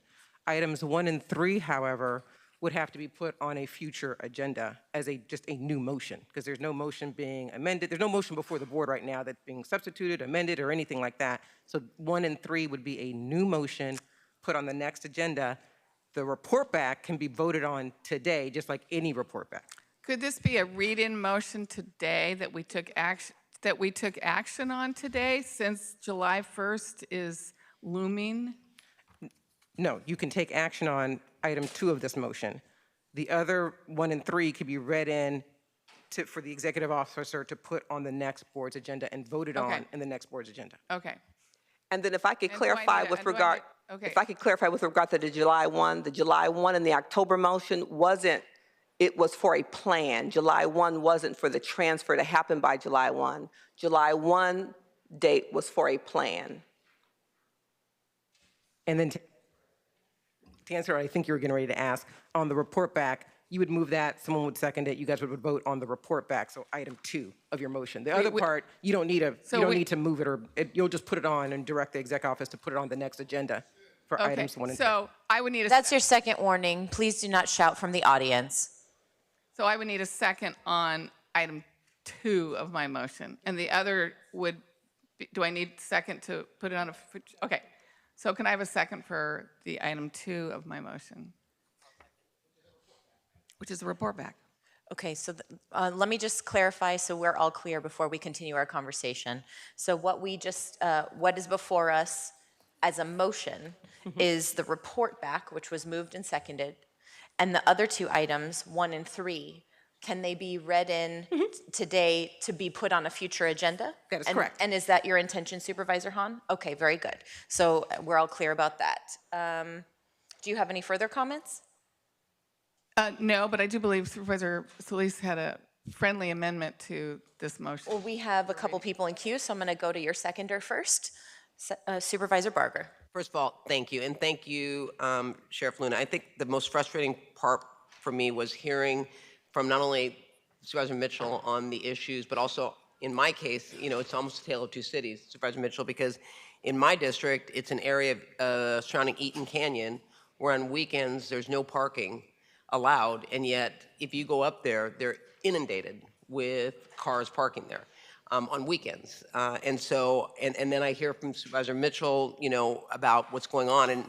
And my concern is no matter where we move this, the problem, the real issue is that, and I think you touched on it, that in more dense communities, on-street parking is at a premium and is being exacerbated by pressures from strained housing market. And when we look at what the state's now done to change how you can do affordable housing and waiving even parking requirements, you're going to see it getting worse. And I'm concerned about how something like the multifamily residential parking ordinance is going to impact the demand for services. And so whether it be in Public Works or in the Sheriff's Department, this is an issue that I think we have to talk about because it's going to be happening in areas, quite frankly, in areas that are lower income. And when I think about what we're talking about in terms of enforcement, I asked my chief of staff to remind me when the state did the amnesty program, because the areas that were disproportionately impacted were areas where they were getting their cars towed and getting tickets, but they couldn't afford to pay it. And for some of them, it meant that they no longer had a car to get to work, and you know, the domino effects. People end up on the street. And so I think that this is a bigger issue for this board to talk about. And because it's going to not get any better, it's going to actually, I think, get worse, especially when you have to have 90,000 units online in the county of unincorporated areas in the next 6 years. You're going to see a lot of building going up and not a lot of parking put in play. So I just want to throw that out there. And I also just want to talk about the signage. You know, these are the type of things, and Jill, I appreciate, because we talked about this.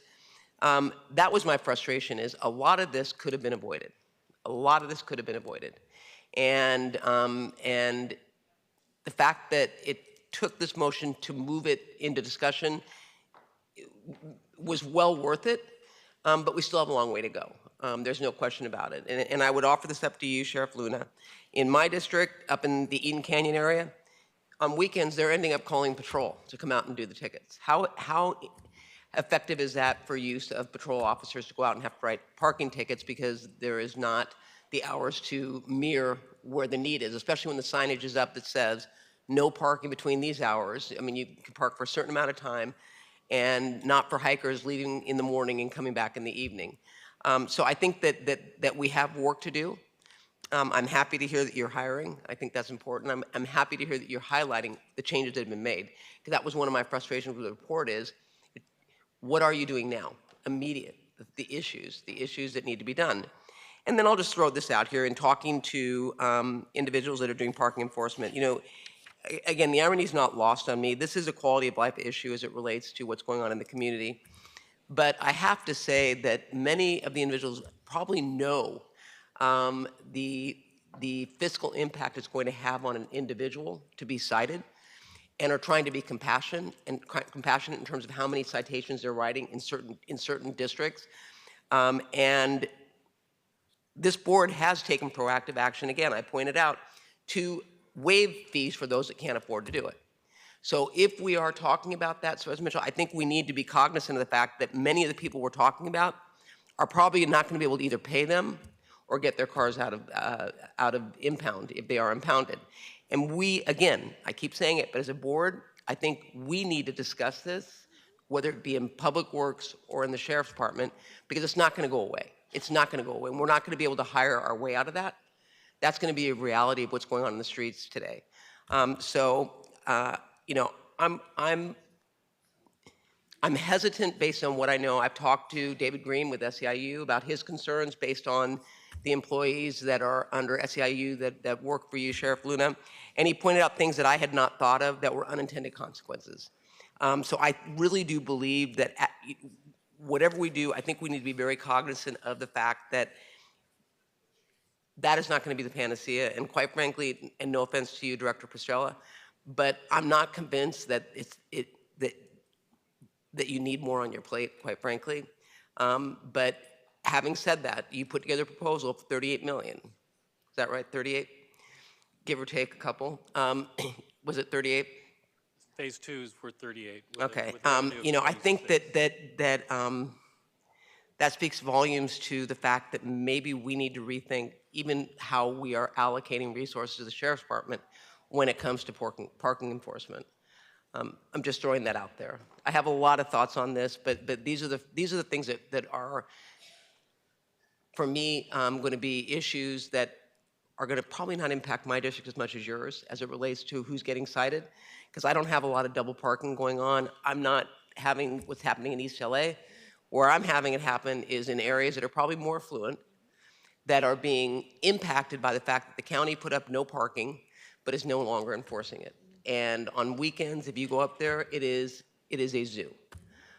So I am open-minded to what you all are talking about, but at the same time, I recognize that for me, it's weekends and areas that are negatively impacted that are not to the degree that you're having.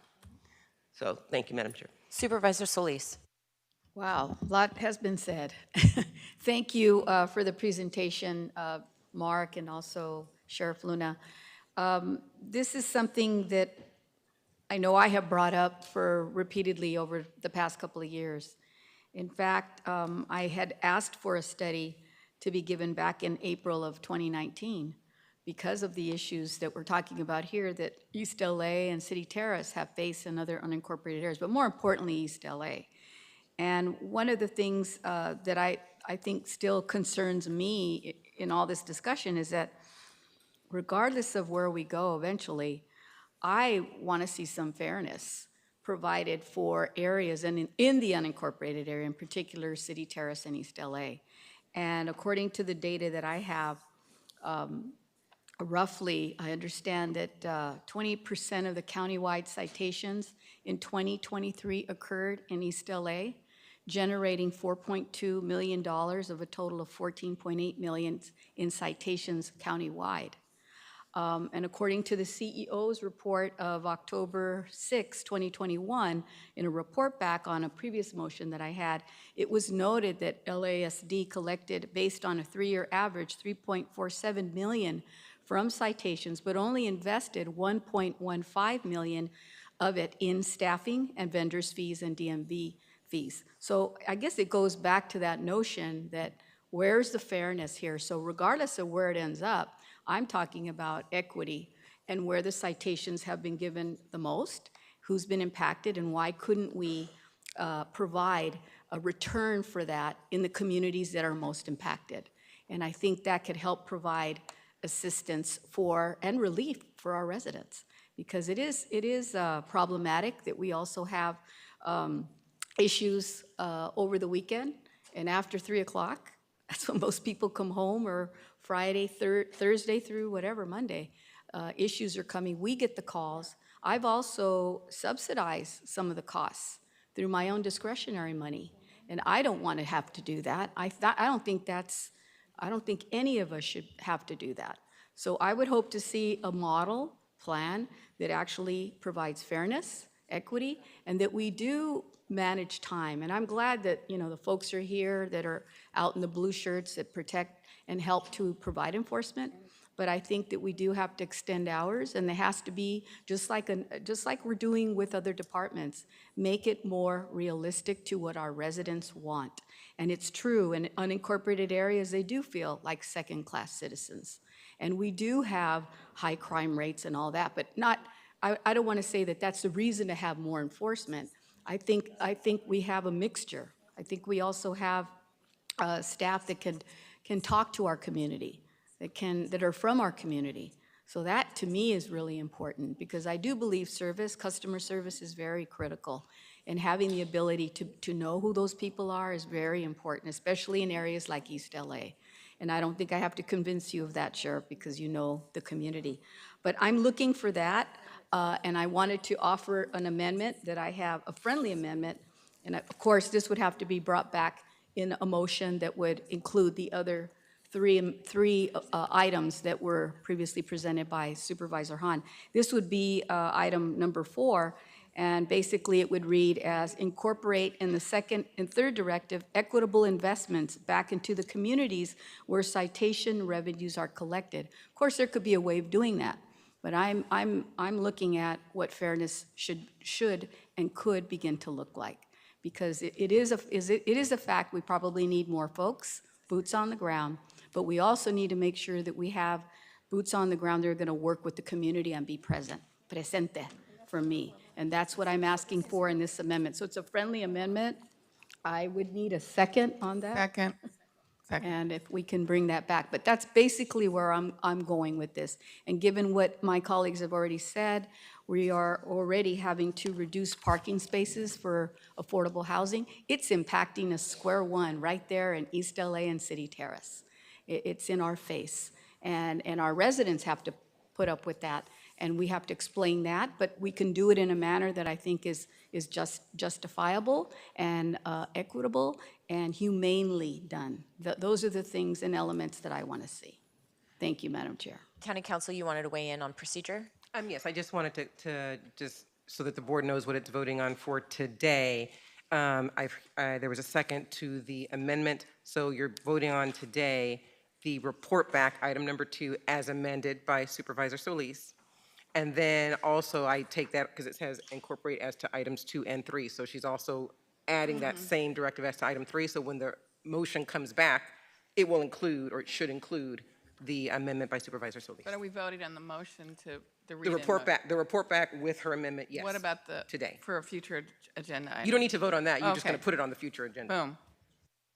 Okay, Supervisor Hahn. Thank you, Madam Chair. I just wanted to clarify again, there was a little bit confusion on this July 1st date, but according to the motion, it says to have a report back to the board in 120 days. That was from the October motion, which would have been February. We've delayed it and we just got it back with an implementation plan, which should include specific steps required for DPW to fully execute parking enforcement services no later than July 1st. And then in our report back from the CEO, we continue to work through operational details with DPW and expect we will refine program parameters and performance metrics as we approach the board mandated July 1st transition date.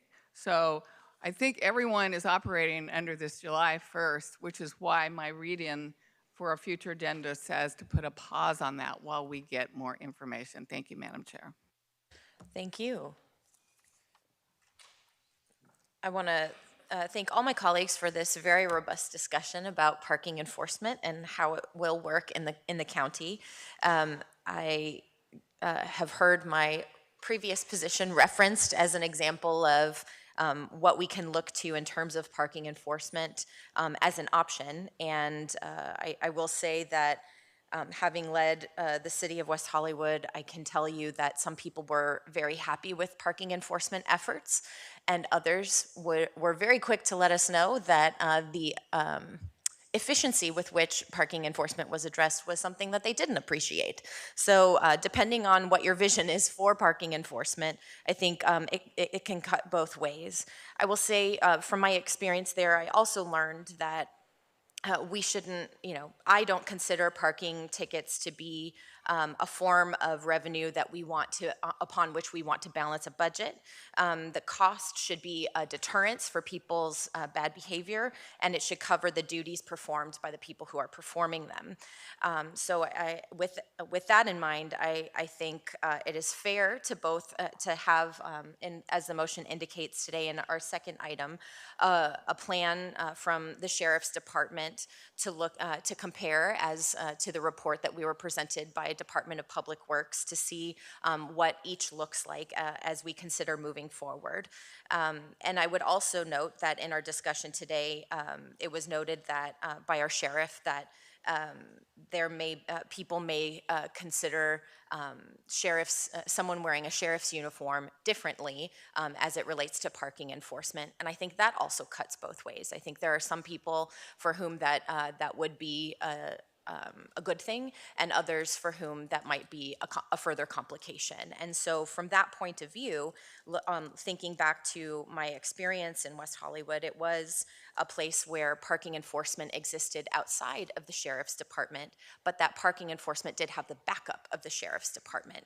And it was sort of that partnership, how it worked together, that allowed for the success of that program, if that's a model that we're looking at. I never heard from our local station a desire from the Sheriff's Department to take over parking enforcement away from the folks who were providing that service. But I do know that the people who were providing that service were very grateful to have the backup of the Sheriff's Station for the very reasons you indicated, Sheriff, that there are certain scenarios where certain sort of safety precautions and the skill set of someone who's trained in law enforcement would help manage a situation differently than the folks who are simply trained to issue tickets. And so I think we do have, at least in one example, a place where it exists in both spaces. The Sheriff's Station in West Hollywood was also able to issue parking tickets, but it wasn't their primary responsibility. And I think also for the reasons that you indicated, the staffing challenges that the department has faced, I'm glad to hear that there has been hiring in this space. And because they are non-sworn positions, these are positions that can be hired perhaps more quickly than those who are in sworn positions. So looking at a future in the county where this responsibility can exist in both places, I think there is a path forward to have both the accountability that I hear desired from my colleague, and I think there's also a place to make sure that this isn't sort of a light switch change where it's an abrupt disruption where people aren't informed about how this change would happen or what that would look like in terms of their community, but instead, perhaps there's a way to pilot how this could launch in a different space in parts of the county to see what that would look like and have it be, whether it's a gradual transition or at least an opportunity to see how such a partnership could work in the county as it works in other contract cities. And so to that end, I would ask the sheriff if you have any commentary on the experience in West Hollywood from the Sheriff's Department experience, since that was referenced. Is the way I've accounted it accurate to your knowledge? To my knowledge, yes, ma'am. Okay. I just want to make sure I wasn't mischaracterizing. And then as far as the Department of Public Works, have you, I didn't quite glean from your report how the proposed adjudication process would work, where would constituents be able to contest or pay a citation, and where would hearings be held, in what manner would all of that part of the effort be conducted if it were in your department? So the first couple of levels of appeal are performed by the staff.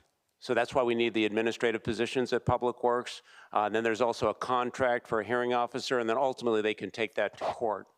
Currently, my understanding is the opportunity to appeal with a hearing officer can be conducted in person or online. So we would have to set that up and mirror what's already happening at the Sheriff's Department.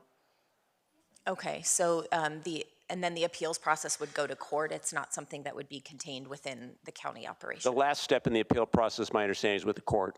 Okay. And how would this transition, have you contemplated how it would impact? We've focused a lot of our conversation, understandably so, on the unincorporated areas. But how would this transfer impact contract cities? That's something we're still looking at. I understand the sheriff does provide this service for some other departments, and we don't have all the information on that yet. Okay. I think we would need new contracts or memorandums of understanding. Okay. And given that there are maybe some outstanding questions in that regard, I also, this will give us time as we're thinking about moving forward to consider maybe the phased-in approach or other approaches to make sure that this is a smooth transition, or that we, adopt a hybrid model, whatever the outcome is that we determine. But in either case, we would need additional revenue. So I would turn to our CEO, who I know is digging down into the details. If our CEO could explain how we would identify funding to allow for perhaps a piloted experience, or how would that transition occur? Because in either case, we would need additional revenue. Thank you, Supervisor. So pursuant to the board's protocol that was adopted on fiscal resilience earlier this year, once we had a plan in place and all of the assessments and the data and all of that information was set, and the board approved the recommendations, that motion would be tiered under our tiering process. It would be considered tier 1, ready to be considered for funding, and then we would consider this motion along with others and the departmental requests in the budget process. So for clarity, because I know we're going to have a lot of public comment and then further comment after this meeting, based on today's action as proposed, there is no action in this particular item. There's an action proposed as an additional motion. What would be your next steps, and what will actually happen as action by the board, and what will your office do to effectuate that action? So as of today, as of today, we would continue to work with Sheriff and Public Works, and we would be preparing for, to the extent possible, a July 1st, getting all the plans in place for a July 1st implementation date. That's part 1. Part 2 is, once we have all of those plans in place and that information is finalized, it would then fall under the fiscal resilience protocol. And without me looking at specific dates, I think the earliest date to consider the motion, I'm assuming that the board adopted it, the earliest date for us to consider funding would be in final changes budget. Okay, so if this action proceeds on its current course, the transition would happen this year, or it would not happen this year? What I would say is, so let me put funding aside. In order for the transition to occur, staff has to be transferred, contracts have to be entered into, services, cars and vehicles and radios have to be procured, but they don't have a funding source to do that. Public Works, they don't have a funding source today to do that. And so what they would do is they would put it in a budget request saying, we need funding to do this. We would then look at that budget request and say, this aligns with the board's motion under the fiscal resilience protocol. All of the planning and all of the information needed to move forward is complete. And then we would consider that request along with all the other requests that we have in the budget process, probably in final changes. Okay, so regardless of the action taken today, this change is not being implemented as of July 1st based on what you just described. It is the plans that will be developed by July 1st. Am I understanding this correctly? So my office has interpreted the motion, I think, differently than the way that we've discussed it today. And because the version that we have says do all the plans and come back, in 120 days. There's another provision in the copy that I have says, and transfer the services. And so we're kind of proceeding along this dual track. I think what's a little different here is this motion was adopted before the board adopted the fiscal resilience protocols. And so we're on this path, and we have to get all of this, let's just say, homework done. We have all of this data and numbers and all of that. And when that is done, what that means is it's now going to fall into this protocol, and it's going to be considered with all the other motions. So I can't sit here and tell you today, yes, we will find, the funding, the whatever the amount is, by July. I do not think that the Director Pastrella is going to have funding to do the phase one. And unless we figure out a way to do something on a cost-neutral basis, I don't think it will happen by July 1st. So what is before us today is not a vote yes or no to transfer by July 1. What is before us today is the report of where we are to date in that process. And there is a motion to get an additional report back, as well as direction for a future motion to potentially reconsider what kind of action the board would like to take going forward. Yes. Okay. Yes. All right. So I have Supervisor Mitchell, and then I'll go to Supervisor Hahn. Thank you, Madam Chair. Appreciate the conversation. Let me say your comments around accountability and high-quality service delivery was the motivation for the initial October motion. Very glad to hear and see that the Sheriff's Department has taken full ownership of this process and has hired and is moving forward. I am glad to support item 2 once it was clarified what was before us in terms of process. Very glad to support item 2 to have the Sheriff's Department come back with a written and verbal report in terms of a business plan. Again, I would say regarding enhanced services, because I think that one thing we can all agree today is that the current service level is inadequate. And so we're all interested in enhanced services, which I think is reflected in public works. We've all said that, we've talked about equity and wanting to make sure that these services are applied fairly and equitably across the county. So I would hope that the sheriff's report back would not be a business plan on current status quo, but on enhanced services, because that's what Public Works has provided, which is why we've got the larger price tag. And is what, again, I think what we all want. We want to see more and better and equitable, as Supervisor Solis stated. So I'm happy to support item 2. And also, let me clarify, it is not my desire to set us up for failure. As Supervisor Solis said, she brought this up repeatedly for years.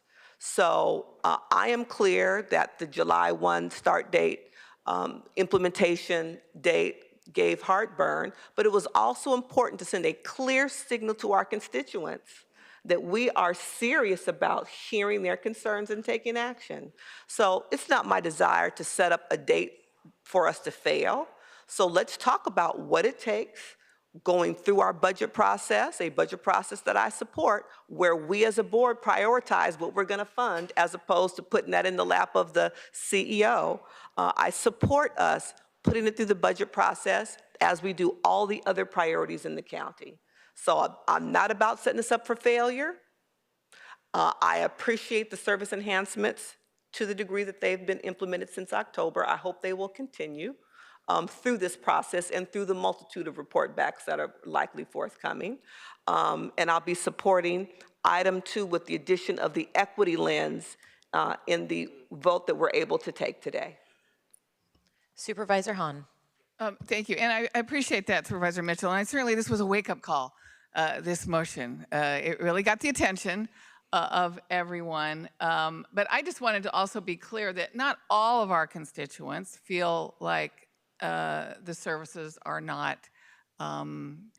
efficient. Again, I have many unincorporated communities that really appreciate the parking enforcement employees. They appreciate the service they're getting. They appreciate the cooperation. There are communities that feel differently, and I know I have split. I have some communities that do some, but I just don't want to say everyone in the county believes that they're insufficient. Is there room for improvement? Yes. But again, and I think the reason for my motion, which you didn't let me make today, County Council, is because our CEO did not say in her report back that we could not do this by July 1st. What you just said there lays it out that it's not really feasible to do it by July 1st, which is why I wanted to say, let's put a pause. Let's look at an opportunity to compare apples to apples and then see whether or not this board wants to pull the trigger, no pun intended, and move this into a new department. But you really didn't make that clear that it was not going to happen. And you don't need to respond. I'm just saying I just wanted to explain why I wanted to put a pause. I know we have to wait 2 weeks, but I hope that we're not moving forward with a lot of time to try to still meet that July 1st deadline, because that would, I think, not be a good use of your time. Thank you, Madam Chair. Supervisor Solis. Excuse me, just one last question that, causes me to think contract cities. So the funding that the sheriff receives now through the citations and all that is spread across the county, right? Is that correct, Sheriff? The funding? It's divided. How is it divided? I can provide you back a report, exactly the percentages and where they go. So does it go to contract cities? Do they receive any? Is this The majority exclusive does come back to our department. to your department? Okay. Yes, ma'am. All right. I just wanted clarification, because as things start to change with contract city, that has to be a part of this formula. So I want to make sure that that's something that is also addressed. Okay, that's all. Thank you.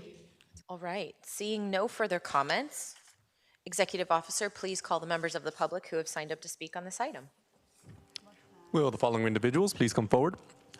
Alex Linares, Arnold Sachs, Benjamin Incendias, Daniel Garcia, Eddie Torres, Sandy Para, and Victor Gonzalez. Please come forward and staff will assist you.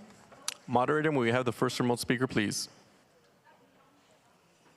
Our first participant is Matthew Garson. You may begin. Yes, thank you so much. My name is Matthew Carson. I'm in the 2nd District. I live in View Park, and I'm calling in to speak on the parking enforcement in my area.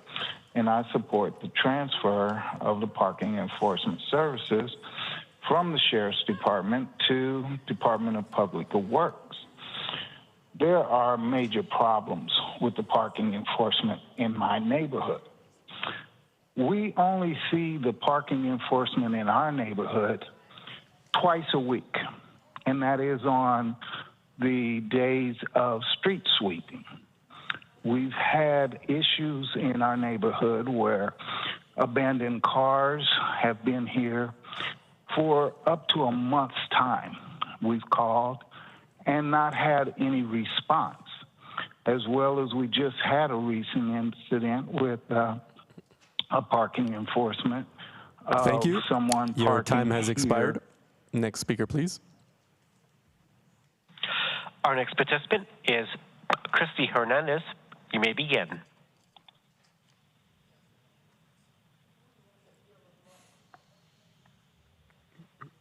Go ahead. Christy Hernandez, your line is open. Christy? We'll go to the next speaker, please. Our next participant is Ernesto Contrero. You may begin. Hello. I support whatever's going to get these illegally parked RVs out of my area.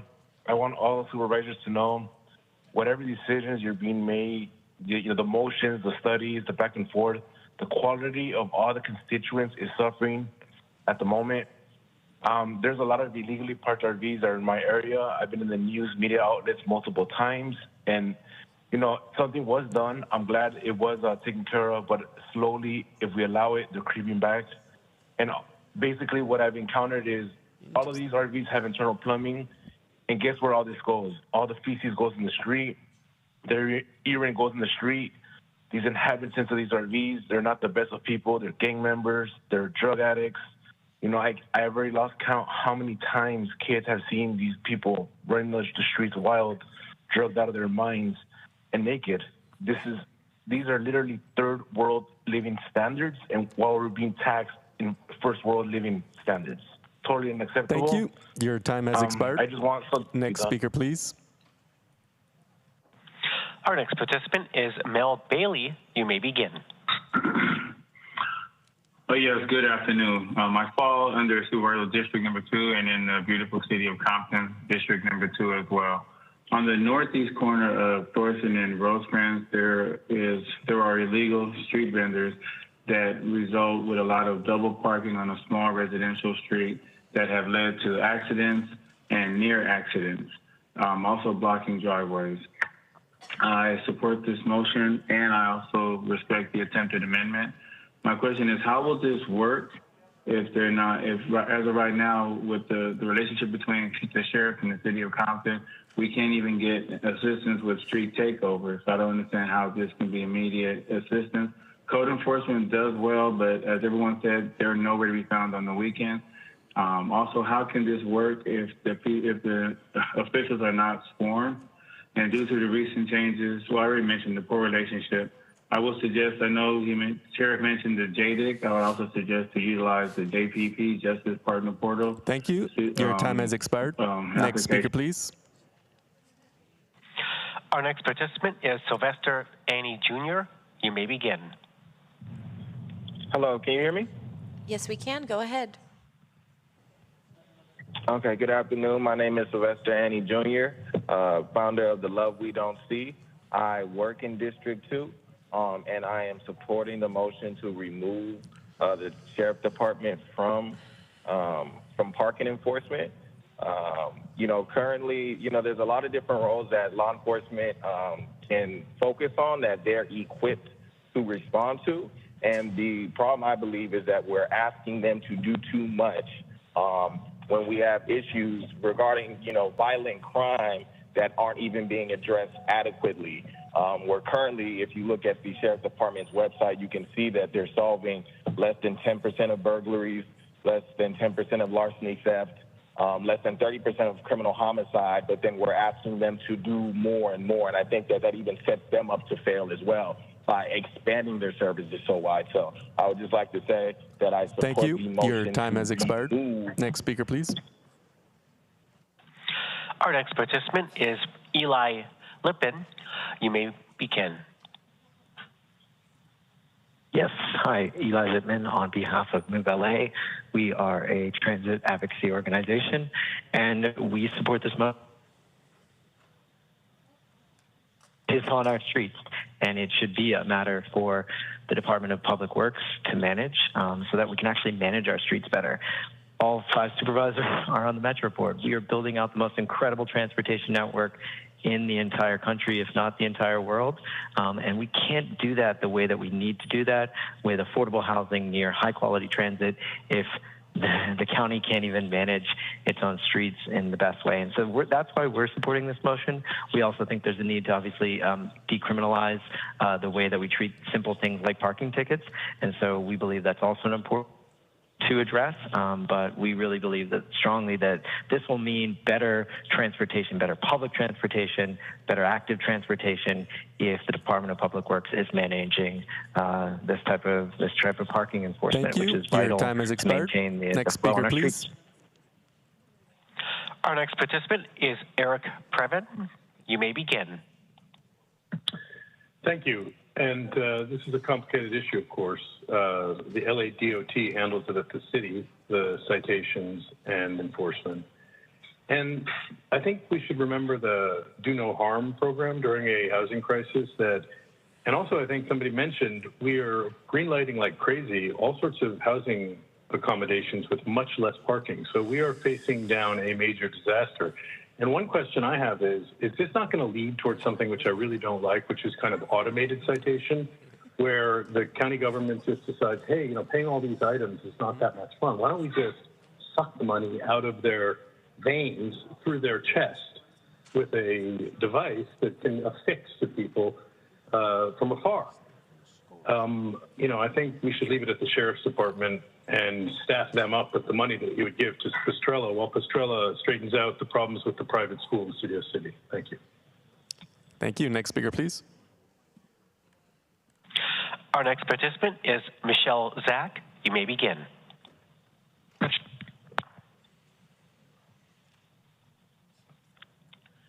Go ahead. Michelle, your line is open.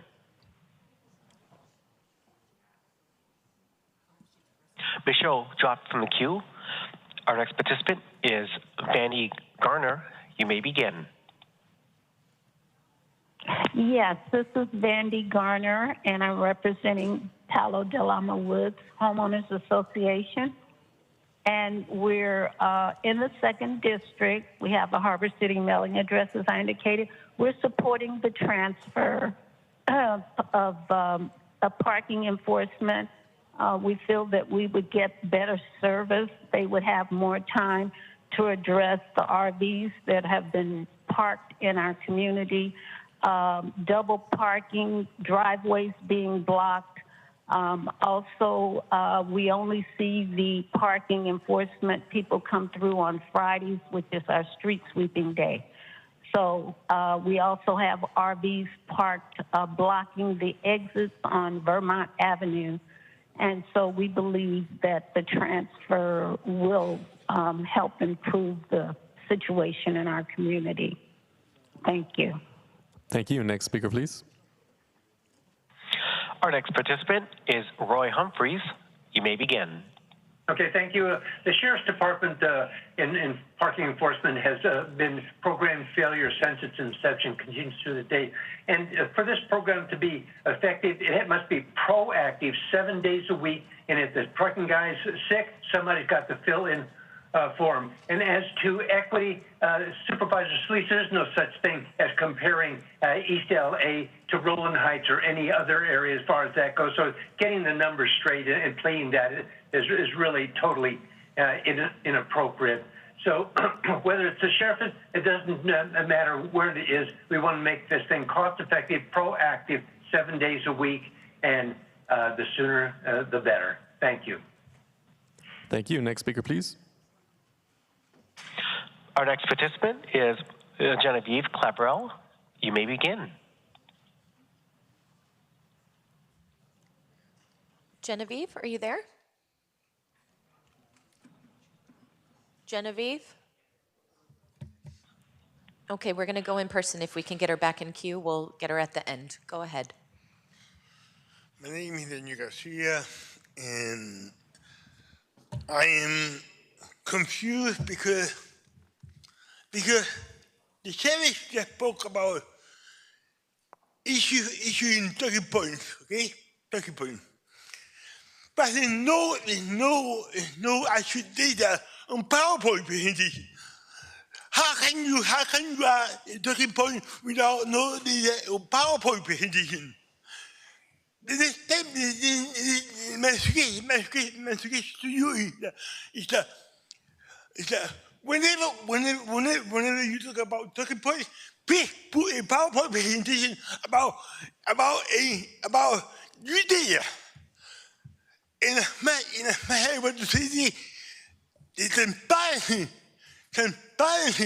about the board of supervisors. You data. Thank you very much. Thank you. Next speaker, please. Good afternoon, Supervisors. My name is Alex Linares. I've been with the Los Angeles County Sheriff's Parking Enforcement Detail for over 17 years and a member of FCIU 721. In my hands are approximately 650 signatures of concerned Los Angeles County employees who are safety personnel, urging this board to be thoughtful of its actions and moving this function over to a completely different agency. The CEO office reports have indicated that this transition could be a costly effort and will not yield the desired results of more efficient operations. The move to Public Works will reduce the effective duties that parking enforcement currently have under the Sheriff's Department.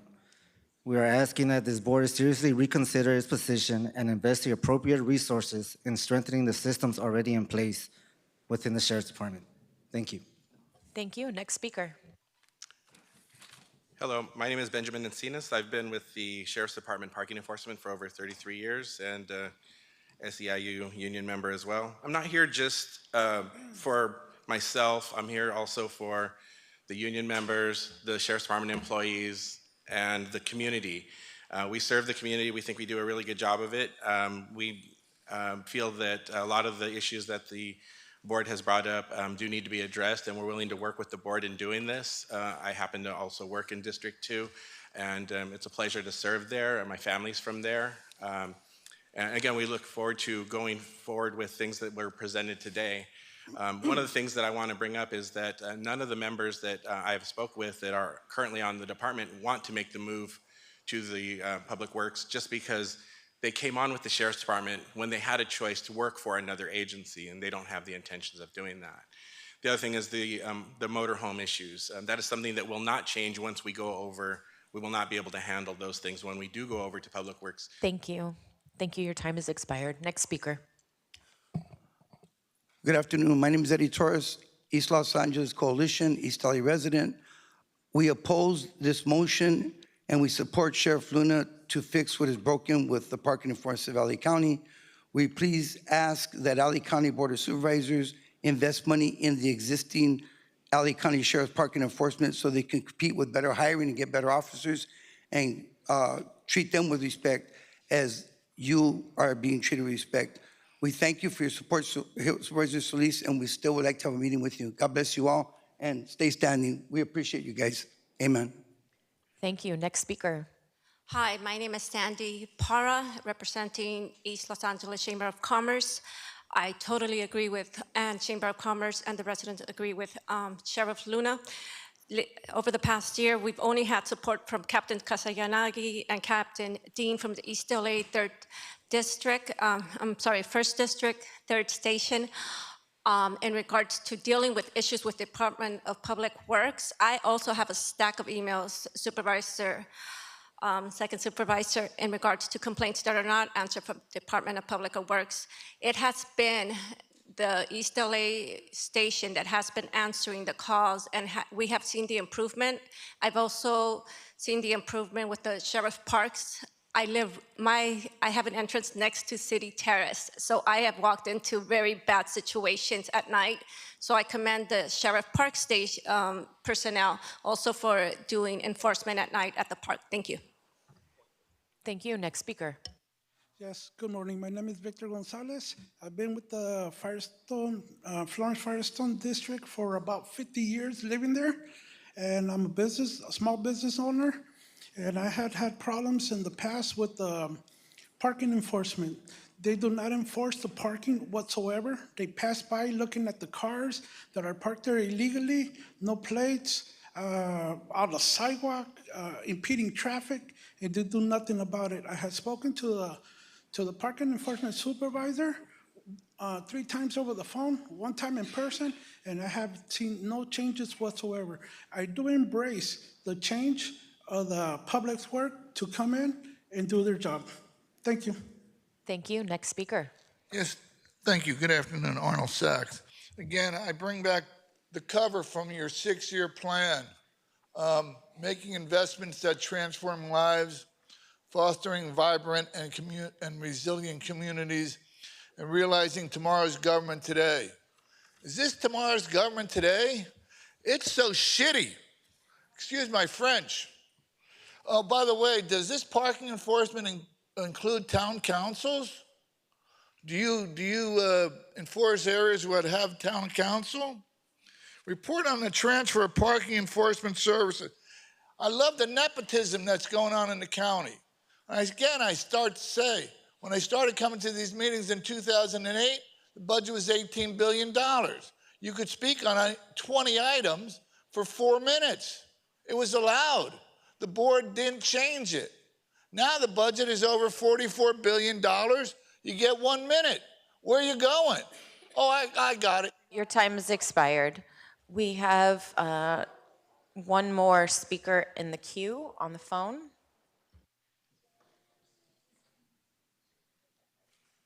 Moderator. Our next participant is Christy Hernandez. You may begin. Good afternoon, Christy Hernandez, Chairperson of the Maravilla Community Advisory Committee in unincorporated East LA. I'm calling on behalf of our membership, residents, homeowners, small business owners, and community stakeholders. We strongly oppose item 31. Please keep parking enforcement under the sheriff. This transition is not the solution. Keep personnel safe and do not decrease the number of stations. Supervisor Mitchell and Solis, you're correct. Unincorporated areas do feel unseen and unheard, like second-class citizens, and our quality of life is compromised.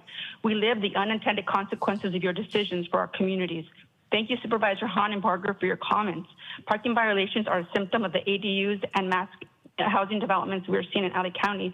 I can attest to Captain Luna's testimony. We have seen improvements with parking enforcement. Their local team attends our monthly meetings to address resident issues, and they have accommodated our requests for additional hours and weekends. We are extremely concerned to learn an estimated $50 million or more is being proposed for this transition, and we believe that these funds can be better utilized to improve the current state of parking enforcement across the county, and more specifically, staffing and signage. Thank you. Public Your Works time is has not the place. expired. Please, Are there therefore, any we other ask- speakers in the queue, moderator?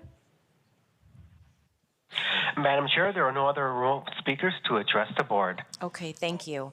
I want to also take the personal privilege to thank all of our speakers, especially those who are currently working in our parking enforcement detail. Thank you for the work that you do and for being present to engage thoughtfully in this conversation. Thank you to the sheriff for making the time to be here as well on behalf of the department, as well as Director Pastrella for the report that you've provided us. This is a receive and file item, though we do have to take action on Supervisor Hahn's amended motion, which is before us regarding Directive 2. So there's, it was moved by Supervisor Hahn, seconded by Supervisor Barger, and amended by Supervisor Solis. You accepted that amendment to Supervisor Barger, for the record? Okay, so that motion is now before us. Executive Officer, please call the roll. Supervisor Solis? Aye. Supervisor Solis, aye. Supervisor Mitchell? Aye. Supervisor Mitchell, aye. Supervisor Hahn? Aye. Supervisor Hahn, aye. Supervisor Barger? Aye. Supervisor Barger, aye. Supervisor Horvath? Aye. Supervisor Horvath, aye. Passes 5-0. And the report itself is received and filed, and hearing no objections, that will be the order. We're now moving on to item 8, Compassion and Equity, waiving the medical examiner's transportation and storage fee for Los Angeles County residents, which was held by Supervisor Solis. For members of the public on the telephone, please press 1 then 0 now to comment on this item. I believe our chief medical examiner is here with us. And Supervisor Solis, I will turn it to you for remarks. If you are exiting the chambers, please do so quietly so we can continue to conduct business. Thank you very much. Thank you so much, Madam Chair. And I, first of all, want to thank Supervisor Hahn for agreeing to join me on this motion as co-author. And I also want to thank Dr. Ukpo for being here. Thank you, our County Chief Medical Examiner. I've asked him to come and answer some questions. I want to thank him for his vision and for his compassion in helping my office understand the fiscal impact of the transportation and storage fee. This motion before us is asking the county to be sympathetic and empathetic to LA County residents when they are experiencing intense loss.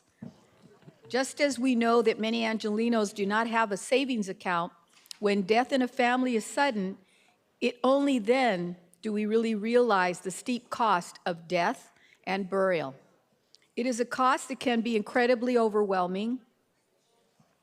Madam Chair, if we could please keep the conversation in the front of our chambers to a minimum, or take the conversation outside so we can continue to conduct business, please. Thank you. It is a cost that can be incredibly overwhelming, including the $400 transportation cost and storage fee that one would need to pay to transport their loved one to a medical examiner's office for an examination. We have seen the local stories of families needing to go to create fundraisers or open up a GoFundMe account just to get the funds needed to provide their families with a dignified burial.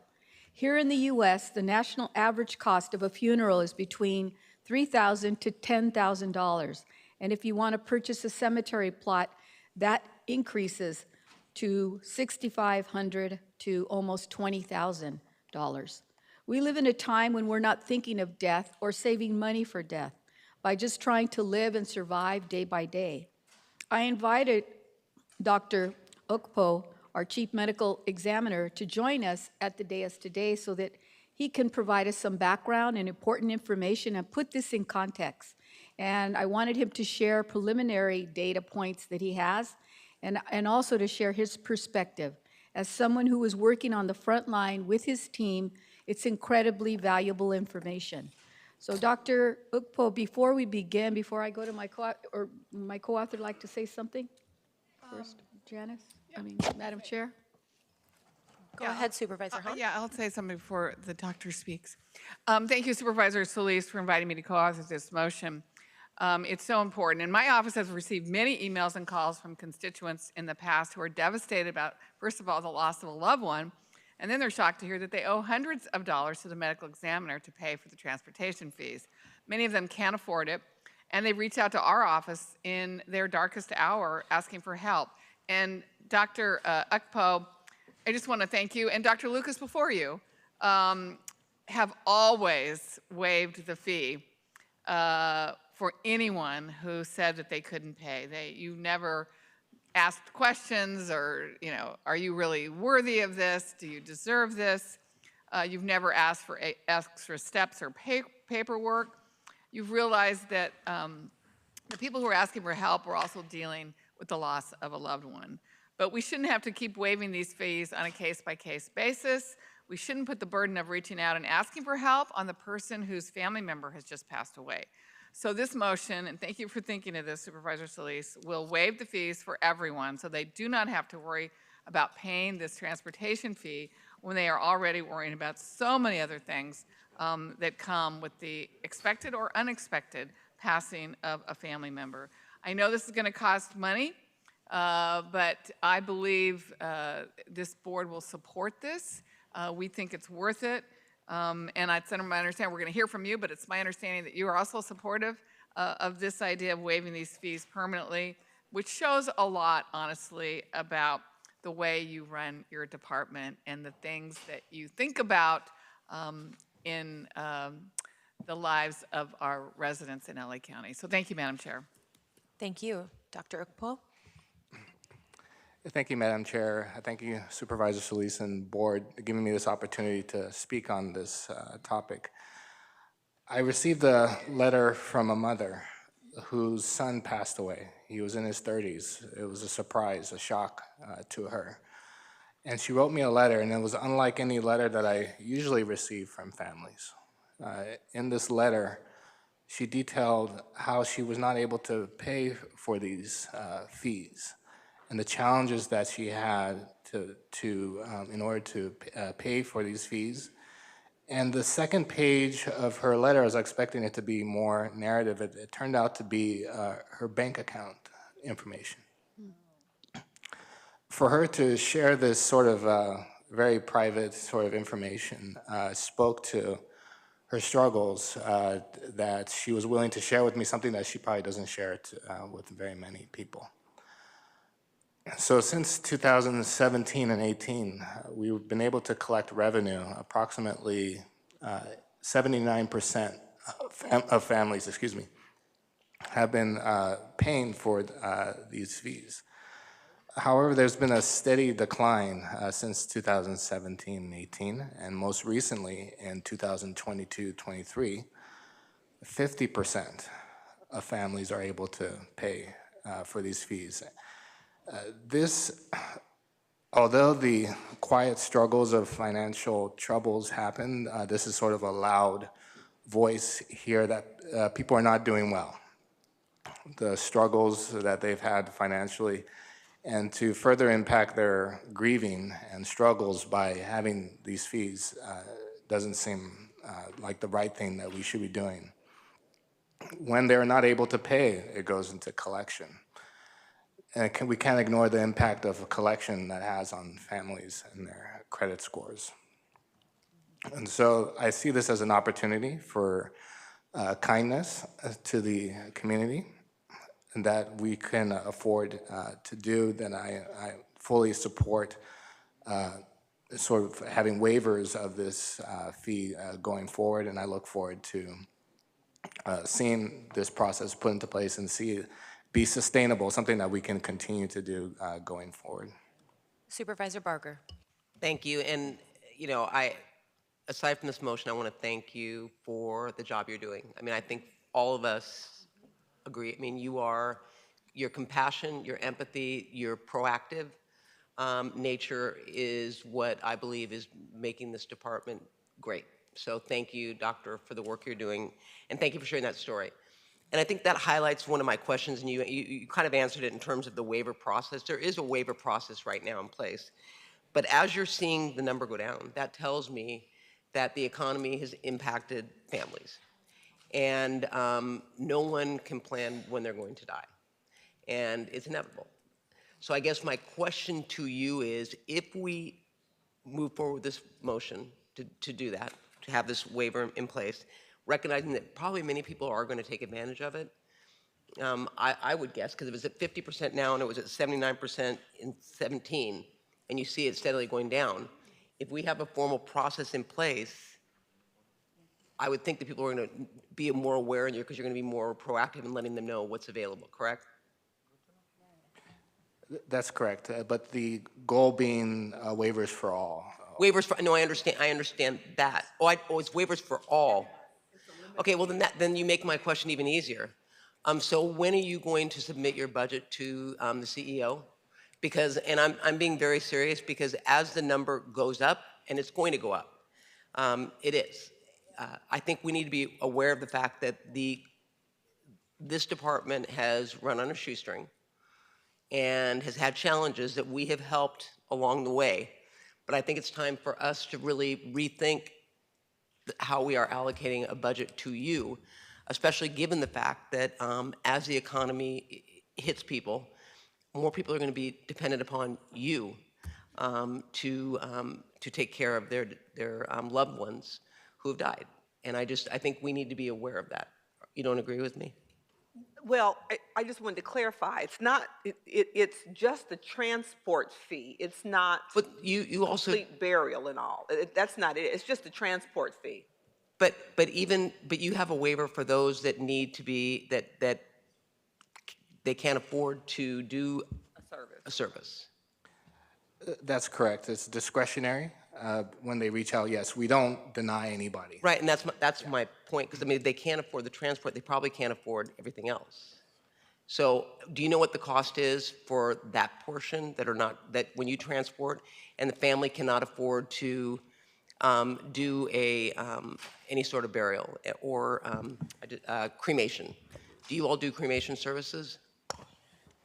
We do not provide cremation services, only for indigent or veterans. We have the mechanisms for those in place, but not for families. So now I'm going to really get into the weeds then, because Judge Mitchell, I actually thought it went beyond just transport. I thought it went across the board.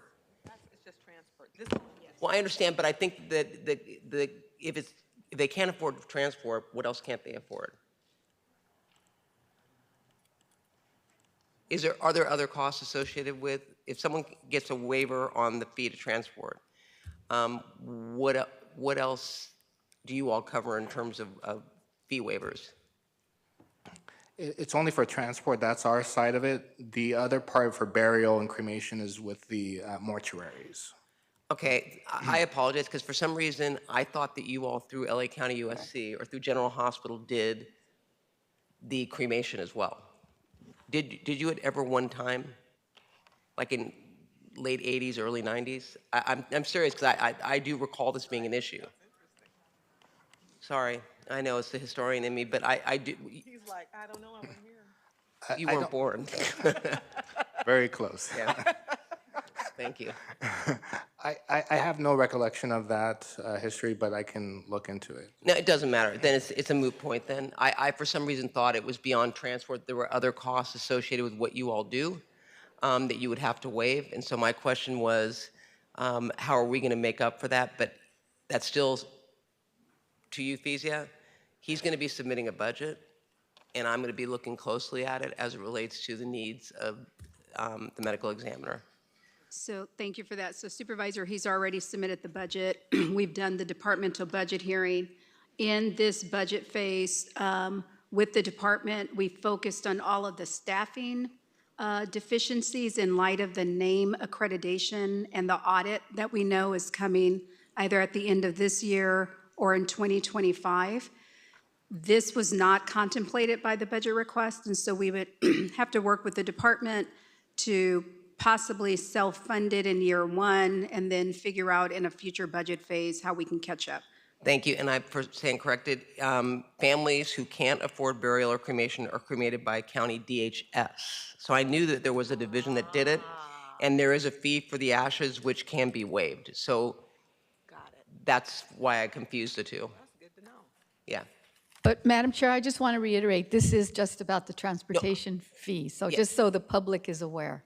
Yeah, but I think I'd like a report back on the fee or how much we generate as it relates to those in DHS with ashes as well. Okay, Supervisor Mitchell. Thank you for that clarification. That's, I think, also good for the public to know in terms of DHS. Where I thought you were going, what I was going to ask, Madam CEO, is what percentage of the budget was based on the revenue this service generated? I do not have that information. That's fine. I'm supporting the motion, but I thought that could have answered the question I thought you were going to ask, but it's, my assumption is it's small. Yeah, I will tell you I'm sorry. Go on. For fiscal year 23-24, there is about $1.1 million budgeted for this function, and based on like our projections, it looks like they might collect about $452,000 of that amount. So they're not collecting the full amount that's being billed. Right. And that probably doesn't also include admin costs for trying to pursue the dollar. So it's sometimes you spend more than when you actually collect, sort of like Farebox and Metro. Thank you, Madam Chair. Supervisor Barger. Yeah, I just want to clarify, I would like a report back on, from DHS on the issues related to those that need to get waivers for their decedents' ashes. Yeah, so the is it cremation and the ashes? Yeah, and it's under DHS. Okay. Thank you. So to reiterate, today's motion is about waiving the medical examiner's transportation and storage fee for Los Angeles County residents. Thank you to our director for being here to share the information related to this item, and thank you to my colleagues for bringing this motion forward. Executive Officer, please call the members of the public who have signed up to speak on this item. Will Daniel Garcia and Donald Harlan please come forward and staff will assist you? As a final reminder for participants on the telephone, if you would like to address item 8, if you have not already done so, please press 1 then 0 now to be placed in the speaking queue. Moderator, may we have the first remote speaker, please? Our first participant is Eric Previn. You may begin. Thank you to the Board of Supervisors. What a generous board going around trying to make it a little easier for folks, even after they've died from parking enforcement inflicted injuries sometimes. But I do think it does make sense, and I like the idea of waiving. Well, it was very, I would say, frothy, the idea of waiving property taxes for people who have had terrible impacts. We always look at that, and he always comes back with that slightly sad report. And it's good that Prang is up in Sacramento again, because we need to be cycling up there in a cyclical way. But as for this, I just want to say thank you to this board for finally getting this right. The waiver was so nice for the people who were destitute having to ask, but now I think you've come up with a good approach. And it's only $400 grand, so feasibility will not be too upset. So thank you. Thank you. Next speaker, please. Madam Chair, there are no other remote callers in queue to address the board at this time. Thank you, moderator. We'll go in person. Go right ahead. My name is Daniel Garcia, and I'm very surprised about the lack of transparency again. There should be more transparency here in the county. There should be a PowerPoint presentation about how many revenue should the county receive. and should be spent on that people. It's incredible about money that you get from dying people. Pay, allow yourself to get a power presentation every single time that you hear about revenue and spending time and so on.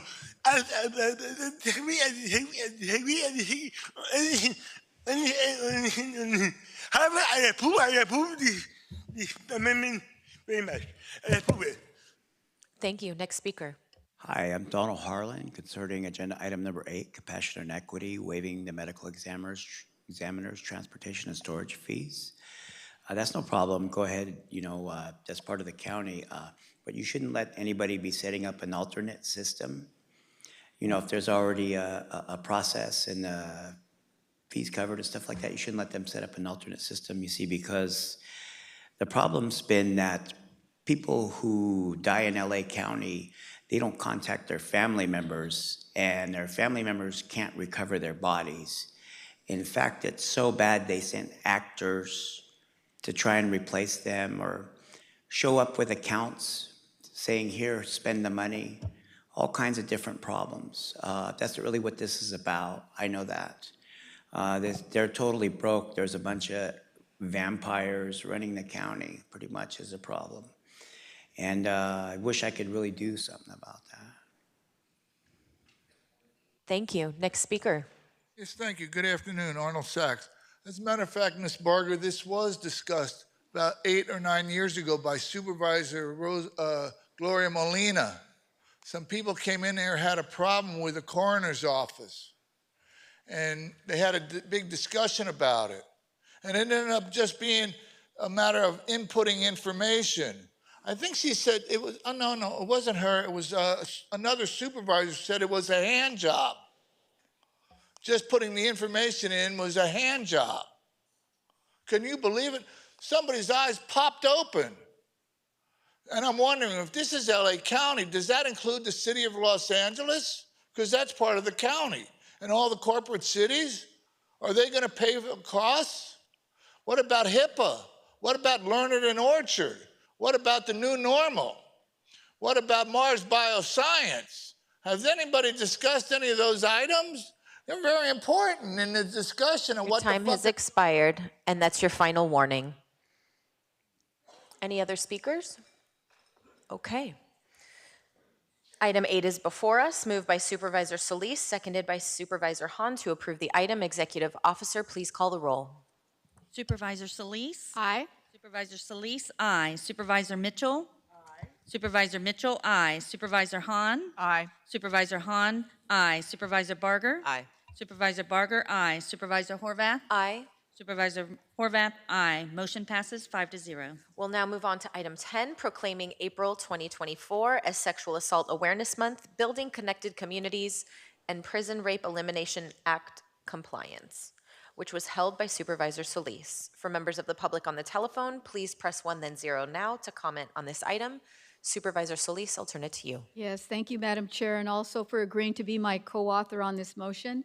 Next month, as you know, April has been widely acknowledged as Sexual Assault Awareness Month, a month in which we highlight the immense work needed to uplift, educate, and engage individuals and communities about the trauma and harm of sexual violence in all forms. It also is a time in which we reflect on how we engage with victims and survivors of sexual violence and ensure that we continue to believe and stand with them in journey to healing and justice. National statistics show that over half of women have experienced sexual violence with physical contact over their lifetime. Almost 1 in 3 men have experienced the same. We also know that the prevalence of sexual violence against Black, transgendered individuals and Indigenous women are disproportionately higher than others. Sadly, we know that these incidents and crimes involving sexual violence are severely underreported because of shame, guilt, stigma, and victim blaming. This month's theme of Sexual Assault Awareness Month is building connected communities, because it is in communities where the education needs to start, where the support needs to come from, and where resources need to be driven. I believe that each of us has a role in ensuring that our communities are safe from sexual violence. We each have a role to keep our residents safe, no matter who they are, no matter where they are. This motion is also intended to lift the curtain behind areas in which sexual violence, assaults, and harassment occur, often in our jails and juvenile detention facilities. In 2003, Congress enacted the Prison Rape Elimination Act, known as PREA. And since then, every carceral institution for adults and youth needed to take the necessary steps to align itself to be compliant with PREA standards, including training. We also have an obligation to ensure that those who are incarcerated are not subjected to sexual harm. This may be an uncomfortable topic for some and subject, but we have to take every effort to create safe places for conversations, discussion, actions, and the County of LA will continue to take every effort to do so. Madam Chair, I humbly ask my colleagues for their aye vote. Thank you, Supervisor Solis, for bringing this motion forward and for inviting me to co-author to focus on sexual assault and gender-based violence in the month of April and, of course, beyond.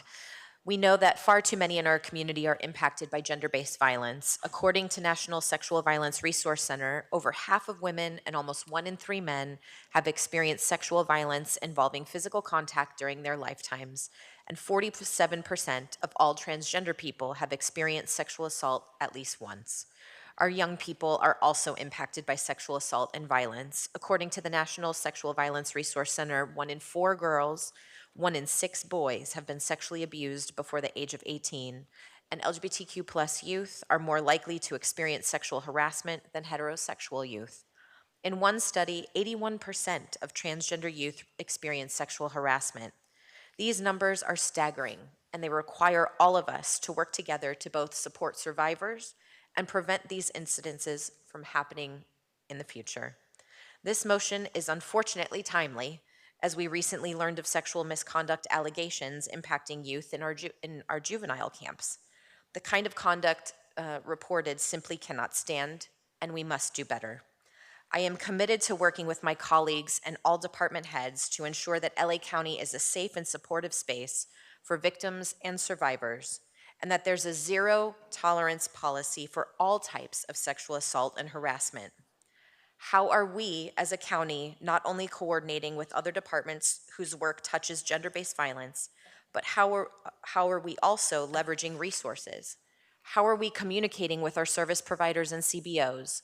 How are we reaching the public with the resources and services that we as a county provide? And what do models of prevention look like?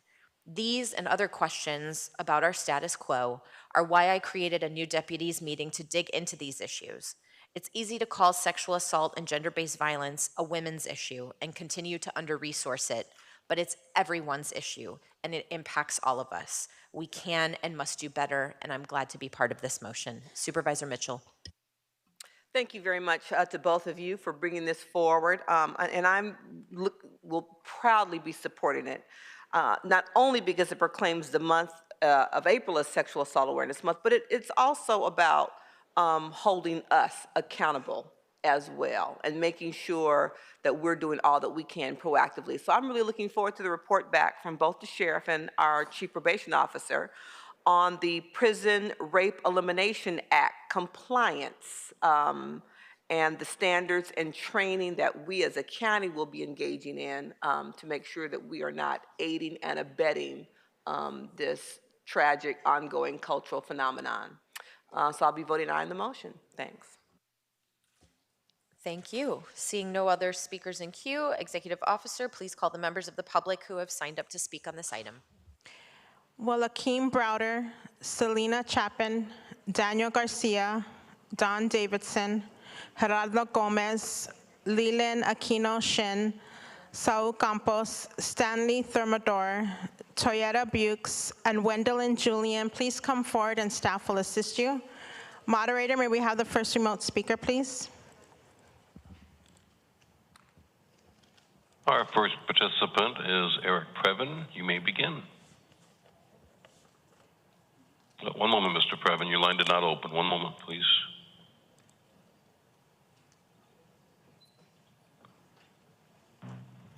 There you go, sir. Sorry about that delay. Go ahead. Go ahead, sir. Thank you, and thank you for the supervisors. Of course, I stand with you against any kind of sexual violence. And, hi to Patty Giggins, who's out there, your old chum. But I wanted to say that PREA, the Prison Rape Elimination Act, needs to be scrutinized carefully. When I looked at it, I found it to be an astonishing ripoff and not what you need. It's a series of weird paperwork requirements. What we need is safe, holistic places for the unfortunate times when people have to be, behind bars, which should be increasingly reduced.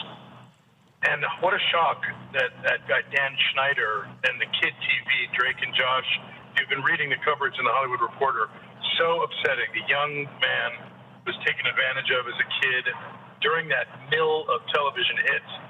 It's so upsetting that this was all done with network approval, signing off on these scripts and this activity. We have to do better as a Thank society. you. Your time has expired. Next speaker, please. How did you get to $3 billion? Yeah. Our next participant is Melinda Wheeler. You may begin. Hi, thank you. My name is Melinda Wheeler, and I'm the Director of Forensic Nurse Specialists. I'm calling in to support Supervisor Solis's motion, item number 10.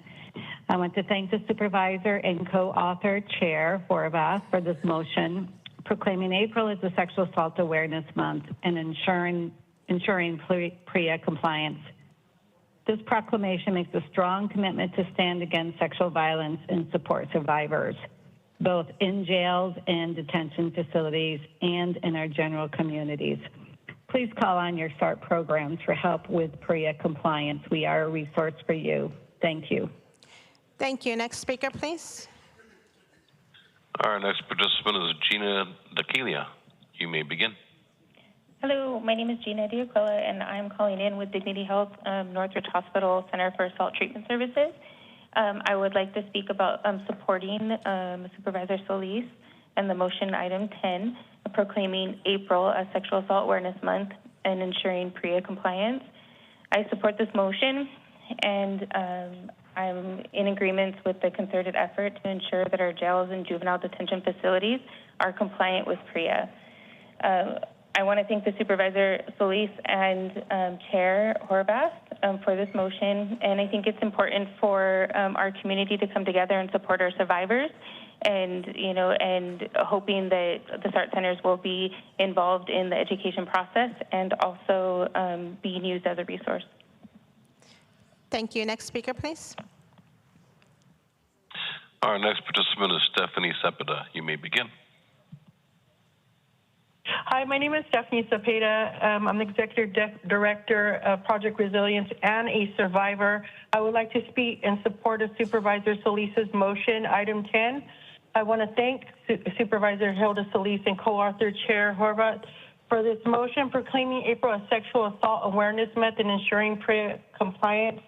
And it's also just very important that we continue to educate. I want to emphasize on that in our communities about sexual violence and stand with our survivors. I also support the motion's call that there be concerted effort to ensure that our jails and juvenile detention facilities are compliant with PREA and that the federal law protects incarcerated adults and youth from violence.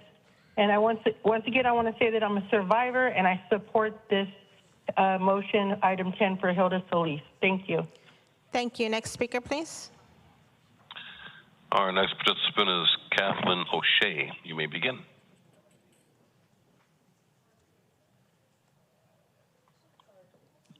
Kathleen O'Shea, your line's open. You might be muted on your end. Please check. I am. Thank you so much. Yeah, this is Kathleen O'Shea, and I'm the manager of the Forensic Services Unit at Antelope Valley Medical Center. And I also would like to speak in support of Supervisor Solis's motion, item number 10, and also to thank Supervisor Hilda Solis and co-author Chair Horvath for the motion proclaiming April as Sexual Assault Awareness Month and ensuring PREA compliance. Now, as a forensic nurse examiner, SART nurse, I do feel it's really important that we support the survivors in our community and assist them in their journey towards healing. And without this recognition and support, I feel that we wouldn't be able to do the best job that we can. Again, I thank you for the motion and thank you for allowing me to speak. Thank you. Next speaker, please. Our next participant is Lily Tran. You may begin. Hello, my name is Lily Tran. I'm calling on behalf of YWC of San Gabriel Valley, and we are in support of Supervisor Solis's motion, number 10. As an organization that works on ending gender-based violence, it is incredibly important that we continue to educate our communities about sexual violence and stand with our survivors. Thank you so much. Thank you. Next speaker, please.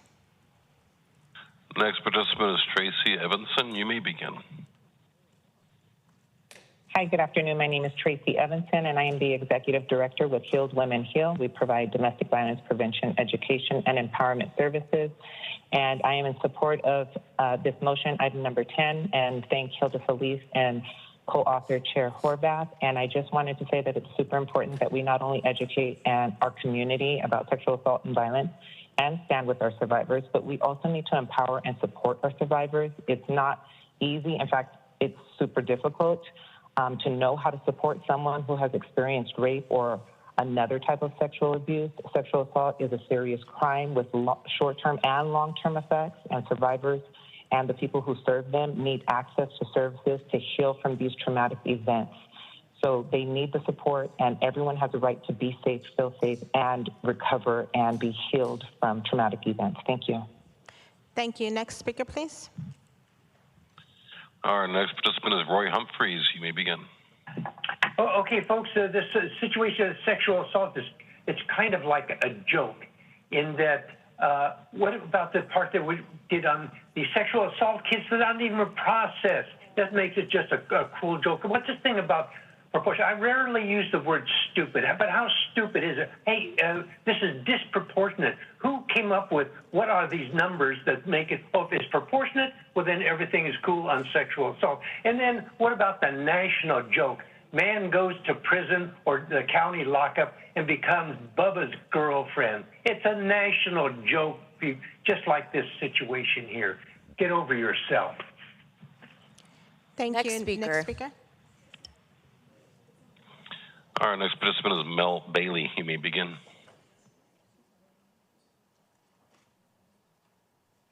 Mel, are you there? Mel Bailey, your line's open. You might be muted on your end.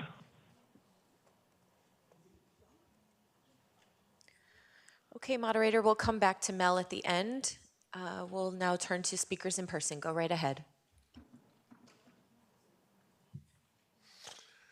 Okay, my name is Daniel Garcia, and I know it's hard to be talking about sexual assault, and I'm very glad that you guys brought it up and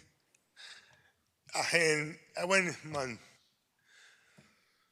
The thing that people don't realize is about people with disabilities have been sexually assaulted too.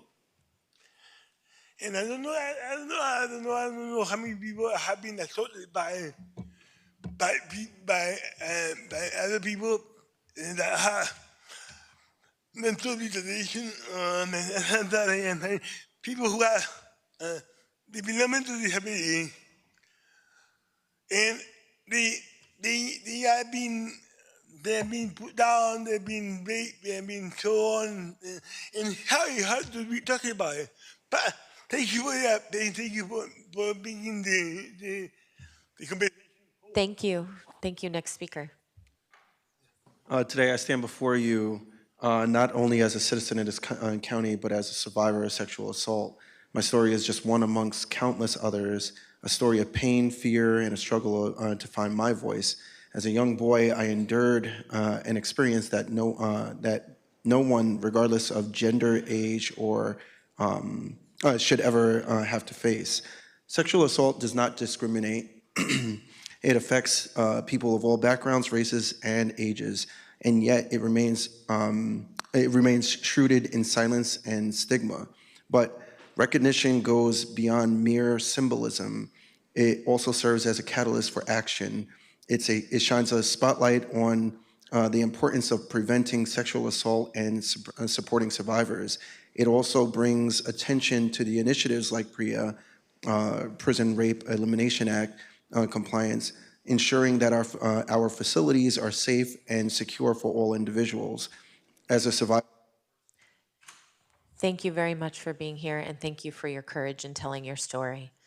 Next speaker, please. Yes, thank you. Hi, my name is Toyetta Bukes, and I'm the director of the Sexual Assault Response Team at San Gabriel Valley Medical Center. I would like to speak in support of Supervisor Solis' motion, item 10, and I would also like to thank Supervisor Solis and co-author Chair Horvath for this motion proclaiming April as Sexual Assault Awareness Month and ensuring PREA compliance. As a sexual assault nurse examiner for the past 26 years and in performing thousands of exams, I know how incredibly important it is to continue and educate our community about sexual assault. And as a result, Denim Day is also April 24th, so I encourage everyone to wear jeans. I also encourage any survivor of a sexual assault who needs a sexual assault exam to call your local SART center. We'll help you. Thank you. Next speaker. Hi, my name is Selena Chapin. I am one of the Associate Directors of Advocacy at the Anti-Recidivism Coalition. We provide direct services, insight programming, and opportunities for advocacy for formerly incarcerated and currently incarcerated people. Additionally, my mom is formerly incarcerated. It's not my story, so I'm not going to go into it, but what I will say is that in my professional and personal life, I've seen so many people, young women and girls in particular, go into the system already having experienced sexual trauma and navigating that. And too often, that trauma is exacerbated in systems where they are unsafe. So I really applaud you all for bringing this motion and for requiring facilities to be PREA compliant and creating systems of oversight and reporting. It really ripples through generations and communities. Thank you. Thank you. Next speaker, please. My name is Saul Campos. I am with the Anti-Recidivism Coalition. Today I'm here in support of item 10. I would like to thank Supervisors Hilda Solis and Lindsay Horvath for introducing this motion.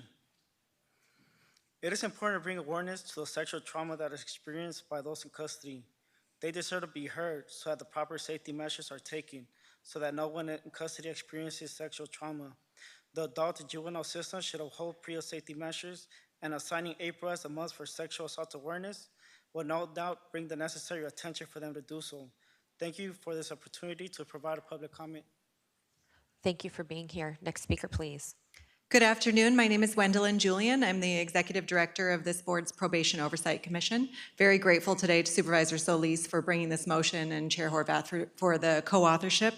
We humbly accept the directives in terms of receiving and reporting back to you all on the PREA compliance of the Probation Department. I'd just like to say that I have had the opportunity to work with the PREA staff within the Probation Department over the past few years. I find them to take their positions extremely seriously. They have trained all of our commissioners and our staff in PREA compliance.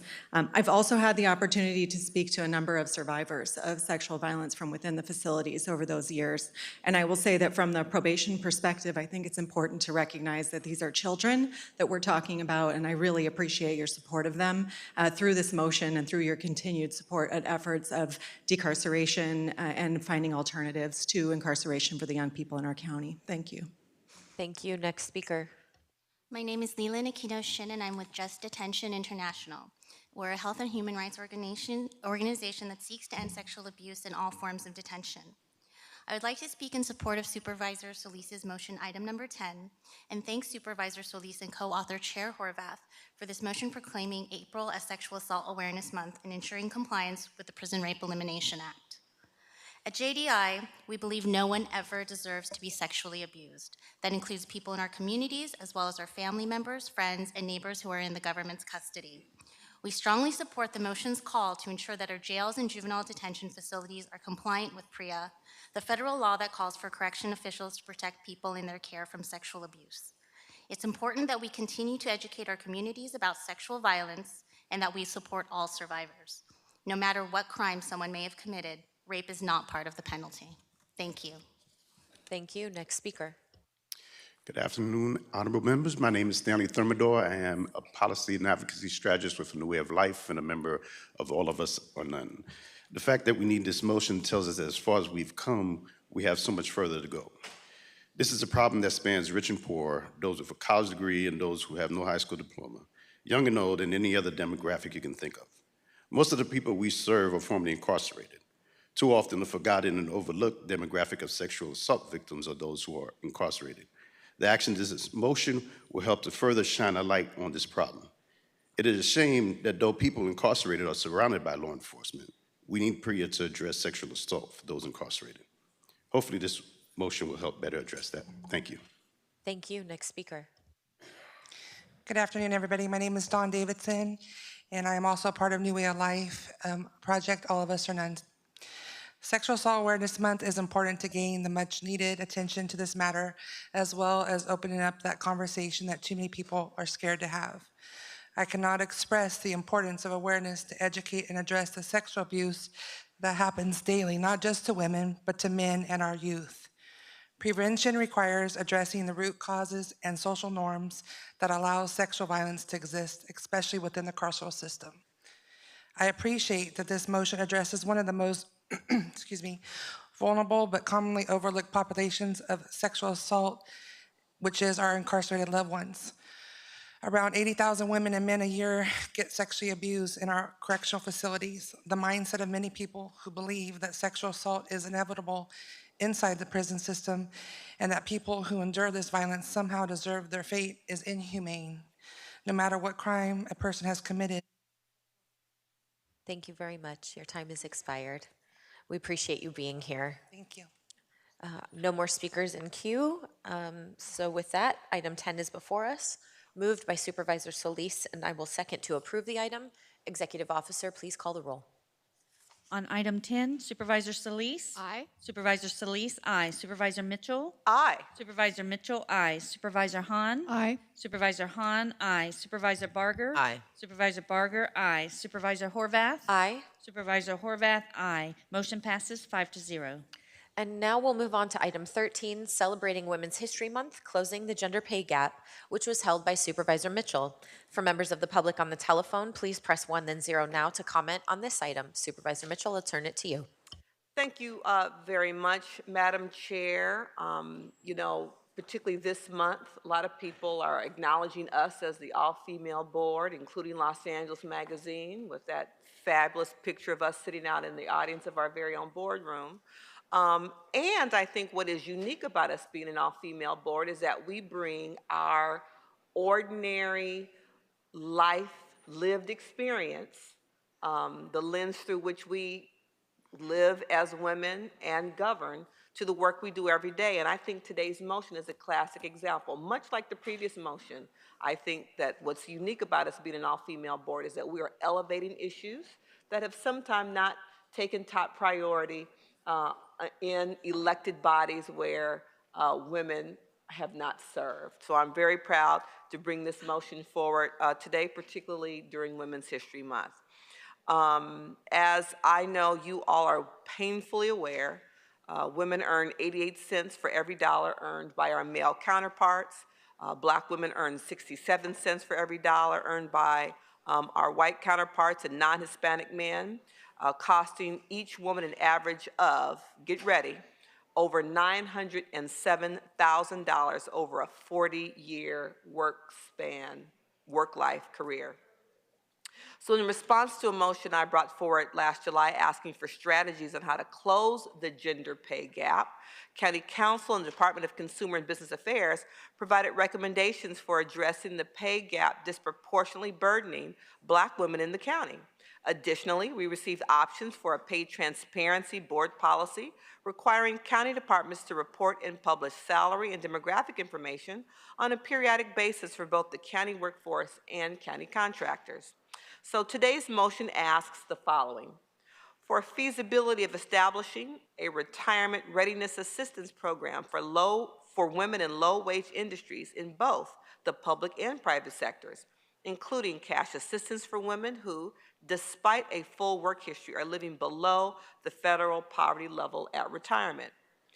that the county sign on to the California Commission on the Status of Women and Girls California Equal Pay Pledge, and that county council return with the pay transparency board policy for adoption. The policy will require pay data be published on a public-facing dashboard, and that the county report on aggregated demographic information with existing salary information for county classifications and contractors. These actions taken together will reassert our commitment to reviewing our own hiring and promotion processes and procedures in order to reduce gender bias and structural barriers for marginalized groups, while preparing women for retirement with a gender equity lens as we work to finally close the gender pay gap. I shared at yesterday's luncheon that I happened to see this IG amazing video that talked about the dream gap and how girls as young as 5 have begun to internalize that boys are smarter than they are, and that as young as 7 have twice fewer opportunities for toys or educational opportunities around math, science, and technology. And so if we are able to close the gender pay gap and address the gender dream gap, we will really be advocating on behalf of equity, true equity, for women and girls across LA County. So I'd like to thank the chair for joining me as co-author on the motion and for your career-long work and dedication to this issue. I ask for an aye vote. Thank you very much, Supervisor Mitchell, and thank you for inviting me to be part of this motion. I know that sunlight truly is the best disinfectant, and transparency in pay will lead to narrowing the gender pay gap. It needs to start in our own backyard, and why narrow it? Why not just eliminate it? And to build on your share, I saw that story on Viola Davis's Instagram, and the piece that you shared yesterday too that I want to echo is that we all have a role to play, that by the age of 10, our girls hear from us more often than not, that we will Google as parents, is my son gifted? Many more times than is my daughter gifted, and the role that we have to play in making sure our girls understand their value and worth and uplifting them in their experiences is so incredibly important. To also add on to your share in terms of the disparity, that disparity for Latinas is at 55 cents on the white male dollar. And I know that we often commemorate that with Equal Pay Day, but I'm tired of Equal Pay Day. I just want us to be paid equally, period. I know that the Wall Street Journal recently published an op-ed entitled "The Gender Pay Gap is a Myth That Won't Go Away." So in case we were unclear that this conversation is still needed and an education is still needed, this very astute, I say sarcastically, piece on gender and socioeconomic dynamics was published appropriately enough on March 8th of this year, International Women's Day. Thank you, Wall Street Journal, for uplifting us and empowering women in such an important way. Again, my tone is clearly sarcastic, but it's these attitudes and assumptions from individuals, and in this case, the 2 men who authored this op-ed, that drive the persistent pay gap, which is very real to the women who experience it, who make a fraction of what men do for the same exact jobs. So I am grateful to be part of this motion. I am grateful to be committed to this work and to be part of a board that understands the importance of this work and will continue to invest in it. So thank you for including me in this motion. Seeing no other speakers on this item, Executive Officer, please call the members of the public who have signed up to speak on this item. Will Daniel Garcia please come forward and staff will assist you? As a final reminder for participants on the telephone, if you would like to address item 13, if you have not already done so, please press 1 then 0 now to be placed in the speaking queue. Moderator, may we have the first speaker, please? Our first participant is Eric Previn. You may begin. Thank you. Thank you for this. I 100% agree that there should be no gap between the gender pay. It's kind of outrageous. that there is. But that said, supervisors all make the same, whether they're male or female. So it's nice that you guys are in a protected environment where that's tied to your ability to get elected. And thanks for disclosing the donations that you get on items. I think that that's a real step forward ever since the Covington Burling look. And I'd love to have Davenport provide some kind of a report back on that, because it was very important. You know, we were concerned about contracting fraud, not just in Holly Mitchell's district, but especially in Holly Mitchell's district, once again, to underscore that a couple different times. But across the county, as she pointed out quickly, not just in Holly Mitchell's district. So if there is a way to get, you know, just kind of the findings, that would be great. Thank you. Your time has expired. Next speaker, please. Our next participant is Genevieve Claverell. You may begin.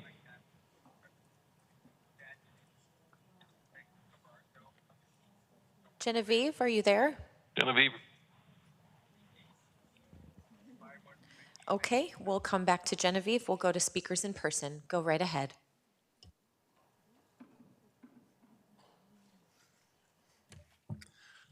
I think you guys here.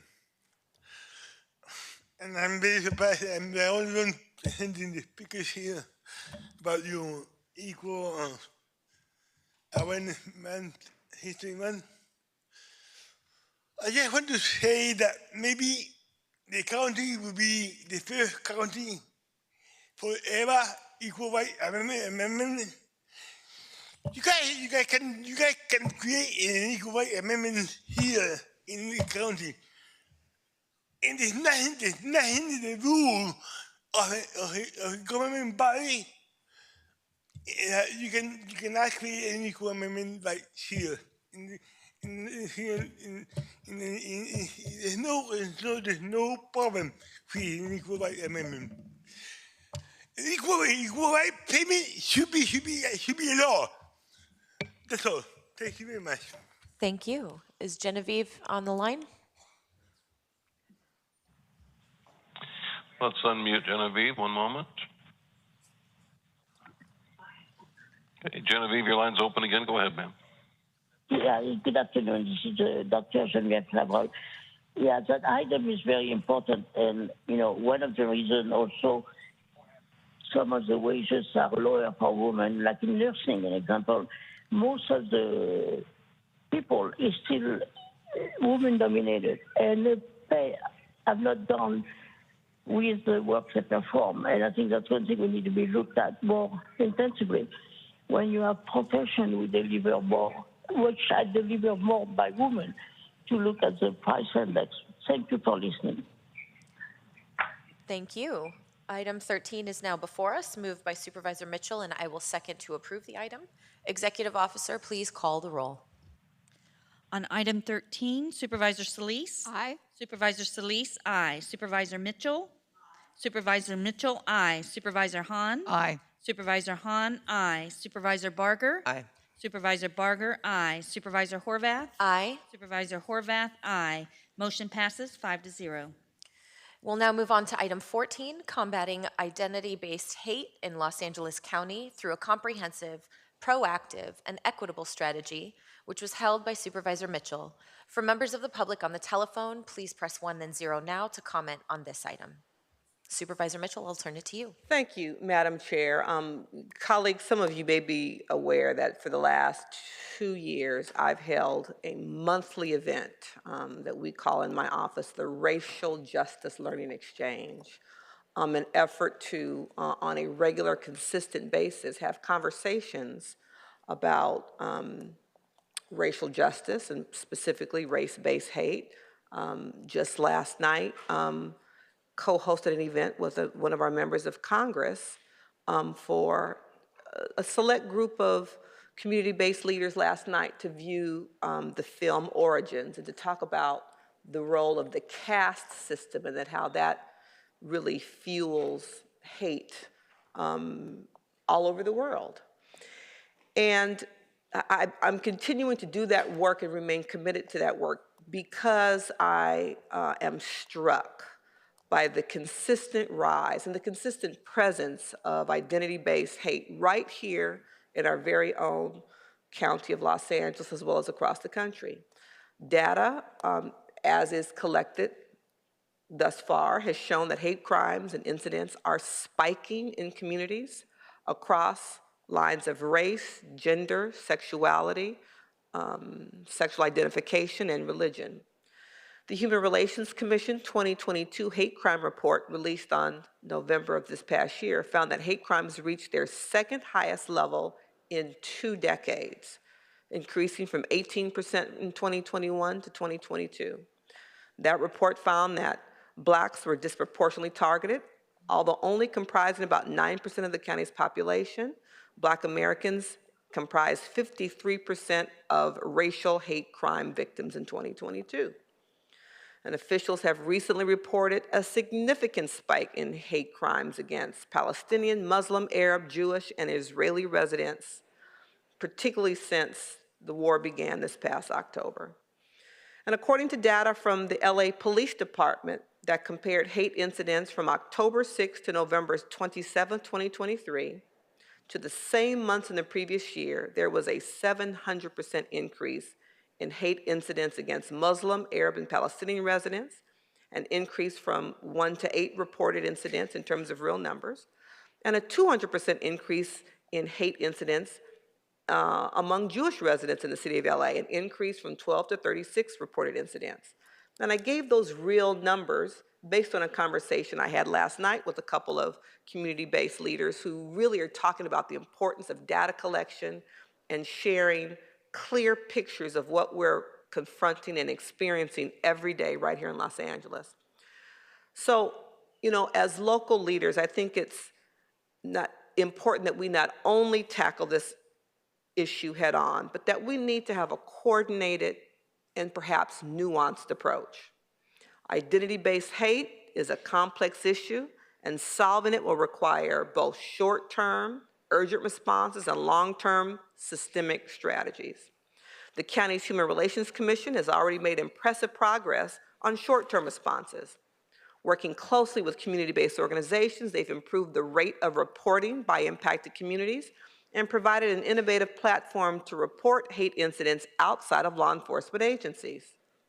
They've also increased awareness of the issue and are working to educate community members on how to respond to actions of hate. There are several other strands of work happening in different county departments related to anti-hate efforts and addressing the root causes. Our county's ARDI initiative is developing and leading trainings with county departments related to anti-racism, bias, discrimination, and hate.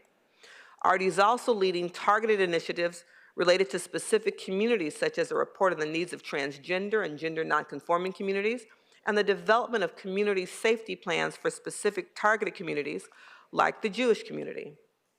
There's also related work happening in the Office of Violence Prevention and the Office of Emergency Management, among others. So the goal of today's motion is to develop a more coordinated and deeper anti-hate strategy.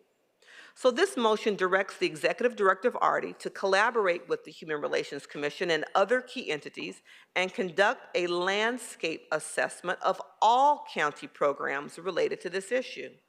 The report will also recommend opportunities to better coordinate and strengthen these efforts.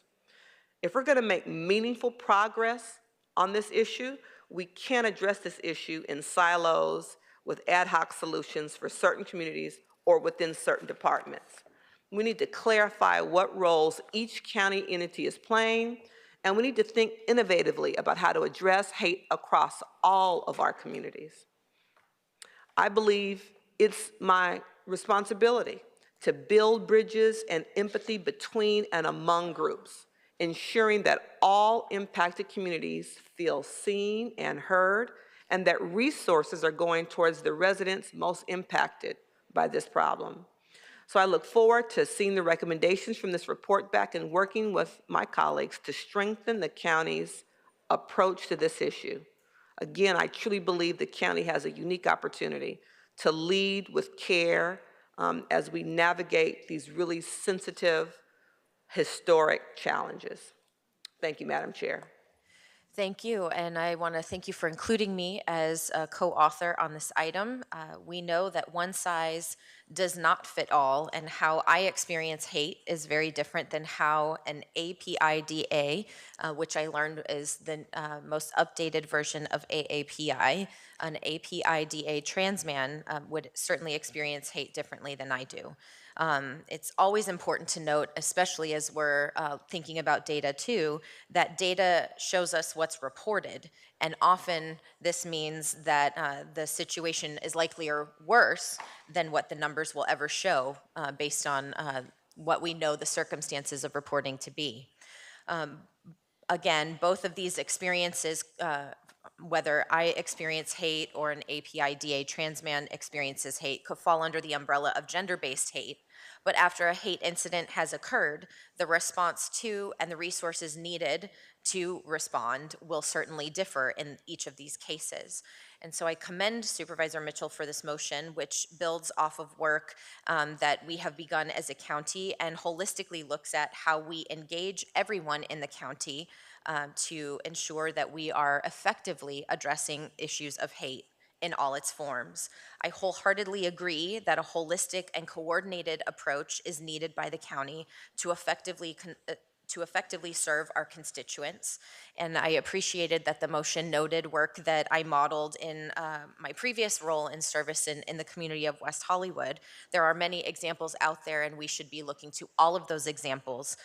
The county's response must be culturally competent, informed by community-based approach that takes into account linguistic needs, among others. And I know that the more the county meaningfully engages our community partners, the more effectively we can address and root out hatred in all its forms throughout our communities. So I'm proud to be part of this motion and look forward to the work ahead. Supervisor Barger. Thank you, and thank you for bringing this motion forward. You know, I have long supported fighting hate crime in our communities, and unfortunately, there are so many groups who have been impacted by hate crimes in the 5th District, from the San Gabriel Valley to Glendale to the Antelope Valley. I agree that centralizing this work to ensure we are not duplicating efforts and ensuring that we are all working toward a common goal is a good idea. That's why I'm working towards centralizing our faith-based outreach at the county to ensure that we are using county funds appropriately and not duplicating efforts, which oftentimes does happen in the county. Right now, we need to ensure our county staff are using resources and time appropriately. And I just want to throw something out there just for you all to think about, and that is, in my district, we want to mitigate hate as we've experienced an increase in hate crimes against many races and cultures. I'm concerned that the RD Equity Explorer mapping tool made it difficult for child care centers, small businesses, nonprofits, and others to have access to county funding streams due to this tool identifying which areas are considered high risk or medium risk. Unfortunately, only a few census tracts were considered in either of these risk levels in my district. So I guess my question is, would a similar tool be used in order to ensure an equitable response to hate crimes? Because if we do, I'm concerned that this would negatively impact my district and not ensure needed resources go toward all hate crimes and victims of hate crimes. I would just throw that out there because it did disproportionately impact, especially in areas where we had the child care centers and the nonprofits that were trying to access funding because they were not considered high need, but yet there was a need. They were not able to access those funds. So I would just ask that we look at this from the standpoint of equity across the board. And I look to the Antelope Valley as a clear example of where we are seeing a spike. And I would rather get a handle on it before it gets out of control. So I'm just throwing that out there. I'm looking to you. Thank you, Supervisor.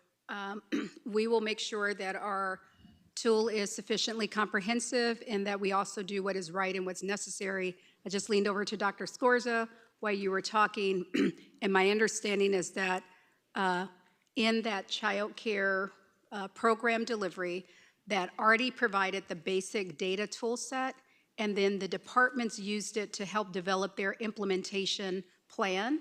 And so going forward, we will make sure that there is fidelity to the model and that the data that already provided. Okay, Seeing no other comments, Executive Officer, please call the members of the public who have signed up to speak on this item. Will Donald Harlan please come forward and staff will assist you? As a final reminder for participants on the telephone, if you would like to address item 14, if you have not already done so, please press 1 then 0 now to be placed in the speaking queue. Moderator, may we have the first speaker, please? Our first participant is John Kim. You may begin. Thank you, Madam Chair and members of the board. My name is John Kim. I'm the Managing Director of Client Services at Asian Americans Advancing Justice Southern California, the nation's largest legal service and civil rights organization for AAPI communities. I want to speak on this item 14 and our work with LA versus Hate and LA Human Rights Commission. As the Managing Director of Client Services, I've worked closely with Human Rights Commission and LA versus Hate campaign for past about 4 years.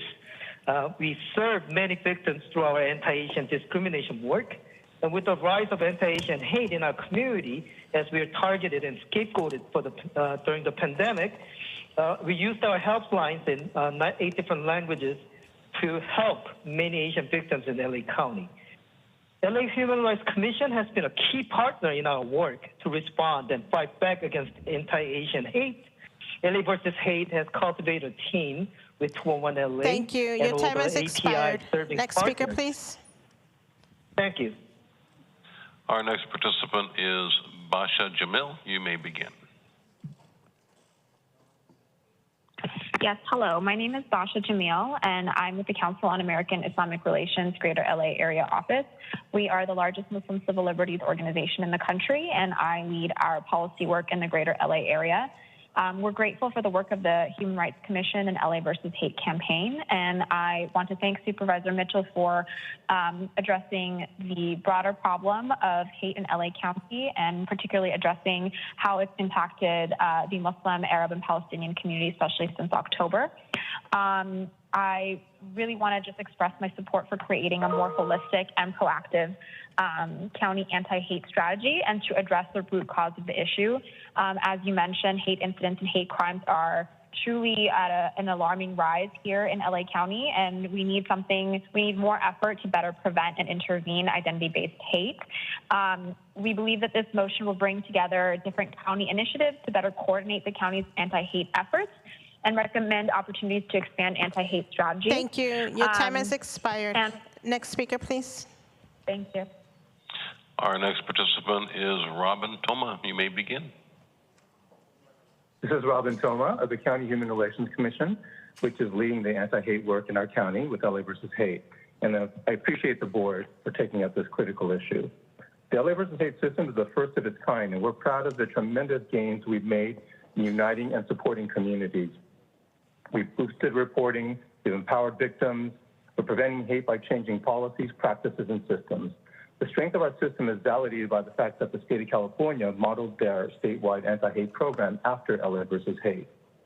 And we've long partnered with a whole host of trusted CBOs, ADL, AJ SoCal, AAPI Equity Alliance, Brotherhood Crusade, Shirla, LA LGBT Center, MPAC, SSG, Task Force, 211 LA, and many others.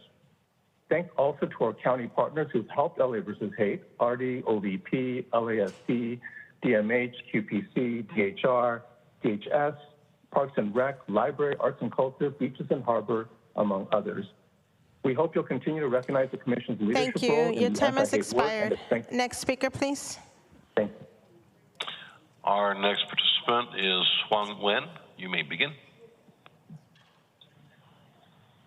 Good afternoon, Supervisors. I'm calling on behalf of AAPI Equity Alliance. Since 2020, we have collected over 11,000 incidents of hate against Asian Americans, Pacific Islanders across the country. Most of them are hate incidents and not crimes. That is why we are a proud partner of LA versus Hate, which addresses hate incidents. And we appreciate this motion calling for a comprehensive assessment of county initiatives to combat hate.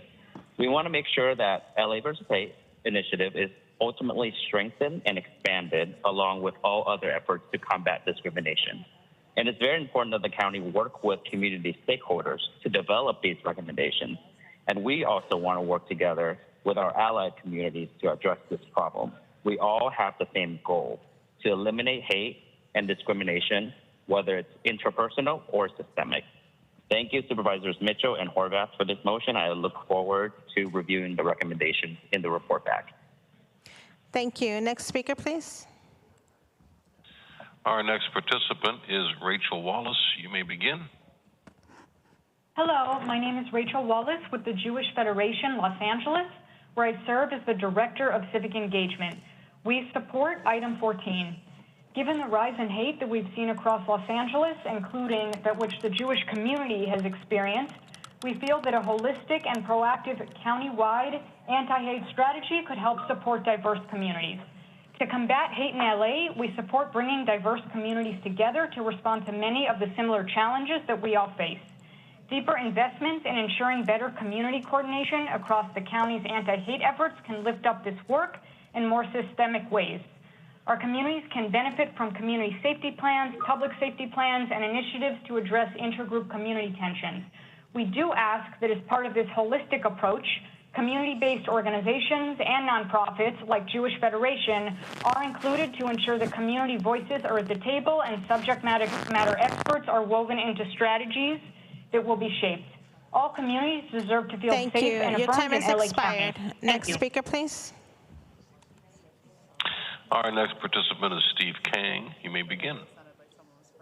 Good afternoon. My name is Steve King, and I'm representing KYCC, Koreatown Youth and Community Center, located in Supervisorial District 2.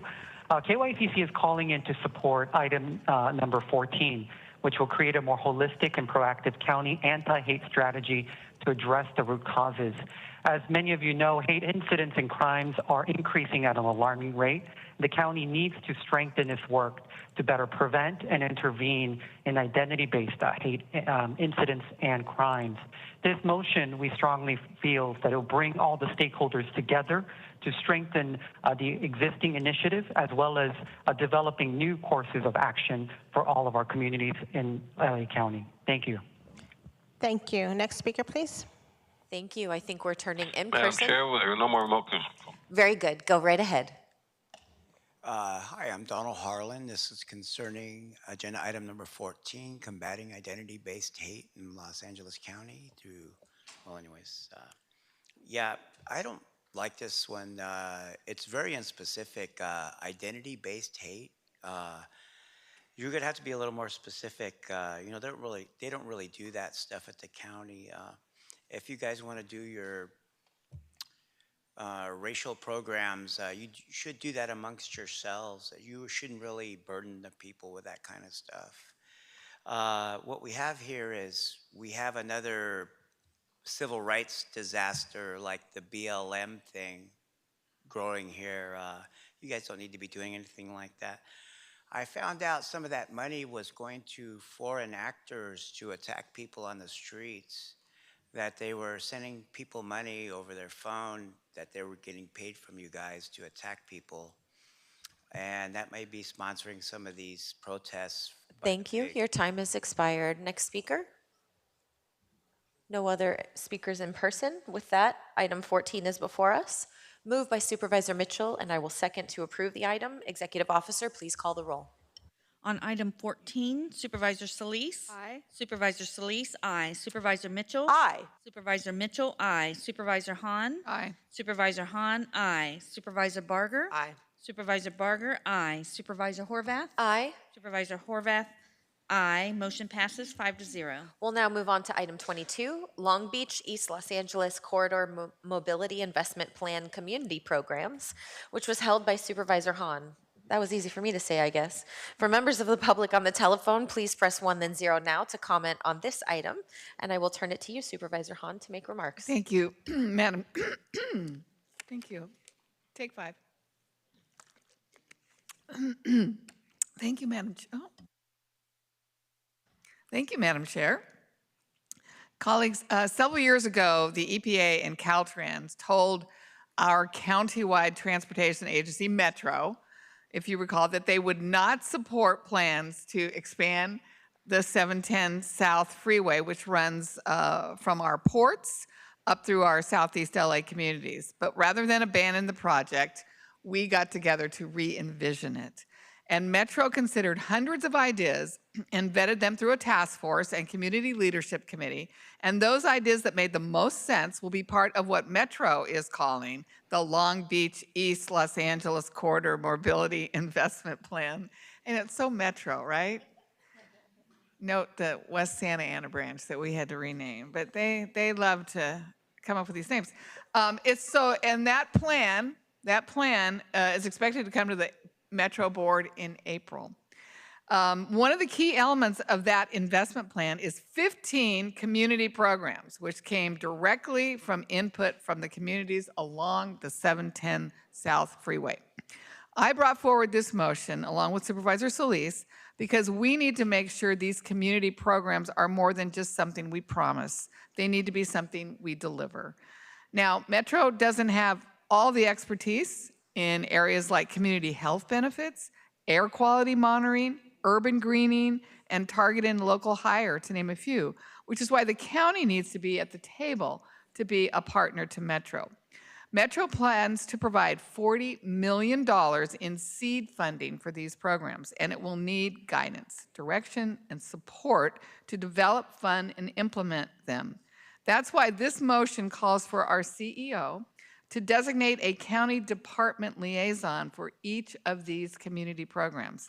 And I think that makes sense for the CEO to designate the appropriate department head, who can then identify someone within their department to be the good point of contact. For instance, for a public art aesthetics program, a good agency to designate, it's probably our Arts and Culture Department, led by Kristen Sakota. For housing and stabilization policies program, we probably want countywide planning and Amy Bodek to be that liaison. For homeless programs, obviously a good person would be Cherie Todoroff. For employment and recruitment initiatives, that's probably our Department of Economic Opportunity, led by Kelly Lobianco. And her department is probably the best liaison for targeted higher and vocational education programs. For urban greening, seems like Public Works and Mark Pastrella. I'm giving you suggestions, but you can designate who you think is most appropriate. It just comes back to how the county is such a wealth of ideas and creative talent and resources. We have a lot to offer with experience, knowledge, and understanding of what it takes to stand up initiatives that are complex and involve coordination across multiple jurisdictions.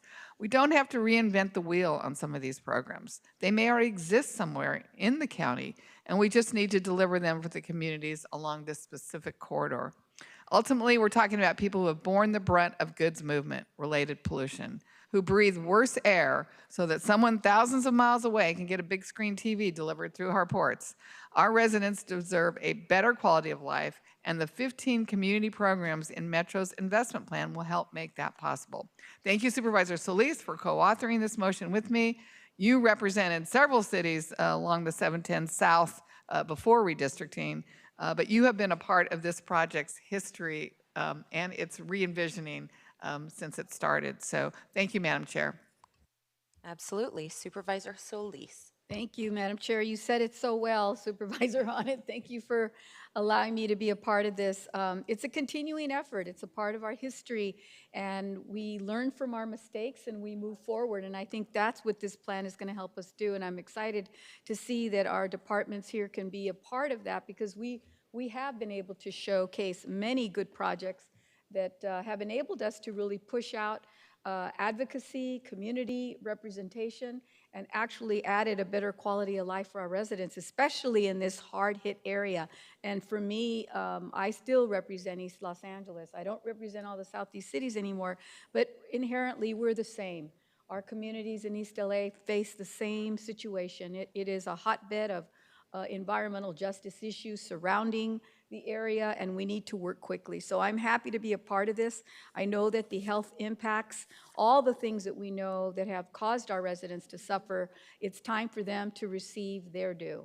And part of it is making sure that we utilize the funding that's coming through our county and our state government to us. I know that $10 million is going to come directly from the Biden administration to be dedicated to a pedestrian and bicycle overcrossing on the 710 along the pedestrian safety and accessibility improvements that are also already happening. So there's a lot of opportunity. We should certainly continue to partner with our federal government and our state. And yes, the goods movement is very important. People who work in that industry as well, are a high number of them are Latino small business owners. We need to hopefully transition them into a better place of work as well.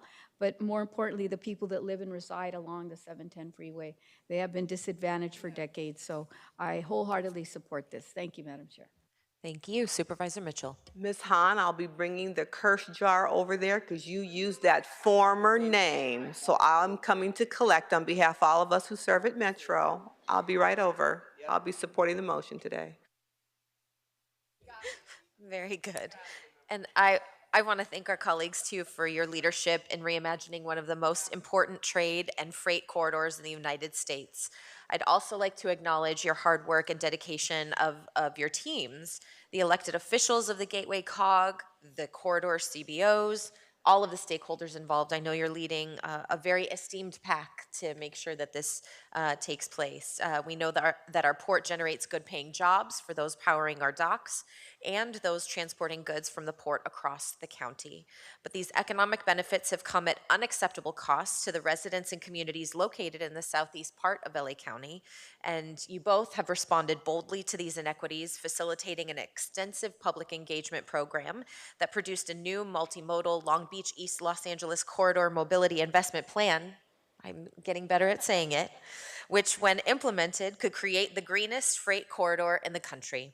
A unique and creative element of the plan are the 15 proposed community programs that are the focus of your motion. Next month, our Metro Board will also consider the adoption of the investment plan, so it's timely and important for our board to act today. Thank you for your leadership. And Executive Officer, please call the members of the public who have signed up to speak on this item. Will Donald Harlan please come forward and staff will assist you? As a final reminder for participants on the telephone, if you would like to address item 22, if you have not already done so, please press 1 then 0 now to be placed in the speaking queue. Moderator, may we have the first speaker, please?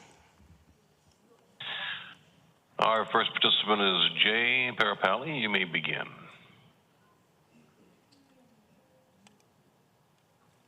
Hello, good afternoon. My name is Jay Parapali. I'm a legal fellow with Communities for a Better Environment, one of the CDOs that's on the task force with Metro, and I would like to thank Supervisors Hahn and Solis for supporting this motion, and just want to emphasize the importance of community benefits and the need for county leadership in the implementation of the investment plan so that we don't have lip service given to EJ concerns, environmental justice concerns, and that we actually do some tangible things to rectify some of the harms of the past, and that we're not single-handedly just giving the port and industry free license anymore in terms of goods movement. So we appreciate your support of this motion. Thanks. Thank you. Next speaker, please. Our next participant is Stephen Goldsmith. You may begin. Yes, I'm with Torrance Refinery Action Alliance and concerned about hydrofluoric acid, which moves through the corridor as in hundreds of trucks a year, carrying this deadly HF chemical that can kill in a few minutes. It forms a low-hanging cloud and spreads, and really appreciate this motion and the strong support of the supervisors in the past. For example, from the Valero refinery, it's only a mile and a half to the 710 freeway, less than a mile to PCH, and the Torrance refinery also, if the wind is going that way, would endanger tens of thousands of people in that corridor. So we appreciate this, and we hope you will pay attention to the question of moving of this exceptionally dangerous, according to the EPA, the most dangerous chemical used in big industry. There's 400,000 pounds of it at the Wilmington refinery. It will kill people. Thank you. Your time has expired. Next speaker, please. Our next participant is Silva Betancourt, you may begin. Good afternoon. My name is Sylvia Betancourt with Long Beach Alliance for Children with Asthma. I participated on the coordinating committee and also on the task force over the last 2 years, and prior to that in the first iteration of the 710 proposed project. I want to thank Supervisor Hahn and Supervisor Solis for this motion. It does step in the right direction and start to cement what we need, which is to address the community benefits, community programs. Obviously, for our scope of work in terms of children's health, we would want to emphasize a community health benefit, but that cannot happen in isolation without these other programs as well. I want to also emphasize that Long Beach has a public health department, and the majority of this freeway is really impacting Long Beach communities. I want to ensure that the Long Beach Health Department is included in consideration for Thank you. Your time has expired. Next speaker, please. Our next participant is Vanessa Rezis. You may begin. Good afternoon. My name is Vanessa Rivas Villanueva, and I am a research and policy analyst with Earth Justice and participated in the task force. I appreciate the opportunity to express our support for Supervisor Solis and Hahn's efforts to advance the implementation of the community programs proposed in the investment plan. The investment plan was developed to help address the historical pattern and discriminatory policies that often prioritize economic needs over community health and well-being. The community programs are a great opportunity for a new direction at Metro and the county. They help rectify decades of harm and provide a pathway for improved well-being and also cleaner air for communities forced to breathe some of the worst air in the country. We want the programs to be developed and implemented in partnership with communities, and doing this meaningfully will require resources that Metro currently does not have. For that, we really thank Supervisor Hahn and Solis for their efforts to help advance these community programs. Thank you. Next speaker, please. Our next participant is Eli Lipman. You may begin. Yes, this is Eli Lipman for Move LA. We'd like to thank Supervisors Hahn and Solis for introducing this vital motion. It's so important that there's a partnership between the county and Metro on these community benefits programs, especially at a time when there's so much money from the federal and state government, particularly for programs to reconnect communities. And, you know, applying for those grants is really difficult for community organizations. I've experienced this myself. This is really the only way that we can not only just do the basic programs, but elevate them in a way that communities really want to see: more active transit, more bus shelters, more shade trees, more parks, more places where communities can gather. And so this is a great program, and we really appreciate the county stepping up in this way, and we want to see this move forward expeditiously and support these efforts. Thank you so much. Thank you. Next speaker, please. Our next participant is Veridiana Pregiazo. I think that's the pronunciation. Pregiazo. Go ahead. Hi, is everyone able to hear me? Yes, we can hear you. Go ahead. Hi, thank you so much. So my name is Veridiana Preciado. I go by Vidi. I'm a member, part of Communities for a Better Environment, but I've also participated in the corridor, the 710 project, as being part of the CLC, and I was once part of the coordinating committee. I currently represent Wanna Park in this project. I've lived all my life in Wanna Park, so I just want to thank Supervisor Hahn and Supervisor Solis for taking this motion. I feel like living in my life in Walnut Park, I really noticed that as a county, we really do need a lot of programs in our community, especially uplifting our community voices, because we really do need a lot that comes down to it, which is community health, a whole bunch of homelessness programs. We are poor communities, so I feel like even just getting a park is really awesome, and just taking Thank you. Your time has expired. 16. Next speaker, please. Thank you. Madam Chair, there are no additional remote speakers in queue to address the board. Thank you. We'll go to speakers in person. Go right ahead. Hi, I'm Donald Harlan speaking on agenda item number 22, the Long Beach East Los Angeles Corridor Mobility Investment Plan and Community Programs. You guys realize that this will never happen. I'll never pay for that. The county will never pay for your programs. Really what those people need over there is jobs. They're gonna need a lot of people to work in Metro, a lot of people to clean up the highways and the freeways and repair things like that. But they don't need to be building stuff. You guys realize that that kind of programming doesn't even belong in Metro, it doesn't really belong in the county. There's some crazy notion from some corrupt politician here at the county supervisors, several of them actually, that they're gonna spend the money for the 710. That's my money, all of it is, and I'll never let you spend any. Thank you. Seeing no other speakers, item 22 is before us, moved by Supervisor Hahn, seconded by Supervisor Solis to approve the item. Executive Officer, please call the roll. On item 22, Supervisor Solis? Aye. Supervisor Solis, aye. Supervisor Mitchell? Aye. Supervisor Mitchell, aye. Supervisor Hahn? Aye. Supervisor Hahn, aye. Supervisor Barger? Aye. Supervisor Barger, aye.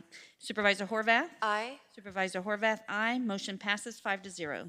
We'll now move on to item 24, developing a roadmap and establishing a countywide strategy for a senior safe home pilot program, which was held by Supervisor Hahn. For members of the public on the telephone, please press 1 then 0 now to comment on this item. Supervisor Hahn, I'll turn it to you. Thank you, Madam Chair. We know that LA County is home to over 2 million older adults. And what we don't often talk about is how 1 in 6 seniors will experience elder abuse this year. This abuse can range from financial, emotional, physical, sexual, or psychological, and can lead to homelessness, isolation, and even early death. Abused older adults who have no safe place to go will continue being abused. That's why the motion I brought forward today, I believe, is important. Today's motion will direct our Department of Aging and Disabilities to lead on county efforts towards the establishment of a senior safe home, a safe house for older adults who are 55 and older and who are victims of abuse or neglect and are adult protective services referrals. Unlike large dorm-style shelters, this senior safe home will provide residents with their own room and door that locks, similar to our domestic violence shelters, where victims of senior abuse could get meals, supportive services, case management, and housing connections dedicated to survivors. This idea was elevated to me and my staff by the Long Beach Senior Citizen Advisory Commission, who reported on how important it is to have a safe place for vulnerable older adults. And last year, the City of Long Beach explored how to create a senior safe home, but they were unable to provide the resource which shows the need for collaboration and locking arms with our county. This motion will direct our Aging and Disabilities Department to work with departments of public health, health services, mental health, public social services, CEO real estate, homeless initiative, and community stakeholders to provide a 180-day feasibility report back. And I think this report back should include substantiated elder abuse data from the last 5 years, the development of site-specific criteria, and a pilot project funding model to help establish sustainability. We can all agree that it's heartbreaking to see or hear about our seniors who are neglected, abused, stuck with an abuser. As a county, we need to step up to make sure our most vulnerable residents are protected at all times, especially our older adults who have endured great harm and deserve a safe home with refuge and a life filled with dignity, purpose, and peace. I want to take the time to acknowledge Long Beach Vice Mayor Cindy Allen, Councilwoman Mary Zendejas, as well as the Long Beach Senior Citizen Advisory Commission members Alan Goldstein, Phyllis Schmidt, Myron Wolin, and Karen Racide, who is also my older adult commissioner. Thank you, Madam Chair. Thank you. I really support this motion. I'm excited about the potential of the pilot. With a quarter of unhoused people being older adults, as well as the tragic connection that you highlighted between elder abuse and homelessness, The county needs to build systems and policies that are part of a prevention continuum by creating safe spaces for older adults experiencing abuse so that we can prevent them from entering the homelessness system. LA County needs to do more to support our older adult residents too. The creation of senior safe homes will allow us to step up for this important population, and I hope we'll also use language that speaks to all the older adults who will be eligible for this program. Seeing no other supervisors in queue, Executive Officer, please call the members of the public who've signed up to speak on this item. Will Molly Davies please come forward and staff will assist you? As a final reminder for participants on the telephone, if you would like to address item 24, if you have not already done so, please press 1, then 0 now to be placed in the speaking queue. Moderator, may we have the first speaker, please? Of course. There's currently no one in the queue at this time to address the board. Okay, we'll turn to speakers in person. Go right ahead. Thank you very much. I'm Molly Davies, President and CEO of Wise and Healthy Aging, and we're one of the few organizations in the country that provide wraparound services for elder abuse survivors. It's not a common service that's provided, unfortunately, and I'm just very thankful for Supervisor Hahn for bringing forward this motion. It's long overdue. We need it here in LA. For elders who are trying to flee elder abuse, there's nowhere for them to go. We see it with our clients frequently, and an elder abuse safe home is just urgently needed, and thank you very much. And thank you for your great leadership. We love your organization. Thank you. Item 24 is before us, moved by Supervisor Hahn. I will second to approve the item. Executive Officer, please call the roll.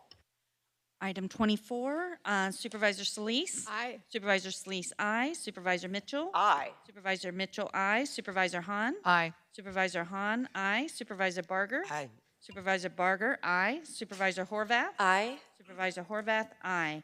Motion passes 5-0. It's my understanding that there are no specials.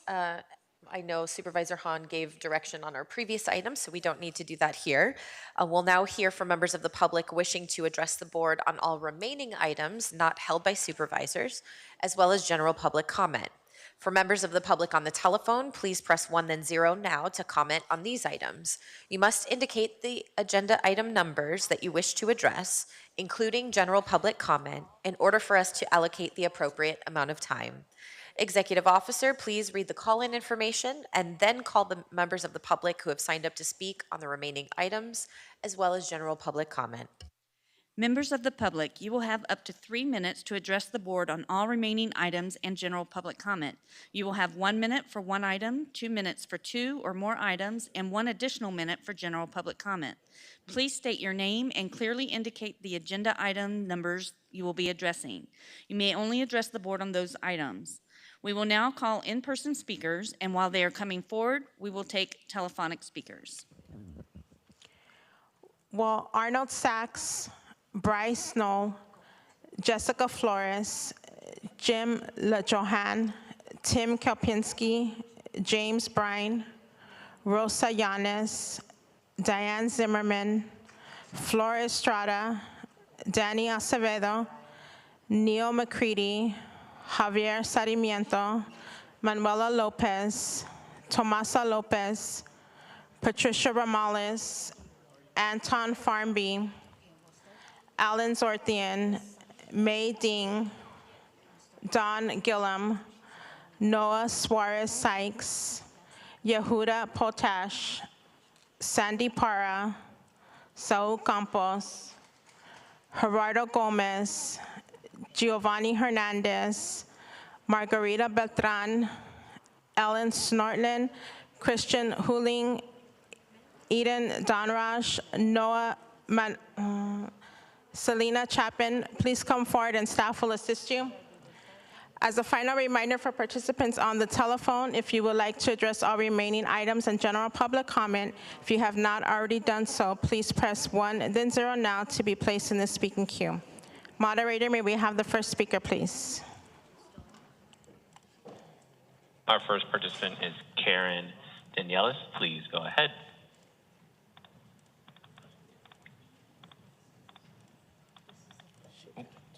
Go ahead. Are you there? One moment, they just dropped from queue. I'll go and grab them real quick. Okay.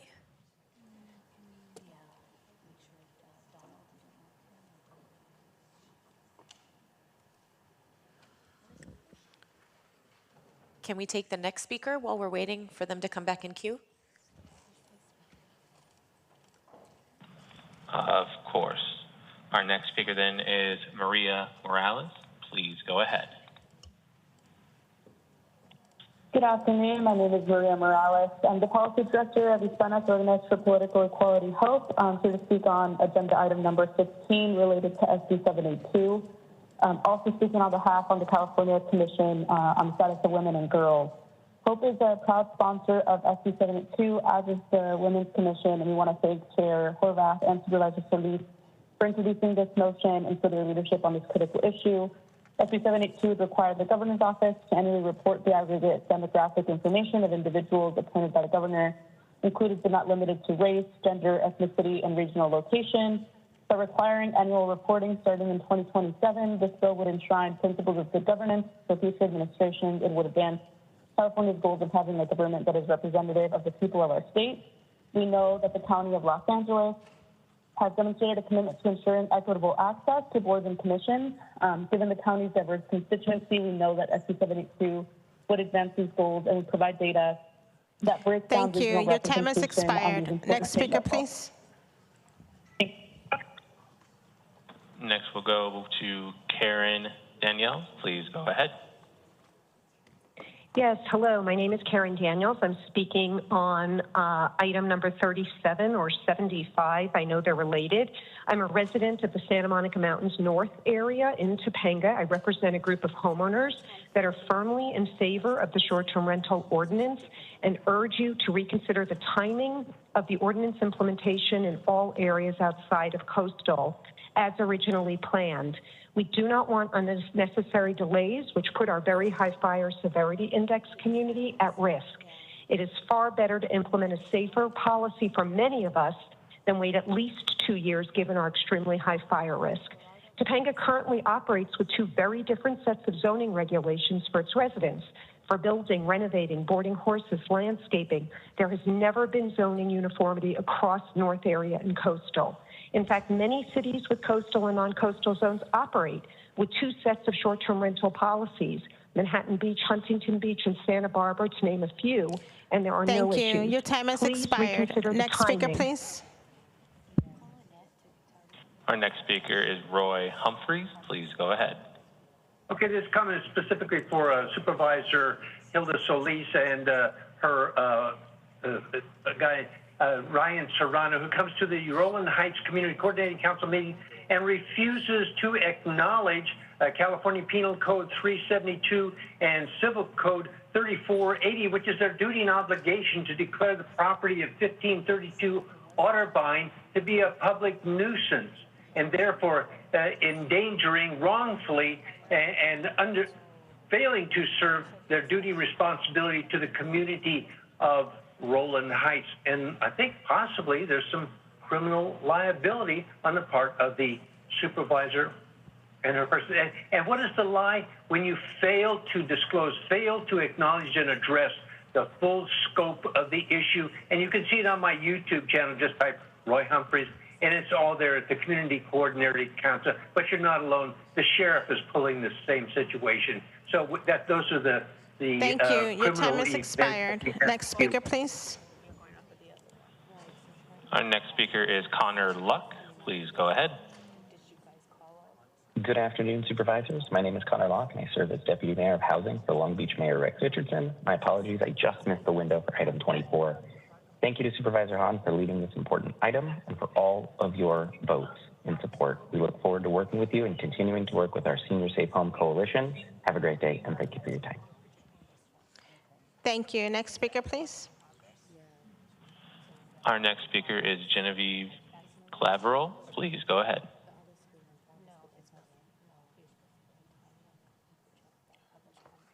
Genevieve, are you there? She just left the queue. Okay, we'll go to our next speaker, please. Our next speaker is Joanne Clochi. Please go ahead. Hi, my name is Joanne Kochi, and I have one vacation rental in the city of Altadena. I'm retired, and this is my sole source of income, and I am in opposition for the short-term rental ordinance.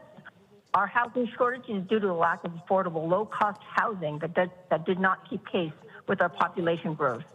Most short-term rentals are not affordable, and they make up only 1% of our state's rental properties. Short-term rentals provide significant tax revenue collected by the transient occupancy taxes paid by visitors, and also the travel-related spending. Banning short-term rentals will not translate into all units going to long-term rentals, as they are needed for personal and other uses. Complaints against short-term rentals refer to illegal rentals and party houses. Legal short-term rentals do not disturb neighbors or pose a nuisance. Please do not adopt this ordinance.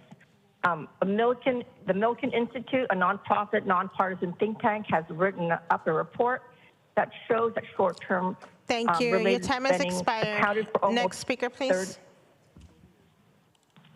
Our next speaker is Leah Bila. Please go ahead. Hi, Board of Supervisors. I urge you to reconsider the proposed short-term rental ordinance. Our ability to host directly supports our families, allowing us crucial time with our children and avoiding the structures of 9-to-5 jobs. We're committed to our communities, paying significant taxes that benefit the city and making substantial investments, up to $30,000 in our properties to ensure they are comfortable and safe for our guests. Contrary to outdated beliefs, we do not permit disruptive behavior. Such incidents harm not only our relationships with neighbors, but also our financial investment. Dealing with damages is both costly and stressful. We care deeply about our communities and advocate for responsible hosting protocols that do not limit hosting days. By working with experienced hosts, we can help you supervisors develop guidelines that protect neighborhood harmony while also supporting the economic benefits short-term rentals bring to LA County. Please consider a balanced approach that allows us to contribute positively to our communities and economy. Hedge funds own the majority of single-family homes in the U.S. and California. Next speaker, please. Our next speaker is Reggie Torres. Please go ahead.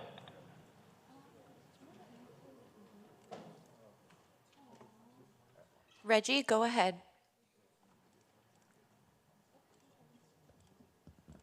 Reggie, are you there?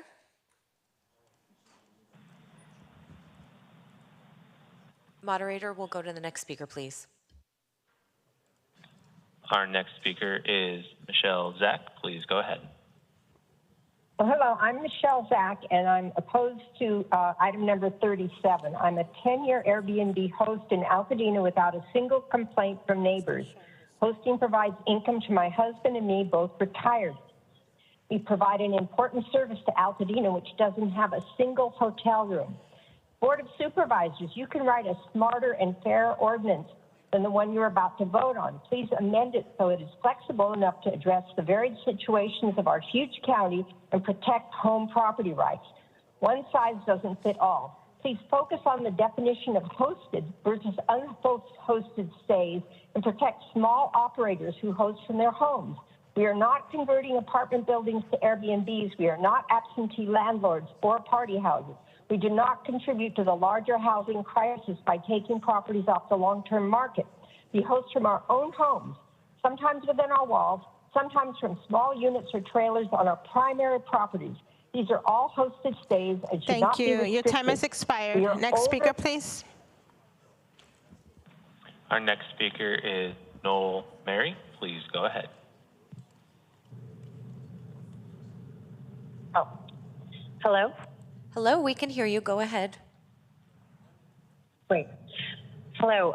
So I am heavily opposed to the number 37, the short-term rental ordinance. The narrative that's been spun by the hotel industry that Airbnbs are the main reason for the housing crisis is just wholly untrue. And while I'm in agreement that there should not be land barons buying up hundreds of houses, I use my Airbnb to support my family. The people I support are women and in our community, and the people I host are also families. So we urge you just to consider that maybe exceptions or being grandfathered in to current measures instead of a sweeping ban would be very helpful. Thank you. Thank you. Next speaker, please. Our next speaker is Maria Fellows. Please go ahead. Hello. Madam Chair and Supervisors, my name is Maria Veloz. I am the Legislative and Government Relations Officer at the Los Angeles Community College District. I'm speaking on item number 9, authored by Supervisor Solis, addressing California's nursing shortages. LACCD is one of several co-sponsors of the bill, which aims to address the serious nursing shortage in California. Senate Bill 895 will address the nursing shortage by creating a pilot program that authorizes the chancellor to select up to 15 community college districts with existing nationally accredited associate degrees in nursing to offer now Bachelor of Science degrees in nursing. We have 7 schools of nursing, 2 of which are nationally accredited and well-positioned to immediately expand their offerings to BSN degrees, allowing students to complete their 4-year degree in nursing through a community college will cut costs for students and increase the supply of ethnically. Thank you. Your time has expired. Next speaker, please. Our next speaker is Lisa Lavelle. Please go ahead. Thank you so much for hosting us today. This is Lisa Lavelle with the City of Avalon City Council. I'm speaking on behalf of Catalina Island Health Center and the need to receive additional funds to ensure that our hospital remains solvent and open. Up until just a couple months ago, a closure date of June 30th was in plan for our hospital. And thanks to LA Care and work from Hector De La Torre and his team, that has been able to be extended slightly. However, we do still have a shortfall for operations for this year of $2 million and would ask the supervisors' support in looking at funds. These funds would not only assist the hospital, but would also save LA County money in general for emergency services that would be required should the hospital close.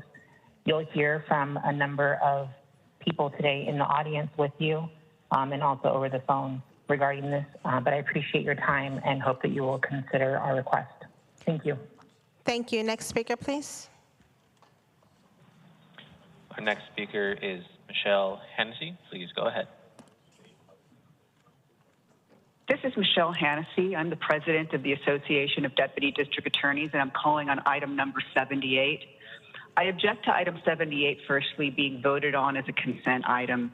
Government Code Section 7522.56, subdivision F1 specifically states that exceptions to the 180-day rule may not be placed on a consent calendar.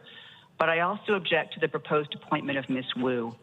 The so-called work she would be doing is not the work of the department. She's a precipient witness and should be treated like any other witness, not paid to testify or hired to pull records that any existing staff member could retrieve.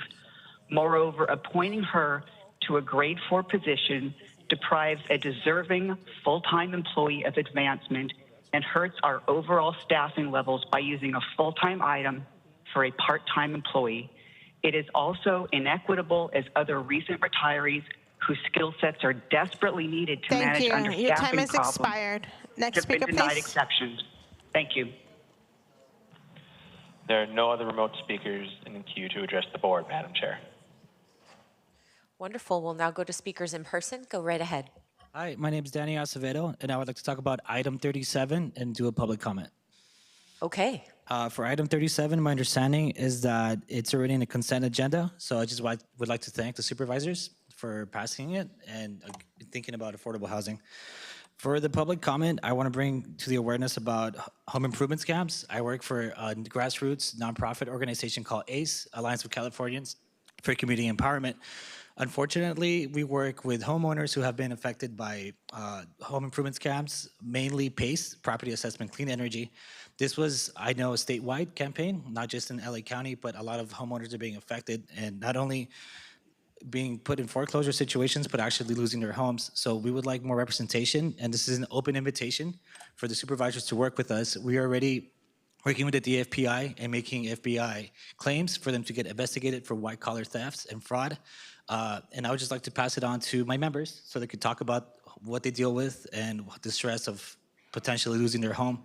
And we're talking about $120,000 plus in debt or a fraudulent loan that gets taken out.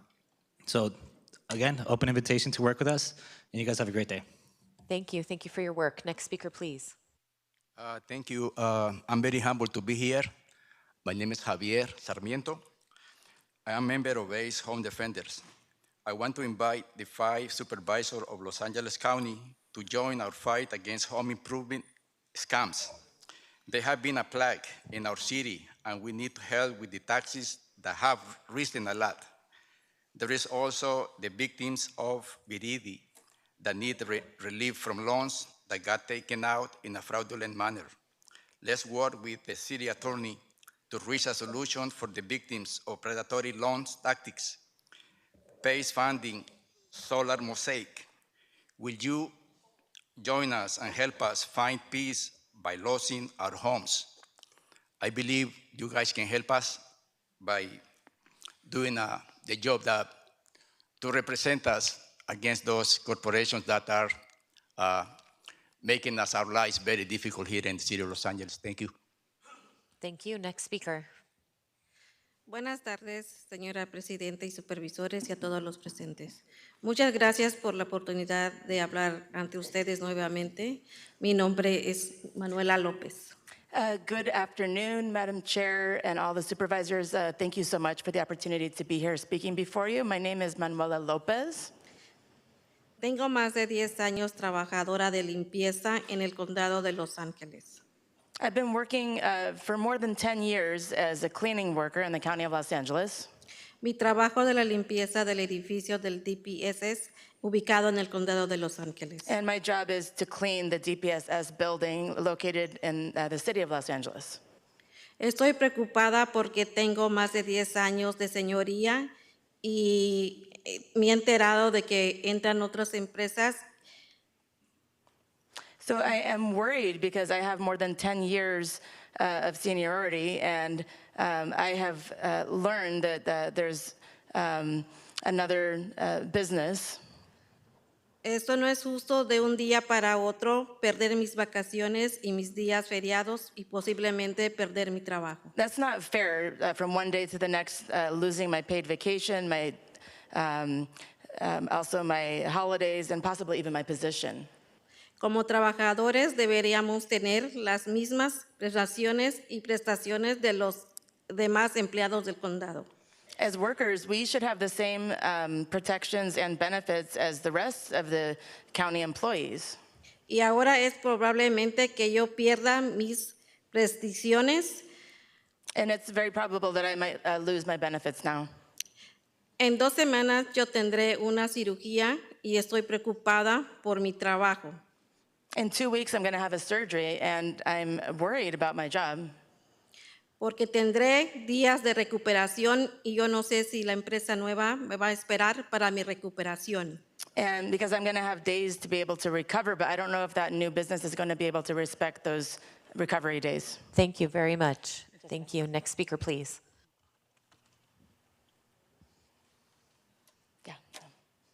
Muy buenas tardes, señora You could speak right into the mic. Go ahead. Adelante. Muy buenas tardes, señora presidenta y supervisores. Muchas gracias por la oportunidad de hablar ante ustedes. Mi nombre es Tomasa López. Tengo 3 años trabajando como trabajadora de la limpieza en el condado de Los Ángeles. Very good afternoon, Madam Chair and supervisors. Thank you so much for the opportunity to be here speaking before you. My name is Tomasa Lopez, and I've been working for more than 3 years as a cleaning worker in the County of Los Angeles. Mi trabajo es limpiar el edificio de la Corte de Bellflower en la ciudad de Bellflower. My job is to clean the court building in Bellflower, in the city of Bellflower. Como persona inmigrante es importante para mí saber que sobre mis derechos y cómo puedo participar más en las decisiones políticas de mi comunidad. As an immigrant, it is important for me to be able to know about my rights and about how I can participate in the political decisions in my community. Con mi unión tengo acceso a programas que me ayudan con mis impuestos, el saber mis obligaciones como ciudadana de los Estados Unidos. And as part of the union, I have access to programs that help me with my taxes and being able to fulfill my obligation as a citizen of the United States. Ahora más que nunca necesitamos mayor información, protección para las personas migrantes en la labor de la limpieza. More than anything right now, we need more information and protection for migrant people that are working in cleaning. Por favor, empiecen con nosotros, los trabajadores que limpiamos los edificios del condado. Please start with us, the workers who clean the county buildings. No queremos perder nuestra unión. Les pido que reconsideren el punto 35.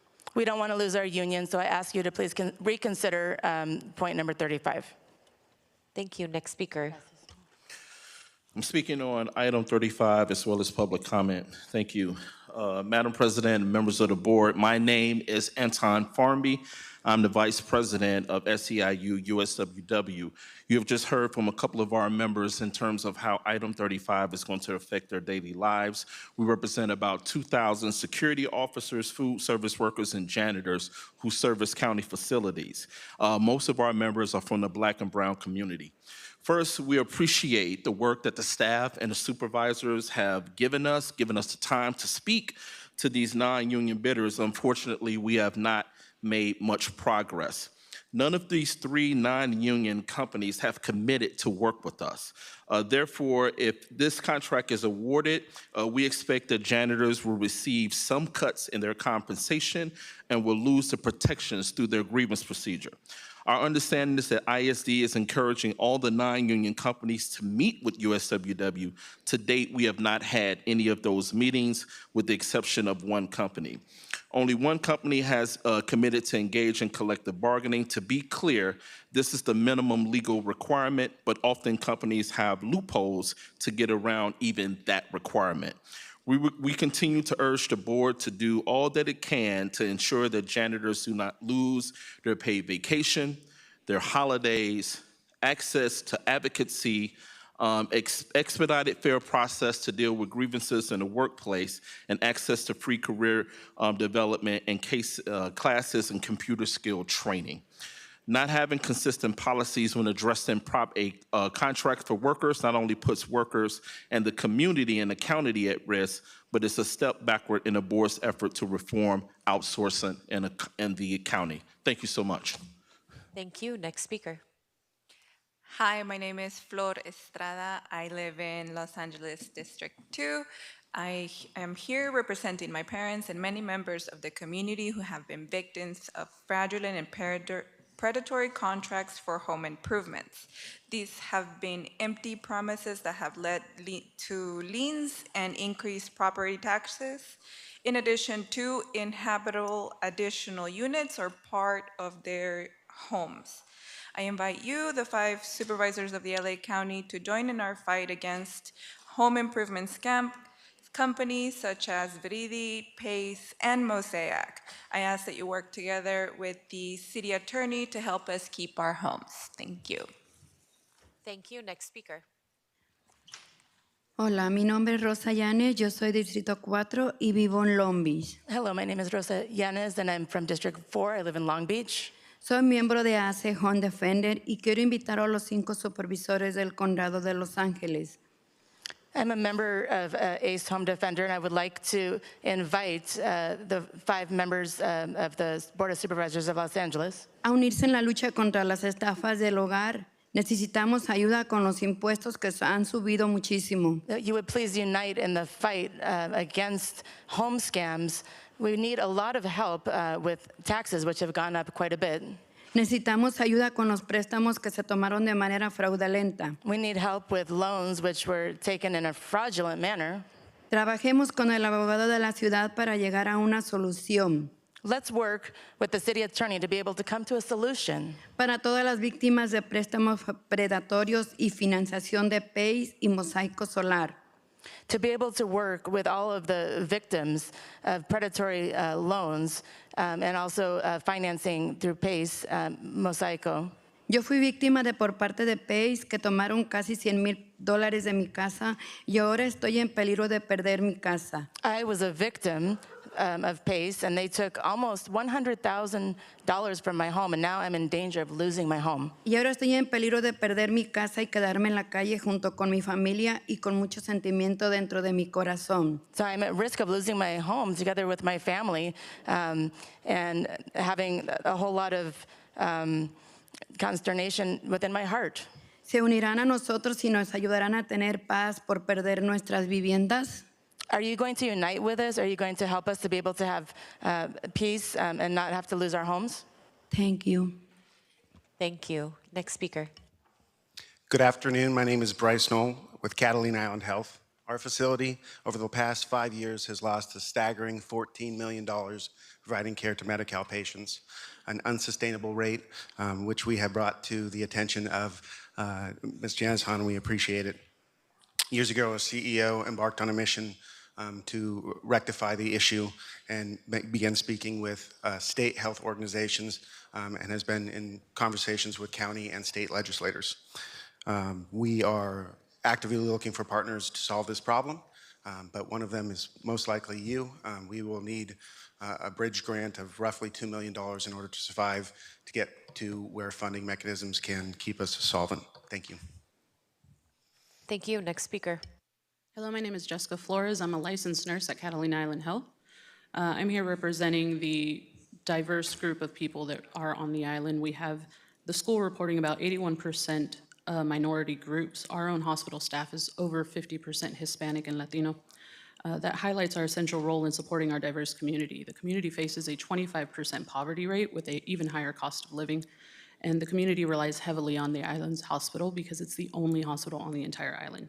This isn't just about access, it's about survival. The ER sees about 2,500 patients annually, with a significant portion arriving by ambulance, meaning if this hospital closes, LA County is looking at over $20 million annually that's going to be spent on emergency services. We won't just be sending people off the island looking for care. You're going to be picking up bodies that are going to be looking for burial, and we're trying to avoid that. So we ask for your support today. Thank you.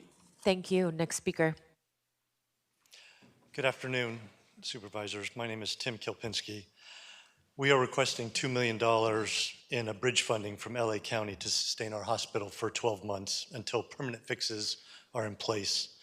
Without this support, we face grave outcomes, a mortality rate increase exceeding 8.5%, and an additional $20 million per year in new costs burdening LA County EMS. Consider the specifics: 15,000 more medevac flights annually, with each hour in the air costing $10,000. That's $15 million spent solely on helicopter time. This isn't about numbers, it's about maintaining crucial healthcare access for a vulnerable community and preventing a steep decline in health equity. By allocating $2 million in bridge funding, you're investing in both lives and in financial prudence. This isn't merely cost saving, it's life saving. We ask you to help us. A small investment now prevents greater expenses and saves lives. Thank you for considering our request. Thank you. Next speaker. Good afternoon. I'm Neil McCready from Catalina Island Health. I'm here to discuss critical role of Catalina's emergency room, which annually serves over 2,500 patients, which you've already heard, 1,500 of which arrive by ambulance. Our ER successfully retains 92% of these individuals on the island, resorting to helicopter medevacs for only 200 cases per year. The county and city's EMT and paramedics, despite their training and dedication, are constrained by law from performing basic emergency care. They are unable to diagnose or treat conditions as basic as abdominal pain, leading to mandatory, time-consuming, and expensive medevacs. Many times each year, our ER doctors have stabilized patients who, without immediate care, would not survive the wait for a helicopter. The loss of our hospital would not only increase mortality, but would also deteriorate health outcomes for many. That's why we're talking about health equity here. So we ask you to support Catalina Island Health and our goal to continue serving the people of Avalon. Thank you. Thank you. Next speaker. Good afternoon. Jim Luchahan, love Catalina Island, Catalina Island's Tourism Authority, and I'd like to share some details that my cohorts here have not yet mentioned. Some other impacts should Catalina Island Health close on the island would include loss of key employees over concerns of inadequate services from on-the-job injuries, increased workers' compensation insurance rates for all businesses on the island, closure of activities and events that are dependent upon emergency response and immediate care, like our thriving diving community, our zip line, and our trail runs and marathons. Negative social media from visitors unable to safely visit the island, and families moving due to the need for 24-hour care access for a particular member of their household, further impacting the available workforce and in turn the visitor experience. I ask you please to provide the temporary funding to Catalina Island Health and save many jobs and many visitors' enjoyment of the island. Thank you. Thank you. Next speaker. Madam Chair, could I just respond? I know we're not supposed to respond to public comment, which I'm not, but I just want everyone to know that my office is very well aware of the Catalina Health Clinic problem, and this is, again, the only hospital on the island, and it certainly serves those who live there, but as you know, Catalina is a huge tourist destination. Cruise ships go over there, the Catalina Ferry goes over there, so it is absolutely necessary to save that clinic, and we do have a solution for the immediate $2 million gap that we'll be talking with you about in the future. But we're well aware of this, and we will not let this hospital in any way go away. You heard it here first. Please continue. Good afternoon, Honorable Chair Horvath and Supervisors. My name is James Brine, and I'm a researcher with Unite Here Local 11, the Hospitality Workers Union. We are here in solidarity with NUHW in strong support for the item 21, I believe. Thousands of our members and their dependents are Kaiser Permanente members, and they deserve quality care that mental health clinicians want to provide. Providing less time for Kaiser therapists in Los Angeles County to perform critical patient care tasks as their counterparts in Northern California creates an unequal system of care that unfairly disadvantages Kaiser members in Los Angeles County. Please support this item and ensure the clinicians can better provide quality care. Thank you. Thank you. Next speaker. Good afternoon, Supervisors. My name is Noah Suarez-Sykes. I am a resident of LA County Supervisor District 1. Hello, Supervisor Solis. And I am an organizer for Better Neighbors LA. I'm here to urge the Board of Supervisors to support item 37, the short-term rentals registration ordinance, because short-term rentals are worsening the housing crisis in LA. The Los Angeles Homeless Services Authority estimates that almost 70,000 people are experiencing homelessness in the county. And according to a report published by Professor David Walksmith of McGill University, in the city of Los Angeles, short-term rentals have contributed to an additional 5,000 individuals experiencing homelessness each night. And that means that at least 1 in 14 people in LA County who experience homelessness are homeless because short-term rentals increase the cost of housing. To alleviate this crisis, we need to protect our housing, especially affordable housing, for our neighbors who live in LA County, not just passing tourists. As a resident and worker of the county, I urge you to protect our housing and pass this ordinance. Thank you. Thank you. Next speaker. Good afternoon, Supervisors. My name is Yehuda Potash, and I am an intern at Better Neighbors Los Angeles, a coalition of hosts, tenants, housing activists, hotel workers, and community members focused on preserving housing for long-term residents. I urge the Supervisors to support item 37. I am also a senior at the University of Southern California and a renter in SD2. When my class graduates, we want to be able to find housing we can afford so that we can stay in the area, but right now that may not be a reality. In LA County, according to the National Low Income Housing Coalition, workers in Los Angeles would have to work 2.5 minimum wage jobs in order to afford a 2-bedroom apartment at the fair market rate, or make $42.73 an hour. Strong STR regulations would make housing more available to us that live here and want to build our careers in this great county. Please stand with students and pass the ordinance. Thank you. Thank you. Next speaker. Diane Zimmerman, New California State. 25. You spend a lot of taxpayer dollars meeting and making all these month-long dedications. Autism is something that needs to be addressed as to how to prevent children from contracting it in the womb. So many autistic children are in our world today. If brought up with love and caring, most of them lead very good lives and give so much to others. The causes have been found out and denied by our government so that info does not get out to citizens as to how to prevent it in the first place. How about we stop with all these monthly designations and just celebrate each and every day how many people showed kindness towards one another? That would be a huge majority of people of all ages, races, creeds, and colors. You know why? Because most of us are not the least bit guilty of what you have succumbed to making huge topics about due to anti-United States Constitution groups like the Governor's Teachers Union. The government teachers. Thank you. Your time has expired. Next speaker, please. Thank you. Next speaker, please. Miss?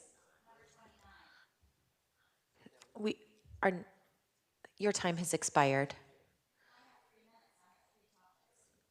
You didn't indicate the items at the top of your comments, so we didn't know you needed 3 minutes. I'll give you 2 more minutes, but just for future reference, you need to identify your items at the top of your comments so we can allocate time. I will Thank you. do that. Thank you.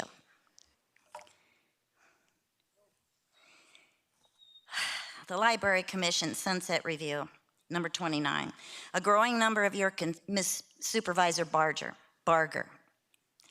A growing number of your constituents on both sides of the aisle in the Santa Clarita Valley are very concerned with City Manager Ken Striplin's appointment of Gina Robertson as City Librarian.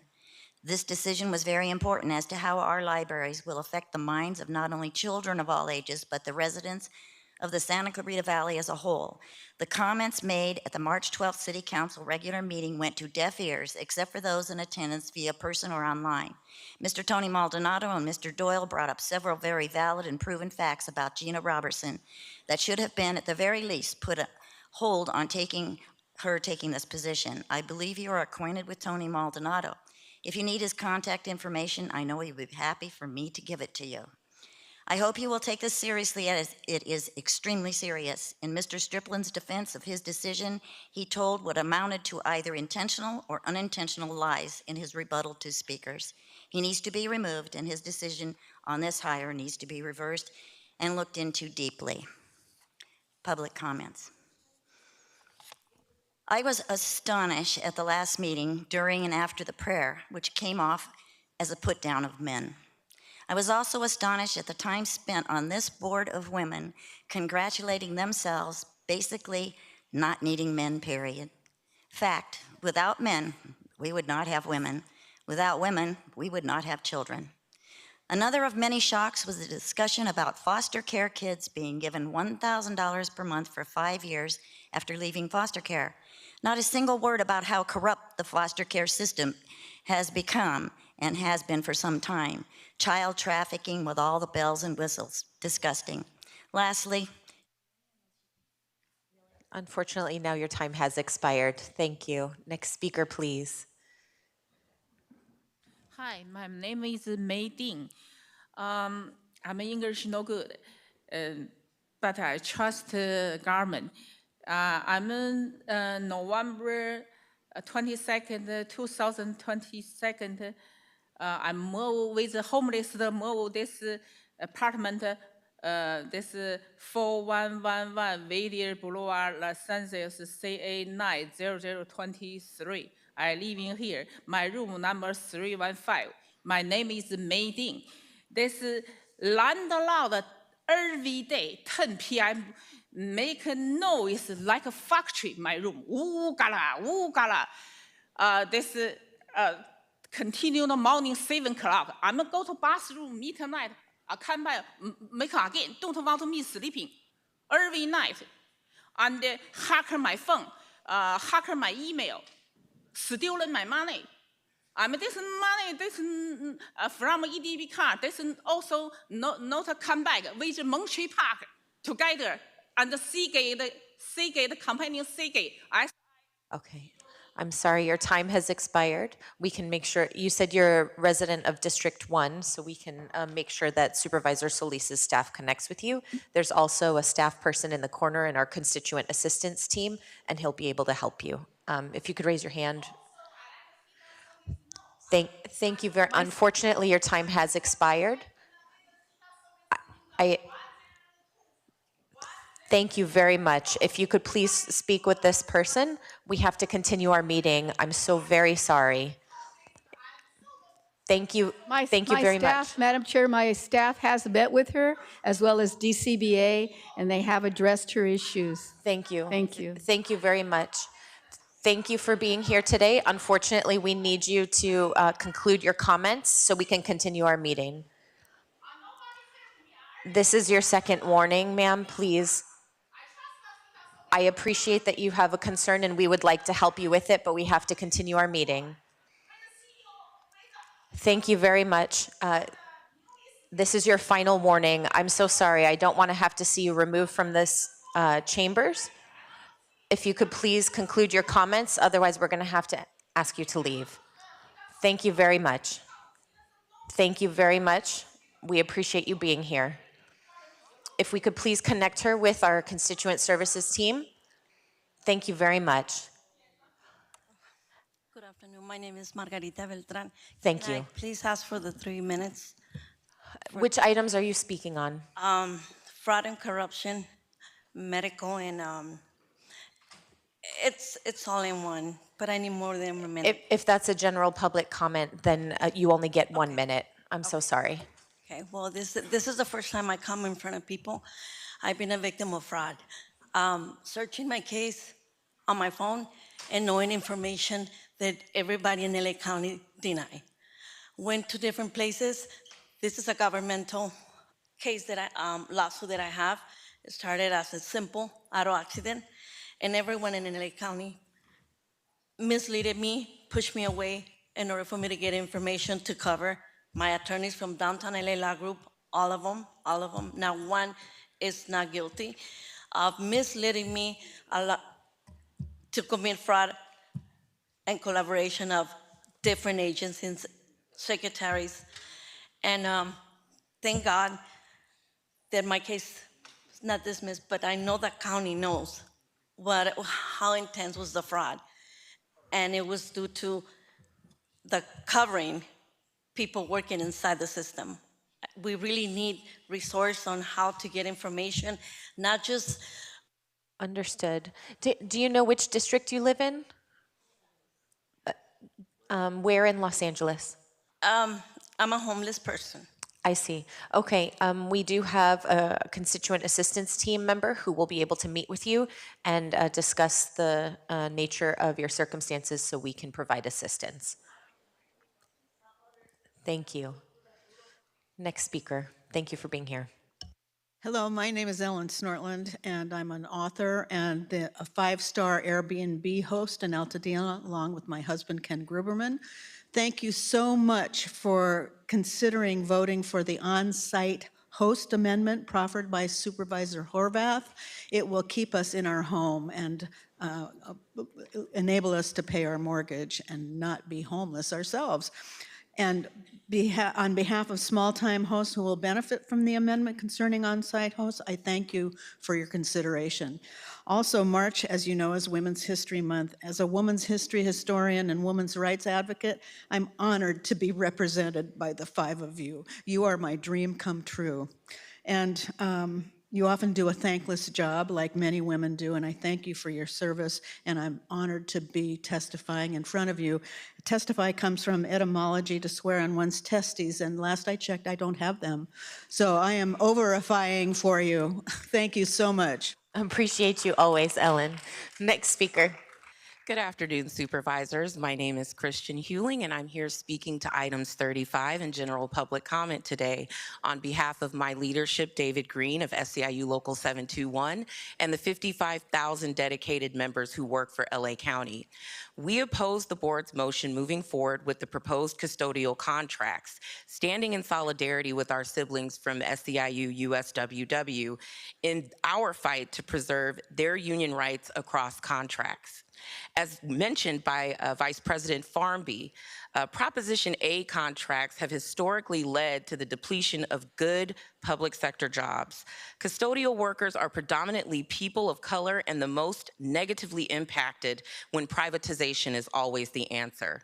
The board has already signaled its support for addressing the injustices created by Proposition A in unanimously adopting the 2019 motion to reduce the county's reliance of Prop A contracts, among other things. The motion is recommending insourcing custodial classifications in ISD over a number of years. We are calling on this board to follow through with this recommendation and bring these custodial classifications back in-house. Thank you very much. Thank you. Next speaker. My name is Javier Cortez. I am the organizer with NUHW Kaiser Workers. My union, our therapists, and I urge you to vote yes on item 21. I will take my time to read a statement from Richard Meeks, a 21-year therapist in the Panorama City Kaiser service area. I urge you to vote yes on item 21 to support for Kaiser Permanente Therapist patient management time motion. I wish I could have been there in person to share my testimony, but I'm currently working and fully booked. As a therapist, having 3 or 4 hours of PMT, the crucial block of time needed to plan my therapy sessions, respond to patient emails, voicemails, tailor treatment plans, communicate with social service agencies is already insufficient. Rushing through patient care is never wise, whether it's with your surgeon, your pharmacist, or your therapist who's concerned for your mental well-being. The lack of adequate PMT has affected staff morale, as we've seen many therapists leave in the last couple of years, some who don't even stay for a few months. Kaiser will deny booking into PMT. Thank you very much. Your time has expired. Next speaker. Good afternoon, Chair Horvath and members of the board. I am here to comment on today's item number 21 and public comment. My name is Dawn Gillum, licensed clinical social worker and executive leader for behavioral health, Kaiser Permanente. I've also previously practiced as a clinician at the LA County Mental Health. Equitable mental health access is a priority for Kaiser Permanente, and it is our obligation to our members, your constituents, that we optimize the number of clinical appointments. Item number 21 by Chair Horvath reads, I therefore move that the Board of Supervisors support Kaiser Permanente therapists' efforts to maintain current levels of patient management time. We appreciate the recognition that the current level of patient management time that has been fully implemented across Southern California is both adequate and equitable for all Kaiser Permanente members across Los Angeles County. We agree that we've struck a good balance between direct patient care and patient management time that supports our therapists and advances our shared goal of providing high quality, accessible services to all of our members in every one of your districts. Kaiser Permanente is taking action to increase access to mental health services. We've hired over 250 internal therapists across Southern California in the last year and a half.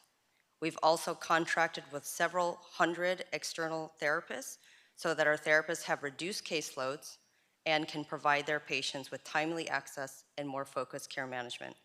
Thank you for your support and dedication to expanding equitable and accessible mental health services across Los Angeles County. Thank you.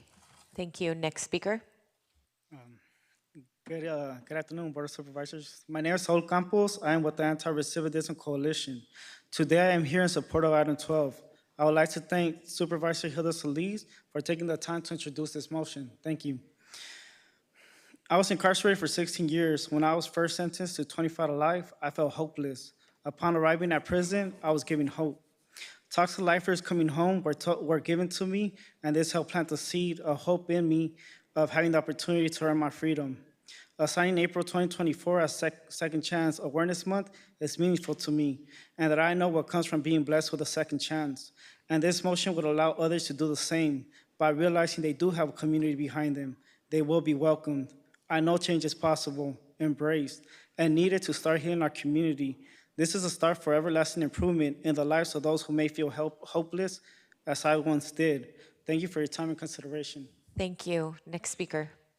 Hi, my name is Maria Herrera, and I'm here to support item 12 as well. I'm formerly incarcerated. I'm also a union carpenter. Thank you, Hilda Solis, for introducing item 12.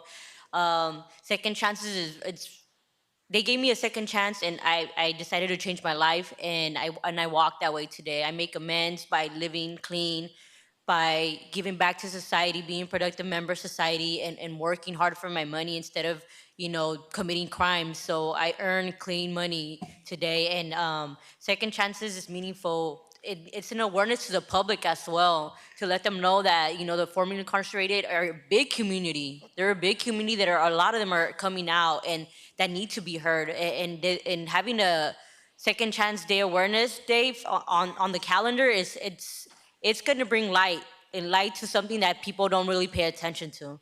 And it's going to also encourage other people to want to change that are in there, because again, that community is huge and we want to change the system. We want to change. Thank you very much. Next speaker, please. Yes, thank you. Good afternoon. Arnold Sachs. Shalom. Thank you very much for that interesting discussion about the hospital on Catalina Island. I think they mentioned LA Care.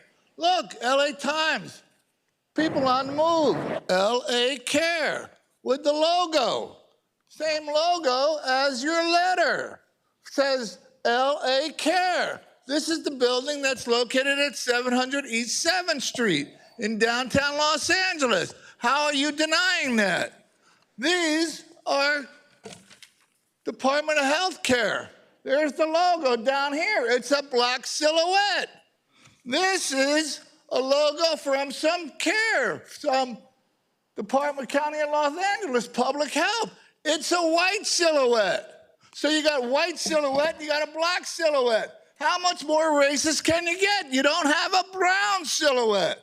This is from Torrance. This is the Green Line extension. Your time has expired. To the Mary Are there any other speakers in queue? Okay, then that concludes our time for public comment. That was your final warning. We will now have our Sergeant at Arms help escort you from the chambers.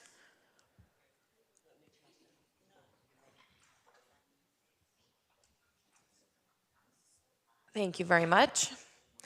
Executive Officer, please indicate the agenda item numbers on which we'll be voting. The following items are before you. Item 2, with the exception as noted by Supervisor Mitchell. Item 3, item 5 and 6, 9, 11 and 12, 15 through 18, 20 and 21, 23, 25 through 30, 32 through 54.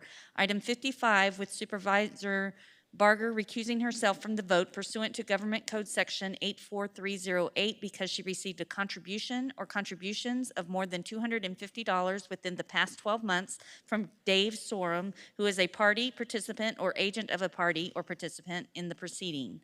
Items 56 through 61, 63 through 71, 72A through 72I, 75 as substituted by Supervisor Horvath, items 76 through 78, and items 1D through 4D. These items are before you. Thank you very much. And to clarify, I think there was some confusion addressed in the public comment. Our short-term rental ordinance allows for both hosted and unhosted stays within certain parameters. Hosted unlimited, unhosted 90 days of a primary residence, not an ADU. So for clarification on the record, I just wanted to make sure that we understand that distinction. Moved by Supervisor Hahn, seconded by Supervisor Solis to approve these items with the exceptions noted by the Executive Officer. Executive Officer, please call the roll. Supervisor Solis? Aye. Supervisor Solis? Aye. Supervisor Mitchell? Aye. Supervisor Mitchell? Aye. Supervisor Hahn? Aye. Supervisor Hahn? Aye. Supervisor Barger? Aye. Supervisor Barger? Aye. Supervisor Horvath? Aye. Supervisor Horvath? Aye. Motion's passed 5-0. At this time, it would be appropriate to hear adjournments. Supervisor Barger will begin. Thank you, Madam Chair. I move that when we adjourn today, we do so in memory of Devon Wright Hartman, a longtime resident of Claremont who passed away on February 18th at the age of 73. He was raised in Wichita, Kansas, and was the oldest of 4 brothers. He lost his 2 best friends in the Vietnam War, and their losses inspired his lifelong journey of helping others. While running a home for youth in Colorado Springs and assisting his pastor with teaching a college class, he met his future wife, Mary. He studied at Pitzer College in the mid-70s. While studying abroad in France, he discovered his love of architecture, which led him to establish Hartman Baldwin Design Build with his close friend, Bill Baldwin. In 2010, he founded the nonprofit Community and Home Energy Revolution Project, an organization dedicated to reducing the effects of human-driven climate change. He was passionate about his family, travel, food, reading, and nurturing people and communities. He's survived by his loving wife, Mary, daughters Megan and Emily, grandsons Hendrix and Leon, and brothers Keck and Grant. Also, that we adjourn in memory of Ralph Tafikian, resident of Glendale, who passed away on March 11th at the age of 97. He was born in Los Angeles on March 16, 1926, to Virginia and Sam Tafikian. Ralph attended Los Angeles High School in 1944 and enlisted in the U.S. Army following graduation. He served in the Pacific Theater during World War II. When the war ended, Ralph moved to Okinawa and joined the U.S. Air Force, becoming a turbo-supercharged specialist for the B-29. Following his time in the military, Ralph worked at Vaco Industries, a manufacturer of high-pressure valves and filters used in the aerospace industry, as well as on nuclear-powered submarines. In 1970, he founded Stagg Equipment Corporation, where he designed and received 3 U.S. patents for waste containers. He joined Western Waste Industries as Vice President of Corporate Products. Ralph met his future wife, Savi Shervanian, at a volleyball event. They were married on July 12, 1958. The couple had 3 children, Sandra, Greg, and Richard. They tragically lost Richard in 1990. It was Richard's memory that Ralph and his wife generously provided scholarships to Armenian students both in Armenia and in the United States. They also spearheaded the renovation of numerous schools in Armenia and Artsakh and made personal connections with students. Ralph was profoundly compassionate and a humble human who dedicated himself to the advancement of others. He will be remembered as a loving and devoted husband, father, grandfather, and great-grandfather. I know, Supervisor Hahn, you wanted to say something. Yes, thank you, Supervisor Barger. I wanted to join you with this. I got to know Ralph and Savi Tafankian when I worked for Western Waste. I was sort of a new entry into the workforce after spending about 10 years at home raising my kids. And just like that obituary said, Ralph was such a humble, a kind man. Savi was, very tough in the office, and you really didn't want to cross Savi. But Ralph really took the time to mentor a lot of us in the waste industry. And Savi was the sister of Kosti Shervanian, who started Western Waste Industries. So it was a really interesting journey in my career to work in the trash industry. But Ralph and Savi were good people, and again, had so much compassion for the Armenian people.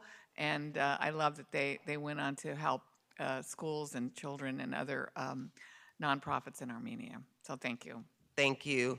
And last, I move that the Board of Supervisors adjourn in memory of the following individuals who were identified as indigent veterans by the Los Angeles County Medical Examiner and were subsequently buried with dignity and honor at Riverside National Cemetery in the last month. Tony Jerome Halstead, Air Force; Bradley Eugene Brassfield, Army; Anthony Inez Cruz, Navy; Erwin Steve Lebowitz, Army; Edward Charles Clary, Army; Filiberto Frederico, Marines; Clifton Lewis Campbell, Marines; Michael Stevan, Navy; Nicholas Albert Douglas, Army; Robert James Jenkins, Army; Bruce Allen Gorman, Army; Willie D. Crenshaw, Army. Their contributions and sacrifices in service to our county can never be forgotten. Thank you, Madam Chair. Thank you. Supervisor Solis? I'm so sorry. Public comment is concluded. Public comment is concluded. You can be given services from our constituent assistance team, but you're welcome to speak with our constituent assistance team. I'm so sorry, the time for public comment is concluded. We need you to conclude your comments. If you would like to speak with someone after the meeting, you can do that, but you can't disrupt the meeting, otherwise you have to leave the chambers. We're not going to arrest you, we're just going to ask you to leave the chambers. Please do so. Please do so we can finish the meeting. When we finish the meeting, someone can speak with you. That would be much easier than this back and forth. If you could please wait until the end of the meeting, that would be most helpful. Otherwise, we need you to leave the chambers.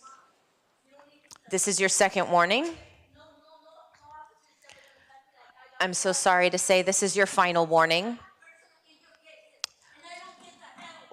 We need you to conclude your comments. We need you to conclude your comments. Thank you. Okay, now we need you to leave the chambers. I'm so sorry. Please exit the chambers and someone will be able to help you outside. Someone will be able to help you outside, ma'am. It's time for you to exit the chambers. Thank you very much. Thank you very much. Supervisor Solis does not have any adjournments, so we'll move on to Supervisor. Please exit the chambers. I'm so sorry. Someone will be able to help you outside. Thank you very much. Supervisor Mitchell. Okay. I will now introduce my adjournments. I move that when we adjourn today, we adjourn in memory of Haidia Broadbent, who passed away on February 20th at the age of 39. She was raised in Las Vegas, but was a beacon of hope for people all across our nation.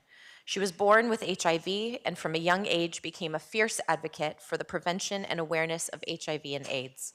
In 1992, Broadbent appeared on Nickelodeon with Irvin Magic Johnson, LA's own, after he announced that he had tested positive for HIV. From the age of 7, Broadbent shared a message that those living with HIV and AIDS deserve to be treated just like any other person, a sentiment we all continue to echo to this day.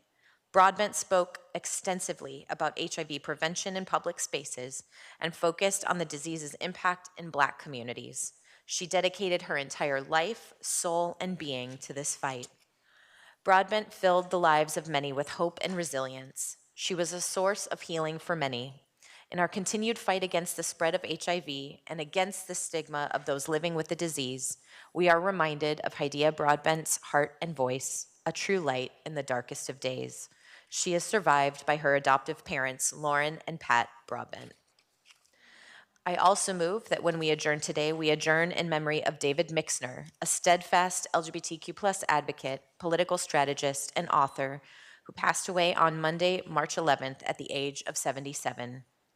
David grew up in New Jersey. During his life, he was a force in increasing the visibility of LGBTQ+ issues. He served as a longtime advisor to President Bill Clinton. The two met as young people in the anti-Vietnam War movement. President Clinton shared, "I thought I'd never met a person whose heart burned with the fire of social justice so strong." He moved to Los Angeles in the 1970s, where he was the campaign manager for Tom Bradley's successful bid for re-election as mayor of Los Angeles in 1977. He also worked with Tom Hayden on campaigns for San Francisco Supervisor Harvey Milk.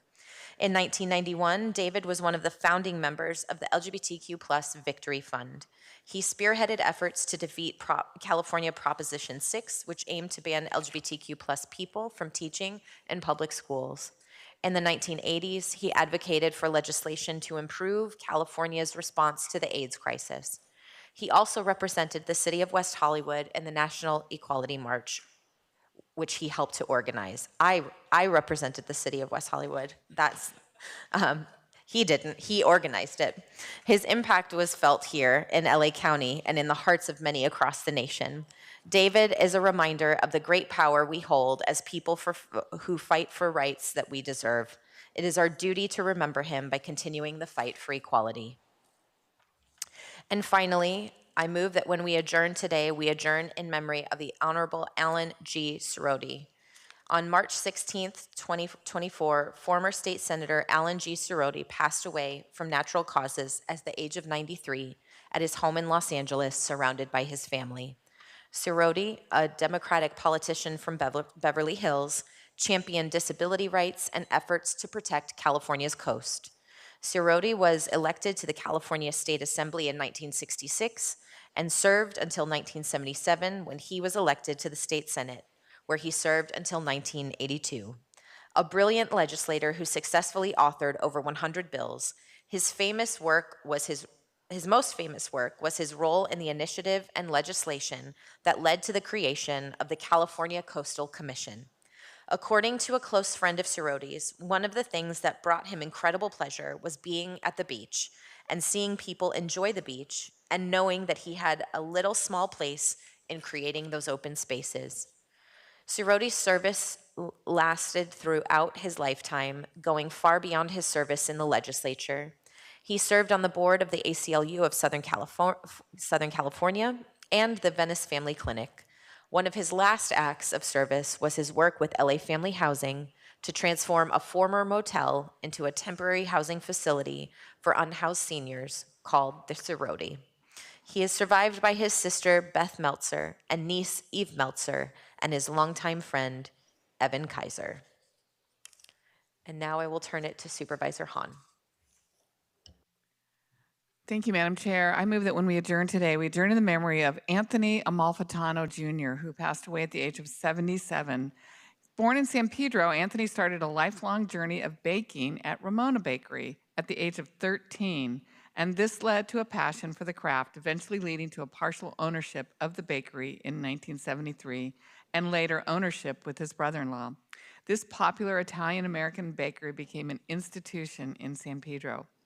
When he retired from Ramona Bakery, he didn't hang up his baker's cap for long. He opened Amalfitano Bakery in Rancho Palos Verdes in 2010, where he continued creating his beloved sweet treats for another decade. And there are those who every day will still miss Amalfitano's Bakery and the authentic Italian pastries that they turned out. He is survived by his wife of 58 years, Carol, 3 children, Maria, Tony, and Jeanette, his eldest brother, Jerry, his sister, Frances, 10 grandchildren, and 10 great-grandchildren. Anthony will be remembered for making life a little sweeter for many, and he will be greatly missed. Thank you. Thank you. We'll take all of these motions as seconded. If there is no objection to a unanimous vote, that will be the action. That concludes today's meeting. Thanks especially to our Sergeant at Arms and our entire Sheriff's Department. The next regular meeting of the board will be held Tuesday, April 9th, 2024 at 9:30 a.m. We are adjourned.